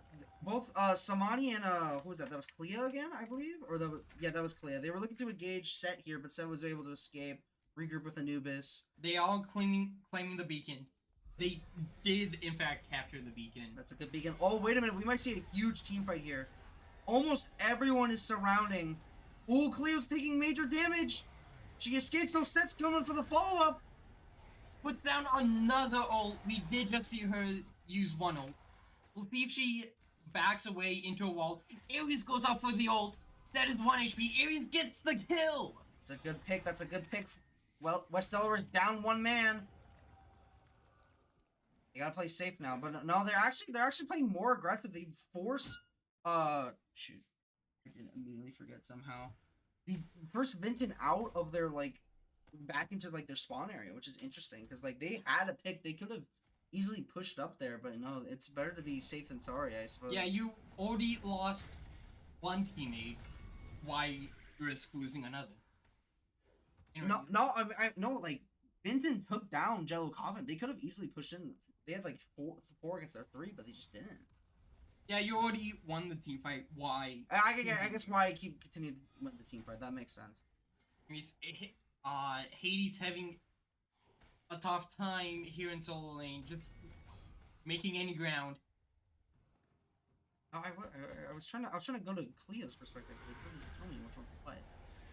Sorry about that. Oh yeah, Hades is taking major damage. He's gonna rotate back to the tower. He popped the ult. But Cleo kills just right before. Doesn't live, no. Now, if I remember correctly, Hades does get some form of damage reduction in his ult.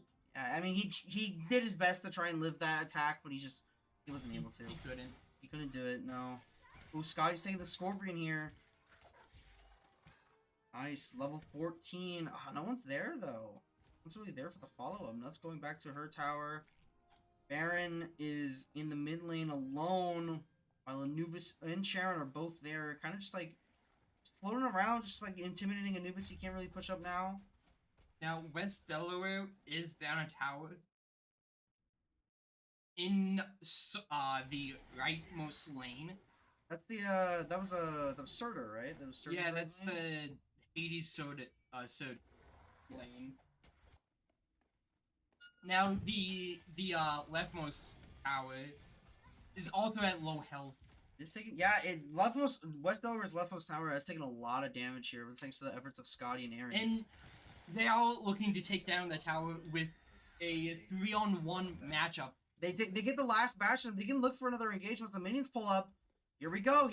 Oh, but Nut pops an ultimate or some sort. Oh, the meteor strikes too. Now, they'll push back up because they don't have minions. Yep. But they do get the meteor. Yeah, and Ares has got that lightning rod now.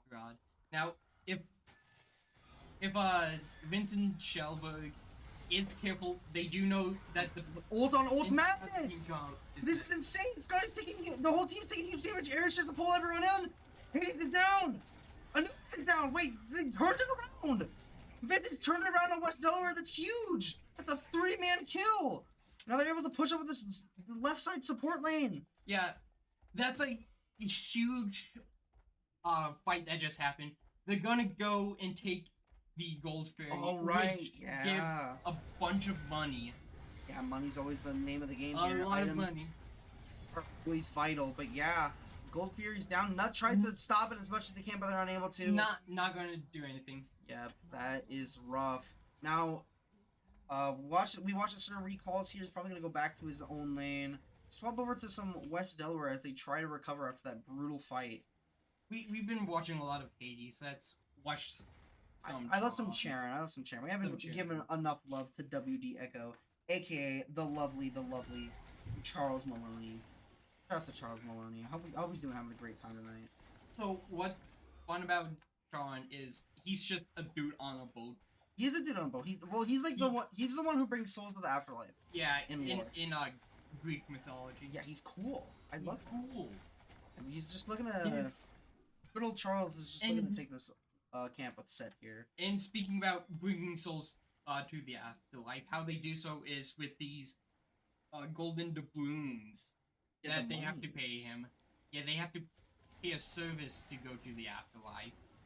Like, and Jordan's entire thing is he kills stuff, he gets those money, those doubloons, and then he can trade them in for more health. now we do see Vinton-Shellsburg take the beacon yet again. I believe that is two. Oh wait, a huge team fight is about to approach.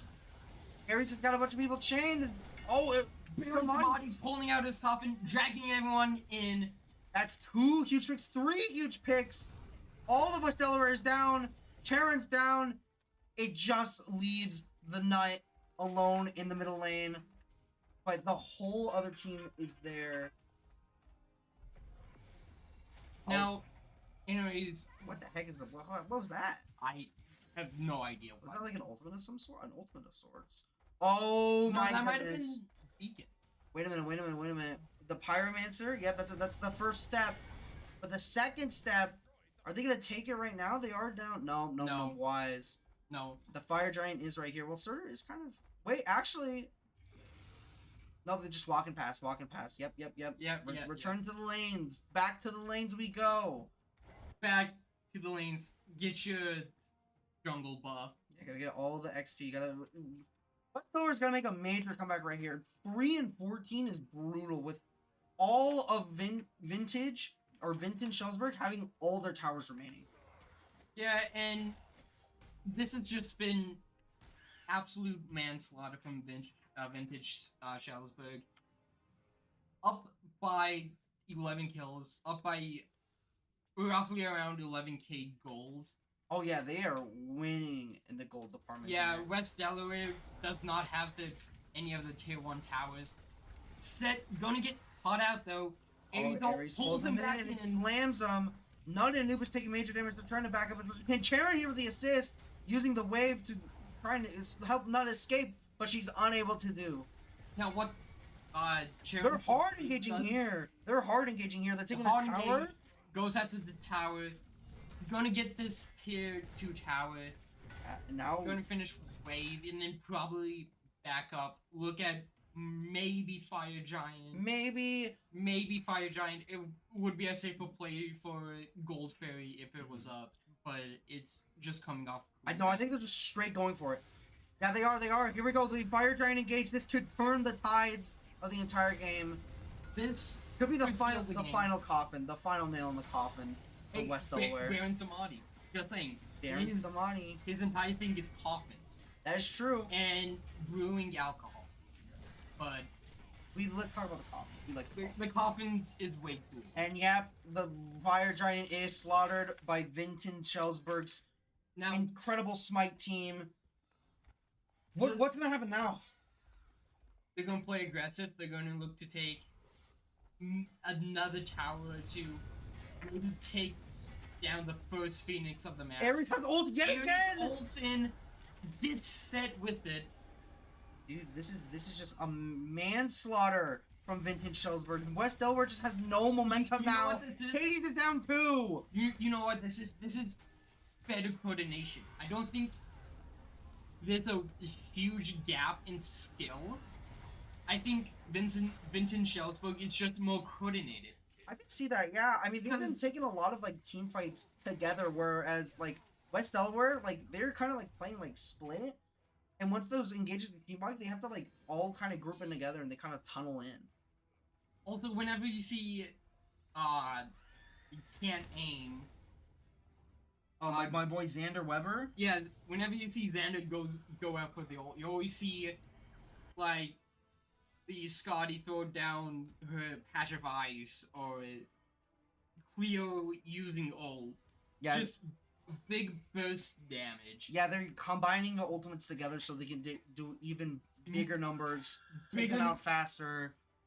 Yeah, and when you watch West Delaware, you see the Chiron going with this wave, and what the wave does is it distracts everyone who gets hit by it. Mm-hmm. They get hard focus on Chiron. Oh, really? Yeah, we're gonna see West Delaware try and take this Gold Fairy. It has evolved into Primal. I was about to say, Fury. actually, it's the Primal Fury. Scotty's here trying to reclaim it, but nope. Doesn't do it. The set most likely is gonna have to back. Yeah, he's taking too much damage. He's gotta look to regroup here. Let's see what Scotty's doing. We were watching Scotty trying to take that last fight. The beacon is opening soon. Wait, red team's Titan's under attack? Oh yeah, they are missing a Phoenix. Wait, who was that? Who was that? Oh, was that just Nut? No, that was Set. Set just ran in and just took out the Titan. No, wait, no. Who was that? No, it was the minions. Oh, the minions were? They killed the Phoenix. Since Vinton-Shellsburg's minions are stronger right now. They were able to take out the Phoenix. They were able to take out the minions. And oh, Arizona Aries goes up for an ult. It's a huge. Oh, he's combining with the Cleo ult. Oh my goodness, the huge numbers. Both WD Echo and WD Bravo are down for the count. West Delaware's down 2 of their heavy hitters. And Delta's down as well. And Jello Coffin's down. It leaves only Frog Swanson. This might be game. This might be game. It is all in the hands of Braden Wenger. And he goes down. Unfortunate. I think this will be the deciding game. That is game 1. That is game 1. And what I saw from Vinton-Shellsburg was big air result after big air result, just pulling the entire West Delaware team directly into his back line. Mm-hmm. And they were just able to combo off it. Yeah, they were able to combo off it. Everyone was able to dump like every single attack they had. Mm-hmm. After he pulls them in, and that just did huge numbers of damage.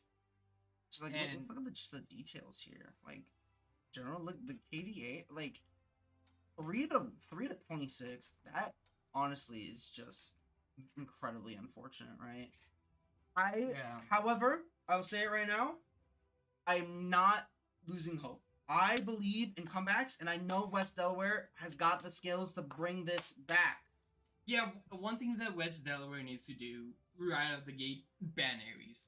Yeah, clearly, right? Yeah, if you like, it doesn't matter if Scotty gets banned or if Surtur, Baron, any other character gets banned. Xander's Aries was just doing too much work in order. 18 assists. 18 assists is insane. That is a big number. He was involved on pretty much every kill. Yeah, like he literally did almost like he was involved on every kill except maybe 2 Surtur kills, or several Surtur kills, few Baron kills. Baron did got a lot of kills by himself. Yeah. Mighty and Tidy was also doing the work. Zane, Monique, my good sir. Really good game from Vinton-Shellsburg. West Delaware, it felt like they needed to be more coordinated. And then obviously ban Aries. Yeah, ban Aries. Clearly, if you get rid of that Aries ult, they get sorry, one of our bodies here just came over and pointed out that 2 players placed no wards. Yeah, right. I've completely forgot about wards. Is insane. That is pretty crazy. I mean, wards help you see like what's gonna happen where everyone is like engaging at. So like just not using a single one is just absolutely insane. Yeah, it's crazy. We're gonna take a little fiver here. A 5-minute break. The next match. We will be right back.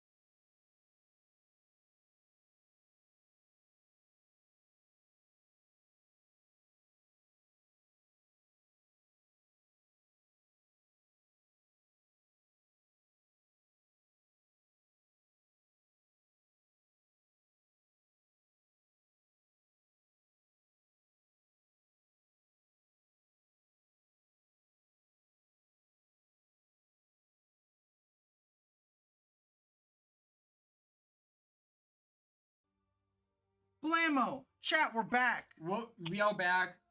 Same two first bands again. Thor and Maui! Don't bamboo Kong, don't bamboo Kong. Sorry, here, let me do actual proper introduction. Ladies and gentlemen, we're back with West Delaware versus Vinton-Shellsburg. Vinton-Shellsburg did take that first match with a cascading victory. So now the current set count is 1-0. Naturally, Smite is a best of 3 format, so Best of 3. Each game takes like 40 minutes. Last game took 25. It's a rare occurrence. A rare occurrence. Anyways, we see the set get banned. Was she used? She was used last game, right? No, she was also banned.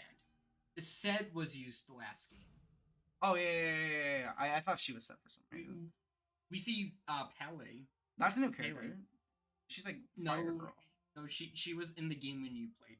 No, she's new to the scene. There we go. Specify that next time. I'm going to. Grrr.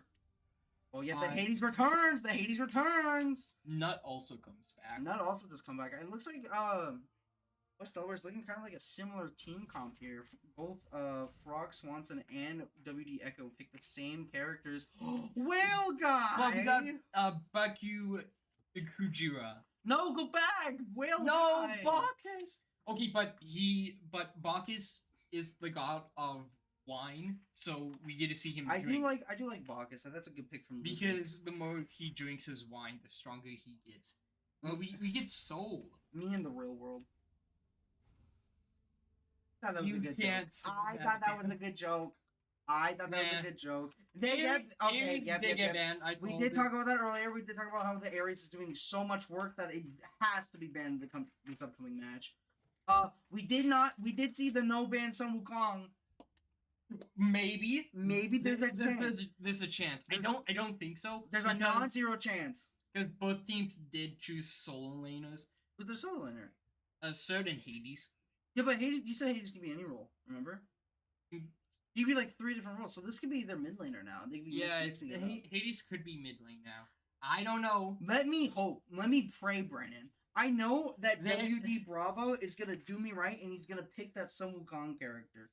I believe in Rhett. All right, Rhett Heidman. He's gonna do it. He's gonna give it to me. I'm gonna be happy. Yes, ban Thanatos. I hate that guy. Sorry. They banned Kepri. Kepri? Is that like the beetle guy? Yeah, that's the dung beetle. I remember him. Yeah, I like dung beetles. I do like them. They're pretty. They're silly little guys. They are a bit silly. Medusa? That's a new one. Oh, and Ra. Oh, jeez. Horus. Wait, Ra and Horus, the dynamic duo of Egyptian gods. They're both birds. They are both birds. Excellent follow-up. Just good stuff. Good stuff. You know, just like. And I remember this guy. Oh, in swapping, yeah, okay. Yeah, because Oh, and the second swap, yeah, because we do remember seeing Rhett on the Hades last time. It makes sense. Yeah, also Lucas was the jungler last time. Right. Would only make sense for him to jungle again. Yeah. Oh yeah, and Silas got his Surtur back. Alright, here we go. Into game dos. Nope, 6 more seconds. I got trolled. The timer. Get trolled. Clearly, I got trolled. I was shown to be a tomfooler. Now, we did see some changes, right? Yeah, we did. Xander's on the Horus. Yep, Xander's on the Horus. Oh, wait a minute. Wait, when did we have Soul earlier, or is Soul new? Soul is new. I was gonna say, because wasn't it someone else? They switched last second, or is that not a thing? Am I actually just going insane? Because I don't remember Soul being on the character select screen. Soul was always here. You just didn't. I guess I just didn't notice. I thought they did some last second switcheroos, but nope. Yeah, who knows? Once you're locked in, you can't change. But what if Except for like switching characters, switching teammates. Okay, but what if I locked out? Then I locked back in. The difference maker. You- The difference maker. You had me in the first half with the lockout. Yeah, but you had to lock back in.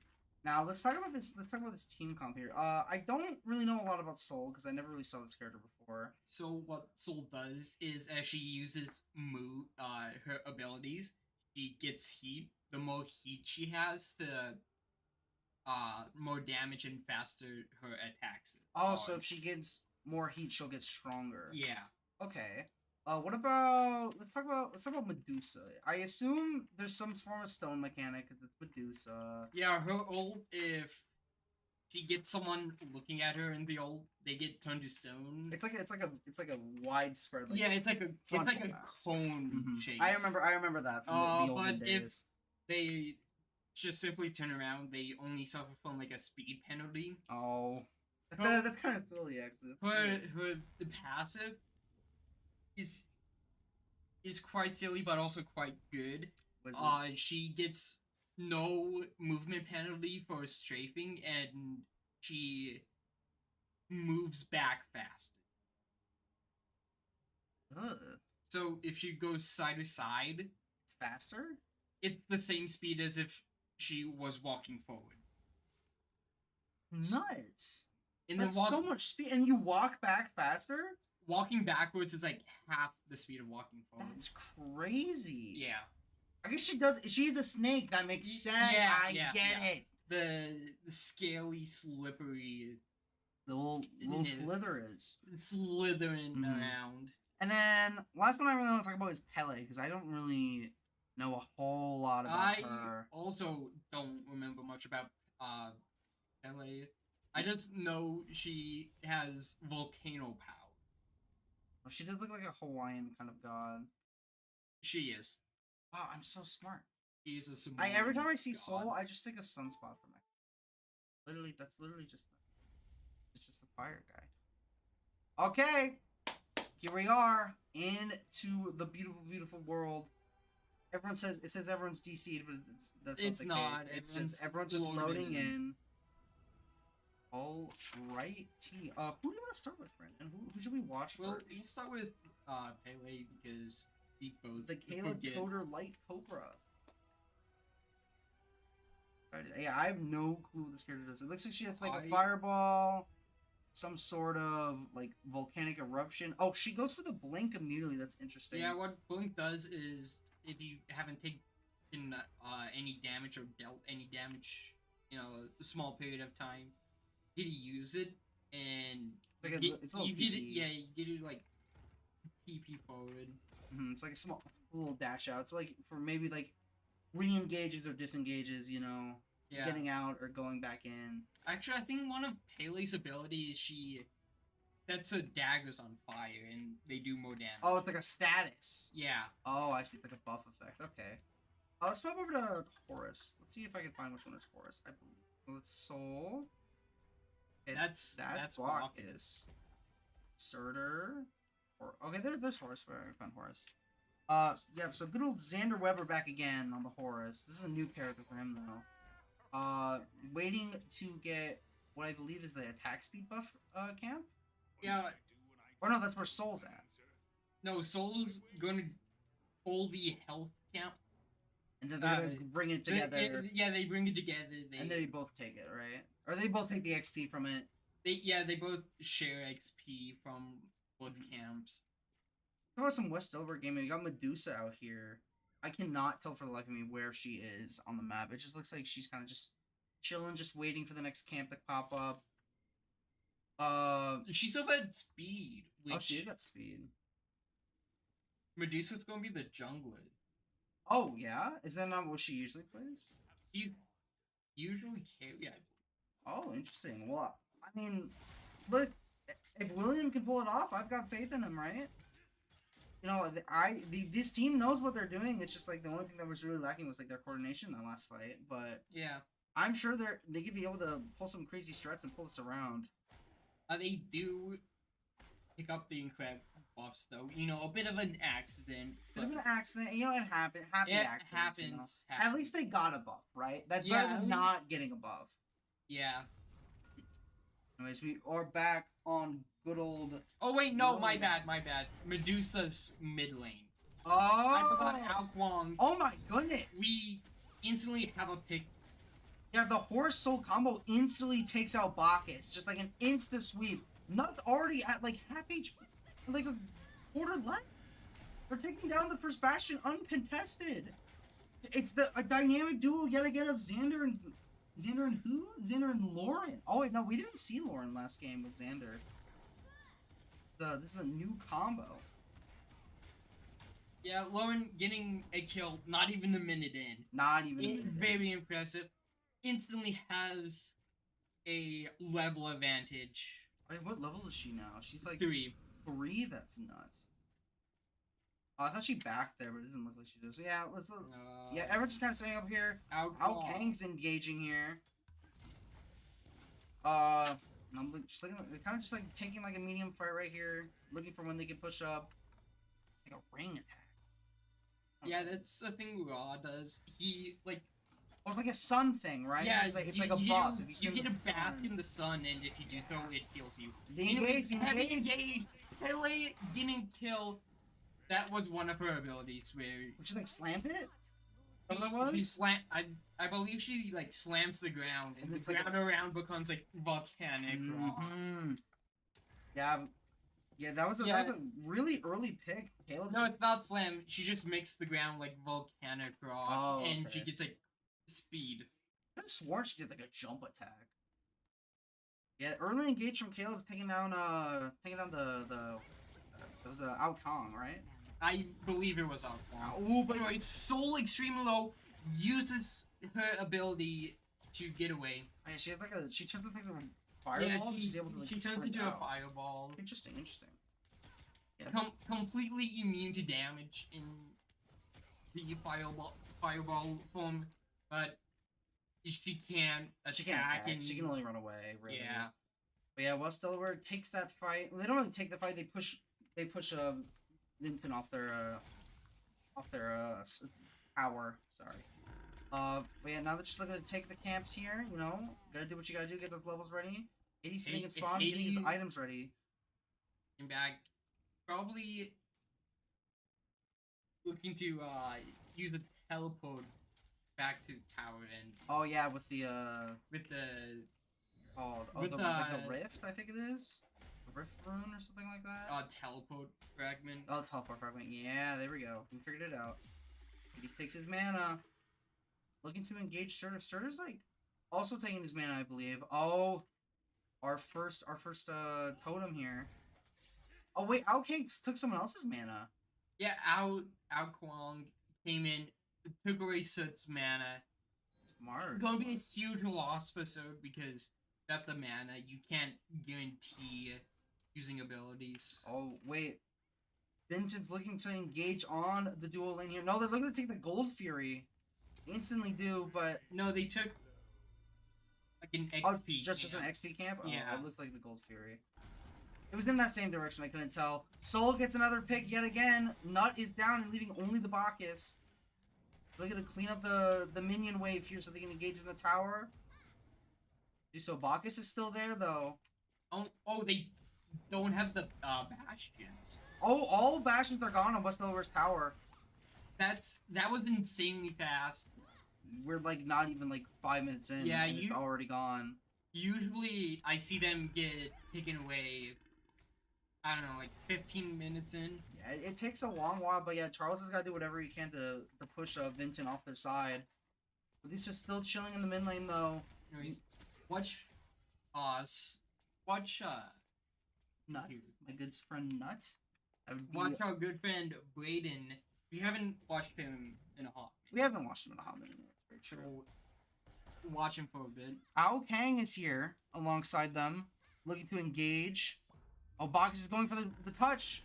Actually, it's like oh, and she uses that ult. That's her ult where she goes in the air and like slams stars on you. Oh, interesting. At least I believe they are the stars. Yeah, but West Delaware pushes Vinton back, and they're able to take the Scorpion here. Gonna give them that cooldown buff, so they're able to fight faster. No, this one's shield. That one's shield? Wait, then which was the cooldown one? The other side. Oh, the others, they're different? Oh. Yeah. I didn't realize they were different. Yeah, Red Delver's also looking to take this meteorite. Nuts taking it for herself. The lightning rung is out. Yeah, good stuff from our good friend Brayden. Let's swap over to someone else. Let's look at some, can we look at some William, some WD Delta here? The Medusa Gaming. We can see it. There Medusa. There we go. There we go. Finally found. Finally found it. It's so good. Anyways. Yeah, she's kind of just chilling out right now. No one's really contesting on this mid lane, but she can't really push up super crazy.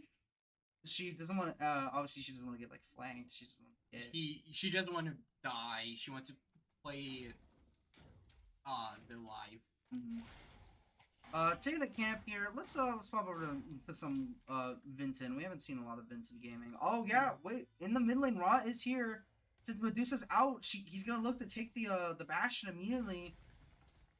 And if doesn't take, at least do some pretty good damage. Yeah, and since Ra's such a ranged character, he can play for so far back, he doesn't really have to engage at the tower here.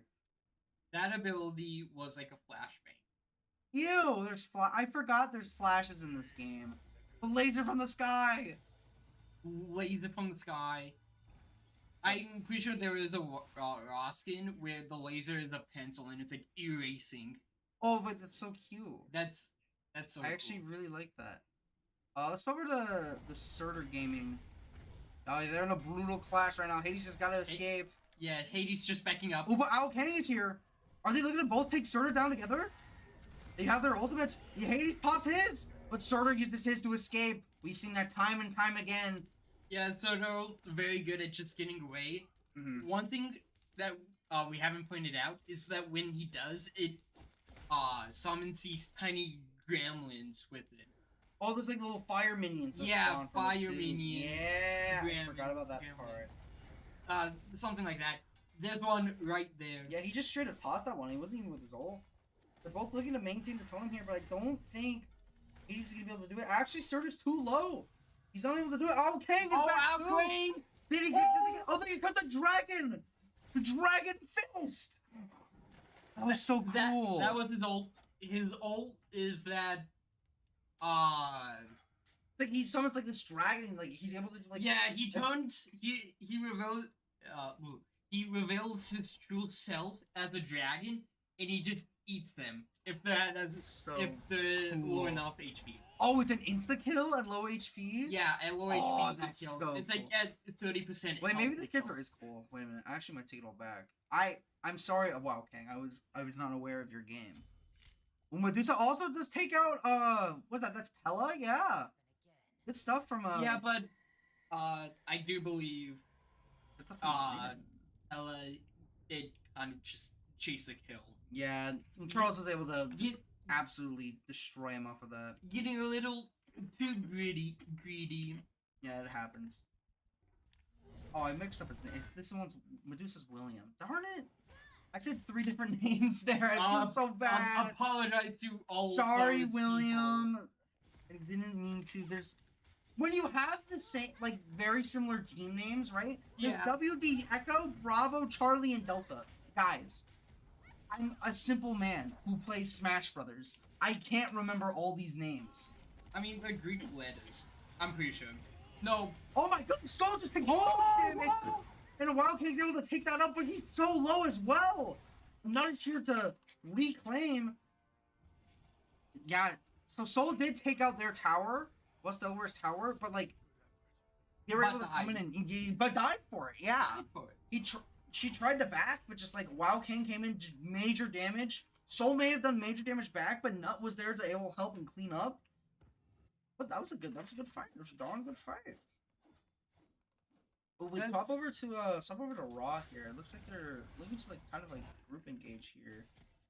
It'd be one of the lower ones. One of the lower ones because it's vintage or Vinton. There we go. There we go. He's taking out some kind of little creep. I don't remember a lot of these characters' names or like a lot of minions' names. We have looking back to engage in the middle lane here. But does he know that Bacchus is creeping around the jungle? being a silly little Billy. He's just wandering. He's the wanderer. Are you the wanderer, Brandon? Do you like wandering? No. You don't like wandering? I don't wander. You're not a wanderer. You're I not a wanderer do like Charles. pondering. You like pondering though? Oh my goodness. Pele getting a kill. Horus getting a kill as well. Taking down both Frog Swanson and WD Bravo. Really bad for West Delaware. They're down 2 of their major players. They gotta look to kind of like sustain here. Can't lose anyone else. Well, speaking of losing anyone else, there's a major fight going down on the mid lane right now. King has to back out. Ball! It's a 3-on-1. Bawkins. Third sync, I don't care about taking all the damage from the tower. Yeah. I want the kill. Bacchus isn't able to do a lot alone, and the second tier, or that's the tier 1 tower, apologies. Yeah, the second tier 1 tower goes down. Ooh, looking to engage the Minotaur here. Did we ever establish what the Minotaur does? Did we figure it out? No. Oh, he's the Bowl Demon. Oh, Bowl Demon. Oh, did that give him a lightning rod too, or did he pick up a meteor? I think it gave him a lightning rod. Oh, interesting. Oh, we have a healing soul, so they can look to engage West Delaware in this next fight. A 4v4 here. Hades is creeping around. Beacon is ready for the capture. Oh yeah, that's why they're engaging it. They're looking to take the beacon. No, look, break the tower immediately. It's Gonzo. Major damage is coming out. Hades picks 1. It's 1. Soul takes the next. Another. I think that's all they're going to get, unless Hades re-engages. Oh, Rod takes down Bacchus. It's a 4v2. They're not able to do anything though. They have to back out. Backing out, basking in Rod's glorious sun. Get some health. Wait, we do see the 5-man here. They're looking to take. I believe they're looking to take the bacon and then rotate towards the Primal Fury or the Gold Fury. You see, Soul's already kind of creeping towards there. They're going for Gold Fury at this point in the game.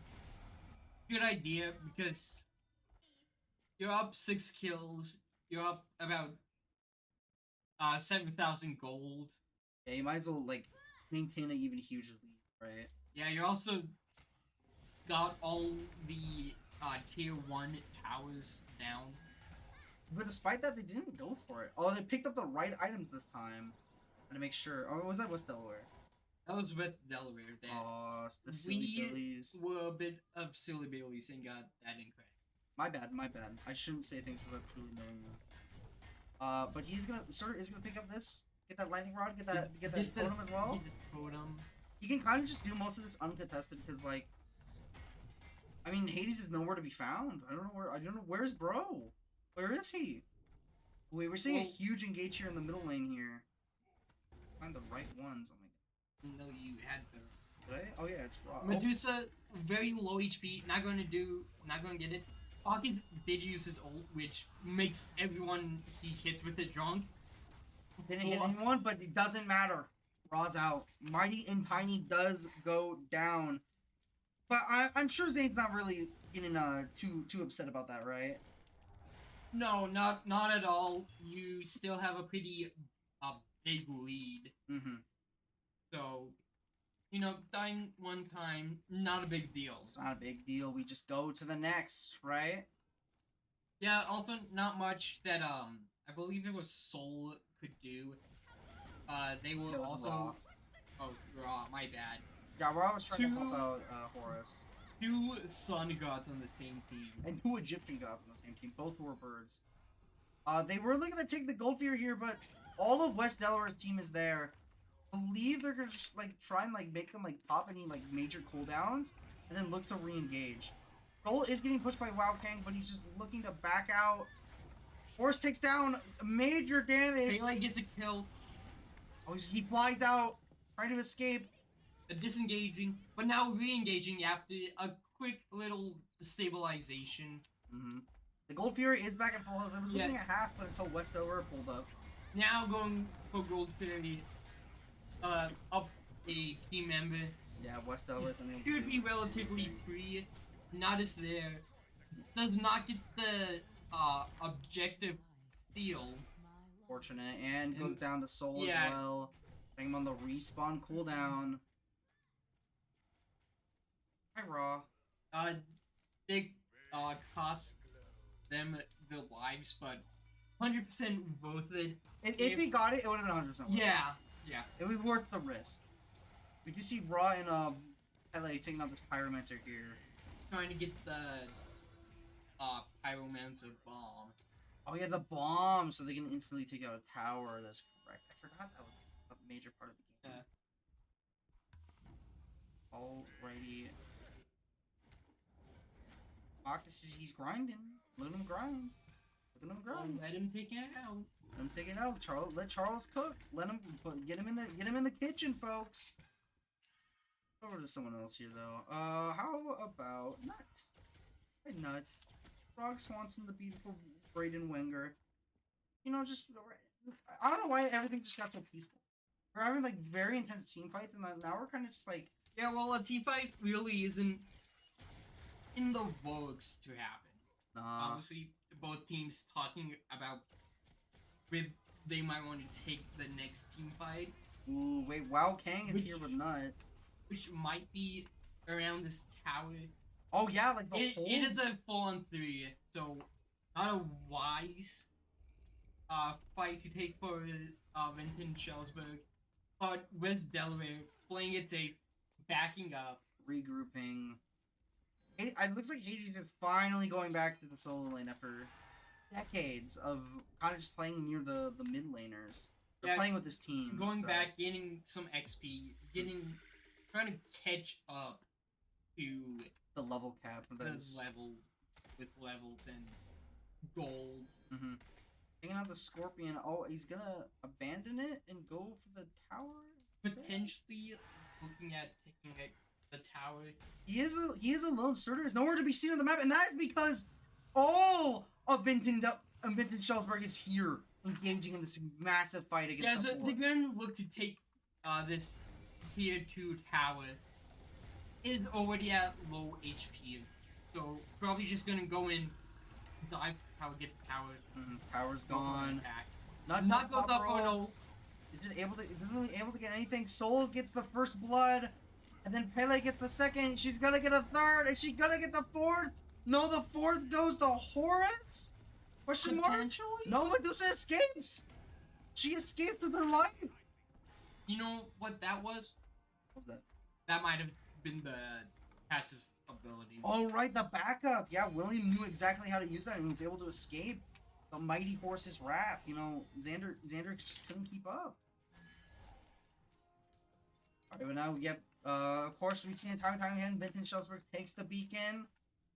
If they get the third, they can make the mighty Order Titan rise from his domain and come attack the mid lane together. Oh my goodness, is it finally time? It is! The Fire Giant! A Fire Giant of his own is attacking his own. Oh yeah, Surtur is also fighting a giant Fire Giant, huh? That's funny. As the Fire Giant himself. Wow King is here! Looking for the steal, is he gonna get Surtur? Oh, he chomps him! Devoured! And the Banana Slammer? Are we gonna see it? No, he's looking to escape. Smart play. You get one pick, you force them off Fire Giant. Yeah, that was good. That was a good play from Wow King. Excellent stuff from Lucas. Lucas, you know, just feeling a bit peckish. He was feeling a bit peckish. He wanted a warm meal. A warm meal. An early dinner. One might even say. And just chomp them. Devoured. Whole. Was he gonna is he gonna steal them? Oh, I was gonna steal No, he has speed. Oh, he does it. You can't have two. But what if you could? buffs. That'll make this game good. What if you had 2 buffs? Then you just give them all to your jungler. And let him run around. Never mind. Maybe that'll make the game bad. I take it back. Crane, going to push up on this tower. Oh, Red got the Primal Fury. West Delaware has the Primal Fury. He didn't see that, but I think that was a group up between Medusa, Nut, and Bacchus. They were able to take the Primal Fury. Here, let's swap over someone on that side. Soul. Kind of just floating around and maybe looking to engage, placing a ward. Helping open those sightlines for her. Oh, Pele gets a pick. Where's Pele? Oh, yeah, she had the mid lane. Gets the kill, immediately starts to run towards the tower. Yeah, oh, wait, but the 3-man versus 2-man. They have no minions, though, so they're unable to engage the tower. They have to wait for the wave. And while waiting for the minions, it is now at equal strength. Yeah, Surtur's here. But no, actually, no, because Jello Coffin is still in the respawn. We have to. I forgot. Jello Coffin did get caught out. While this is all happening, Soul and Nut are engaging in a brutal fight right now. Let's cut to that. Cut to that. There we go. No, but Soul. Nope, Soul is running. Bad timing. Bad timing. It appears. Bad timing. Anyways. But all of Vinton's looking to engage on this left side. I'm just regrouping here. Go look at Hades. We haven't watched a lot of. No, we have not watched a lot of Hades gameplay. We haven't given Rhett his flowers yet. We gotta give him his praise. He did also get a lot of screen time in the first game. Yeah, we did kind of just pivot to him a lot. Maybe go to let's go back to some Nut. We don't watch a lot of Nut. Mr. Frog, Swanson, aka Braden Wenger. I mixed up his names. Just taking out the minions. The beacon is charging. Blue team took another Pyromancer. Are they looking to engage the Fire Giant yet again? I don't think so. The only one at Fire Giant was Horus. Yep. He went back, picked up the Pyromancer bomb. Now they're looking to push mid lane. Yeah, that makes sense. They're looking to break the final chip in that the middle tower there. Our play. Buckets goes in on Soul. Soul does have that get out of jail free card. Kind of annoying, honestly. I would personally be pretty upset if I used like all my cooldowns on the Soul and she just like popped the firebomb. Like, yeah, like old Mercy with her as. No, we can't mention Overwatch. That's the one thing I was told not to do. You were told not to do it. Dang. Oh! What? Oh, Zero is the other spectator. I've only been pushing 1 through 9. I feel so bad. Yeah. I feel so bad. Sorry, Caleb. I did not realize that 0 was the other spectator. Yeah, but 6 is Jello Coffin, aka Lucas. 5 was. 5 was in fact Bacchus. I thought 5 would have been Pele. It's oh my god, that makes everything so much more clearer. I'm gonna cook on finals, all right? Or unless we're doing semis or I don't remember who. Beacon is opening soon yet again. I believe Vinton also did get that second beacon. So if they do get the third, they should have an advantage when Titans get unleashed. Wow, I think Pele notices Wow Kang in the mana, and she's doing nothing about it. She's just pushing the main lane here. Yeah, doesn't want to take a disadvantageous fight or something. Yeah, like that, that is why I believe. What I back in the mid lane yet again. The beacon did drop. Anyways, West Delaware might look to contest it, but doesn't have enough time. Has to immediately back. What the heck is that? Does that mean the beacon was taken? taken? You know what might happen? They might have changed it so when you get the beacon, it does a strike to the remaining towers. Oh, really? Yeah. Oh, what's that? So we won't see the Titans come out and fight. Ooh, wait a minute. But speaking of fight, there's a major fight going on as Vinton-Shellsburg takes the second tower on the mid lane. Oh, he's looking to get through the wall? Through the wall? You can do that? Why is that allowed? No look through the wall? That's insane. Dude, Caleb is just that guy, clearly. He knows something that I don't. I mean, all these players clearly know something I don't. I don't. Yeah, Vinton-Shellsburg going for the Oni Fairy. Is this the second one, or is this the third This one? is the final form of the gold fairy. Final form. This is my third and final. And then they take the Oni Fury and give them a plentiful of golden buffs. I don't wanna write them out just yet, but West Delaware has been doing better. This is definitely a major improvement. They haven't lost. They survived for 2 additional minutes more than last game. And they've also, their stats are definitely have been engaging in winning more team fights. But or at least having a better chance in. But I don't know, man. It's I'm looking hot for West Delhi here. Yeah, so what's been happening in this game is that Vinton-Shellsburg has been winning the team fights, but why West Delaware is still in this game is because they keep finding one-on-one hits. Yeah. Just slowly killing Vinton-Shellsburg off. Yeah, they just the West Delaware has like 0 protection in this with both the towers gone. They have no protection in any lane with all the towers. Oh wait, all the towers are just gone in general. Oh. Yeah. Ruh-roh. Vinton takes the Pyromancer. Are they looking? They're fishing for it. They're fishing for it. The third Pyromancer of the game. Gonna look to use his bomb on the Fire Giant. Oh, you can use the bomb on the Giant? I believe so. I thought you can only use it on towers. That is a new one. But I think West Delaware is looking to engage here. But with Vinton engages first, playing proactive here. Yeah, Vinton-Shellsburg knew that West Delaware was going to set up and contest for the Fire Giant. Hiding in the bushes, so they just pushed them out. Hiding in the bushes, pushes them out. Beacon is charging yet again. Now, Ao Kwong is the only one here to contest it. We'll see if he'll be able to steal the Fire Giant. And he does! He does! That's a huge upset from Ao Kwong! Oh my goodness! Jello Clop and Lucas Zeitzer! 100% worth his life. That was insane! That was absolutely insane. But yeah, but Vinton is not slowing down after that pick. They gotta play aggressive now. I don't think getting Fire Giant would matter if everyone dies. I don't know. Because if you die, you lose any buff you have. That means Ao Kang does not have his buff. Yeah. That's really rough. Ao Kwong is not gonna have his Fire Giant buff. The rest of the team still does. But Ao Kwong is like their major damage dealer, honestly. So him without the buff is like pretty brutal.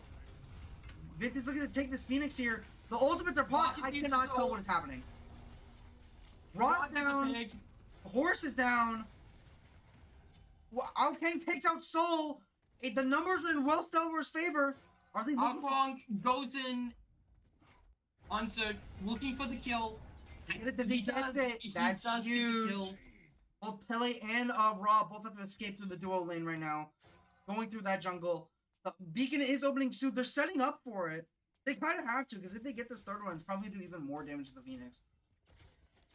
I believe if our theory is now correct, I at least believe what it does. Or if West Delaware gets it, it kills the only remaining tier 1 tower. That is true. Baka's looking to engage early. However, Baka does have enough sustain where I think he will be fine. Nut, however, does not. She takes major damage. Nut takes major damage. Wow, Kang takes major damage. He's down. Pele gets Ao Kwong. No way, just Pele and Ra together? The dynamic duo? They do a whole lot of damage. That is true, and takes out both West Delaware's kind of tanky opponents. Yeah, Vinton-Shellsburg. They're now in great position to get this beacon. No, West Delaware got it. Oh!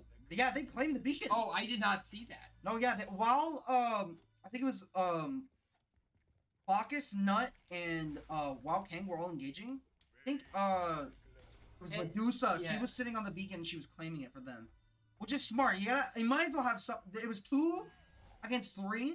Statistically, they should have won that, so it was smart that they have someone to take the beacon, because if Vinton-Shellsburg were able to get that last one, it could have spelled, like, major trouble. Yeah, Vinton-Shellsburg pops the ult yet again. Down this tower. Turtle takes 2 damage down. Ra uses a giant laser. Yeah, it takes down, Pele helps Pele take the kill. Hades low, not gonna die though. Bacchus is also low too. It's looking really bad numbers-wise. Vinton-Shellsburg just gonna back up. Sustain as much as they can. You got the Phoenix. Wait for your next wave of minions to come in. Yeah. Also, just wait for your cooldowns, right? Yeah. Like you don't really have to engage. They're down. They're Medusa, which is like they're kind of just their CC god. Looking to fall back. Take Primal Fairy. Oni was the first. I thought so too. You knew it was second. I knew I remembered something about this game. You gaslit me into believing I was incorrect, which you. It might just switch between Oni and Prime. Because I'm pretty sure after Gold Fairy we got. Ooh, they might have gotten the Vintage might have gotten the Fury though, but the Fury. We did see West Delaware pick up the Pyromancer, which they will most likely use to take a Phoenix out. I that would be. The not bet. a Phoenix, a tower. I think you could take down that middle tower, like how low that middle tower is, and then go immediately for the Phoenix in the center. Speaking of Phoenixes, Vinton-Shellsburg is down. Yeah, takes down. Kelly gets another pick, probably through a wall. I saw that madness last time. Red Team's Titan is taking damage here. Solar's 1 HP. Down the old Hades gets a kill. But Hades also takes major damage. A lot of West Delaware is looking in the red. Hades is sitting in that spawn, trying to get as much health as he can. The demon does still have his Phoenix, so he is not. He is slowly regenerating the HP. Or is it that he's stronger? I think it's that he's stronger, right? You lost me. No, if the Phoenix is up, does the Titan heal or is he stronger? Or is it both? Because West Delaware still had a Phoenix, and that's why Vinton was able to. I don't think that Phoenixes do anything to the Titan. I thought, oh really? I think so. I can't wait to be way wrong about that. Yeah, I can't wait to be way wrong when someone who knows this game better than I'm actually, someone's gonna move their hand upwards, finger pointing to the sky, adjust their glasses and go, actually, the Phoenix does regenerate the Titan's HP. That's why you must eliminate all the Phoenixes beforehand. Well, I know the Titan just normally regenerates HP. Like, if it's not getting attacked. Yeah, but I don't know if it's, like, increased more or if he has, like, more HP with all the Phoenixes up. We'll find out. We'll find out. It's a question for the Smite wiki. This is a question for the other two Smite casters, who are actually very smart and play everything. Unlike us, who know a solid amount, but not everything. But that's because we haven't played before. Yeah. We're kind of retired. We're kind of retired veterans. Kind of depressing. I'm an old man. But that means you're old too, and that's funny. I like imagining you as an old man. It's very funny. It would be. No more old man nonsense. It's almost team fight time. I can feel it. The rumbling. It looks like it will happen. It's in the works. They're in the pot right now. Or we might see half of Vinton-Shellsburg try and fight in middle lane, and the other half fight. Wait, they just played. You can do that? What was that? Horse is old.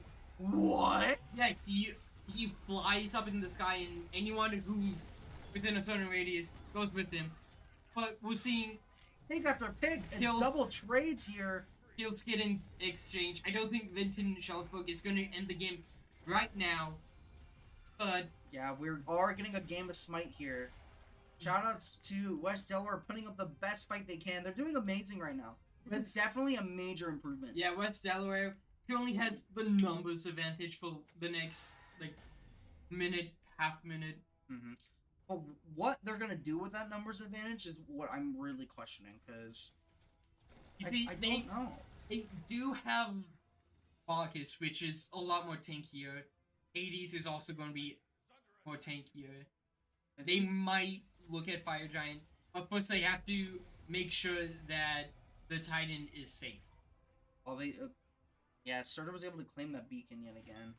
No Phoenix is up. It's pretty rough because like all the minions, they have like the Pyromancer damage, so they're gonna do major damage to the Titan. So West Delware's just gotta kind of just play back here and just bait. Meanwhile, all of Vinton-Shellsburg is in their spawn, getting their items prepped for this potentially this final engage. The Titan is such low HP. Getting all the olds back, able to use for the next fight. Meanwhile, the right Phoenix has respawned. But it's with lower HP, that's right. Yeah, it has to regenerate all its HP. I see. I believe. It's not going up, but I don't think it actually does. It might take a second or two, but Maybe. It might not. Oh, the Oni Fury does go to Yeah, Vinton-Shellsburg again. it We've been does watching- switch between Sorry, Primal and Oni. we've been watching way too much Hades. We gotta. No offense to WD Bravo, the lovely Red Heidemann. Are they they're using Horizon to get into the Titan? But they're ready. They're right there. ready. But I don't think it matters. It doesn't matter. They have ults. They just have so much damage. They only use the Horizon to fly directly to the Titan and end the game. Because they're just able to use all their other cooldowns to just destroy the Chaos Titan. And yeah, that's game. The Titan already low HP. Why not just end the game? I love ending the game.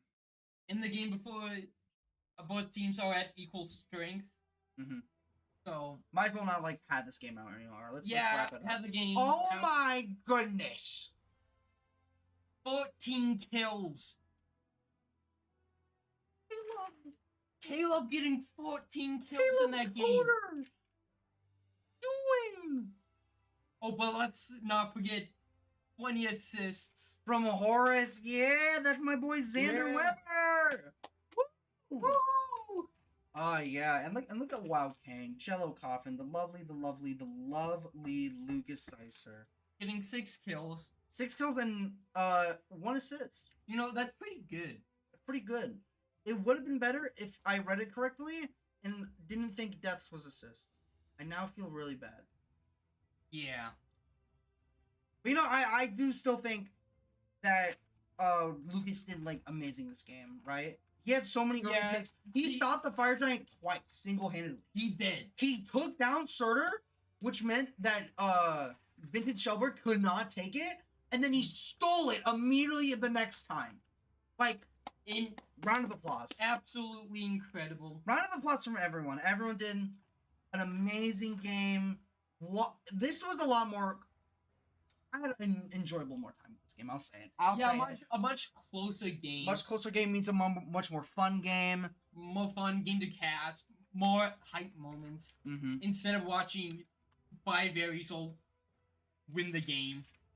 To be fair, the air results are hype though. Let's not get it twisted. Let's not get it twisted. But yep, that is gonna be wraps on this lovely scent. Vinton-Shellsburg does take the W, 2-0 in dominating fashion. West Delaware did their very best to put up a fight, but they were just unable to sustain, unfortunately.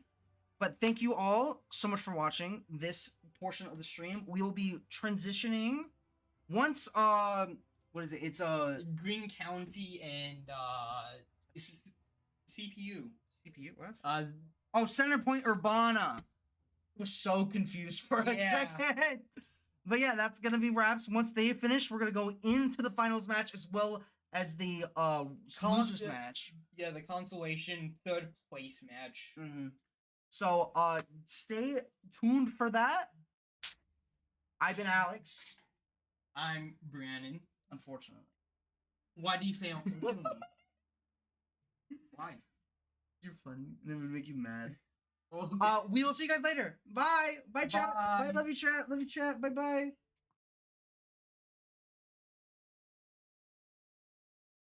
With the proper guidance and with our structure and our with systems. With a 10 a.m. workout, I think it's impossible to be a bad person.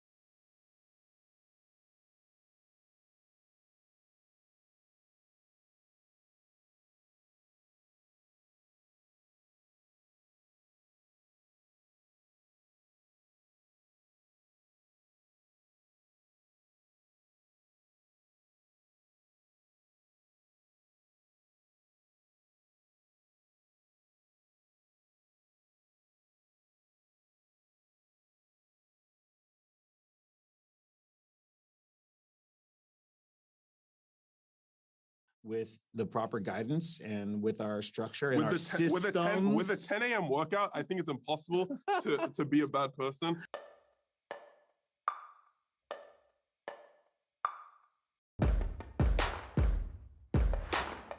Honestly, in this off season, I was being a complete degenerate. And then Jack messaged me one day, hey, you have to come to the 10 a.m. workout.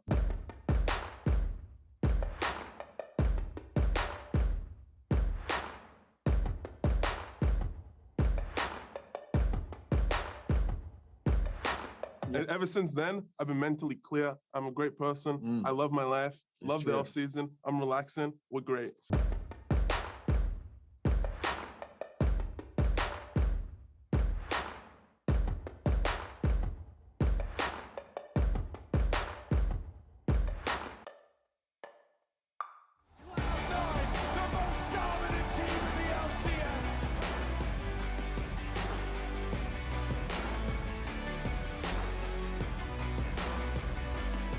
I'm sore. Yeah, me too, actually. God damn, Juvy's destroying us lately. Legend. Yeah, it's good stuff. YMCC? Competitive athletics. Affordable tuition. On-campus living. Online courses plus 2 campus locations. Unique programs. Career training. Small classes. Short-term hands-on training. Choose MCC.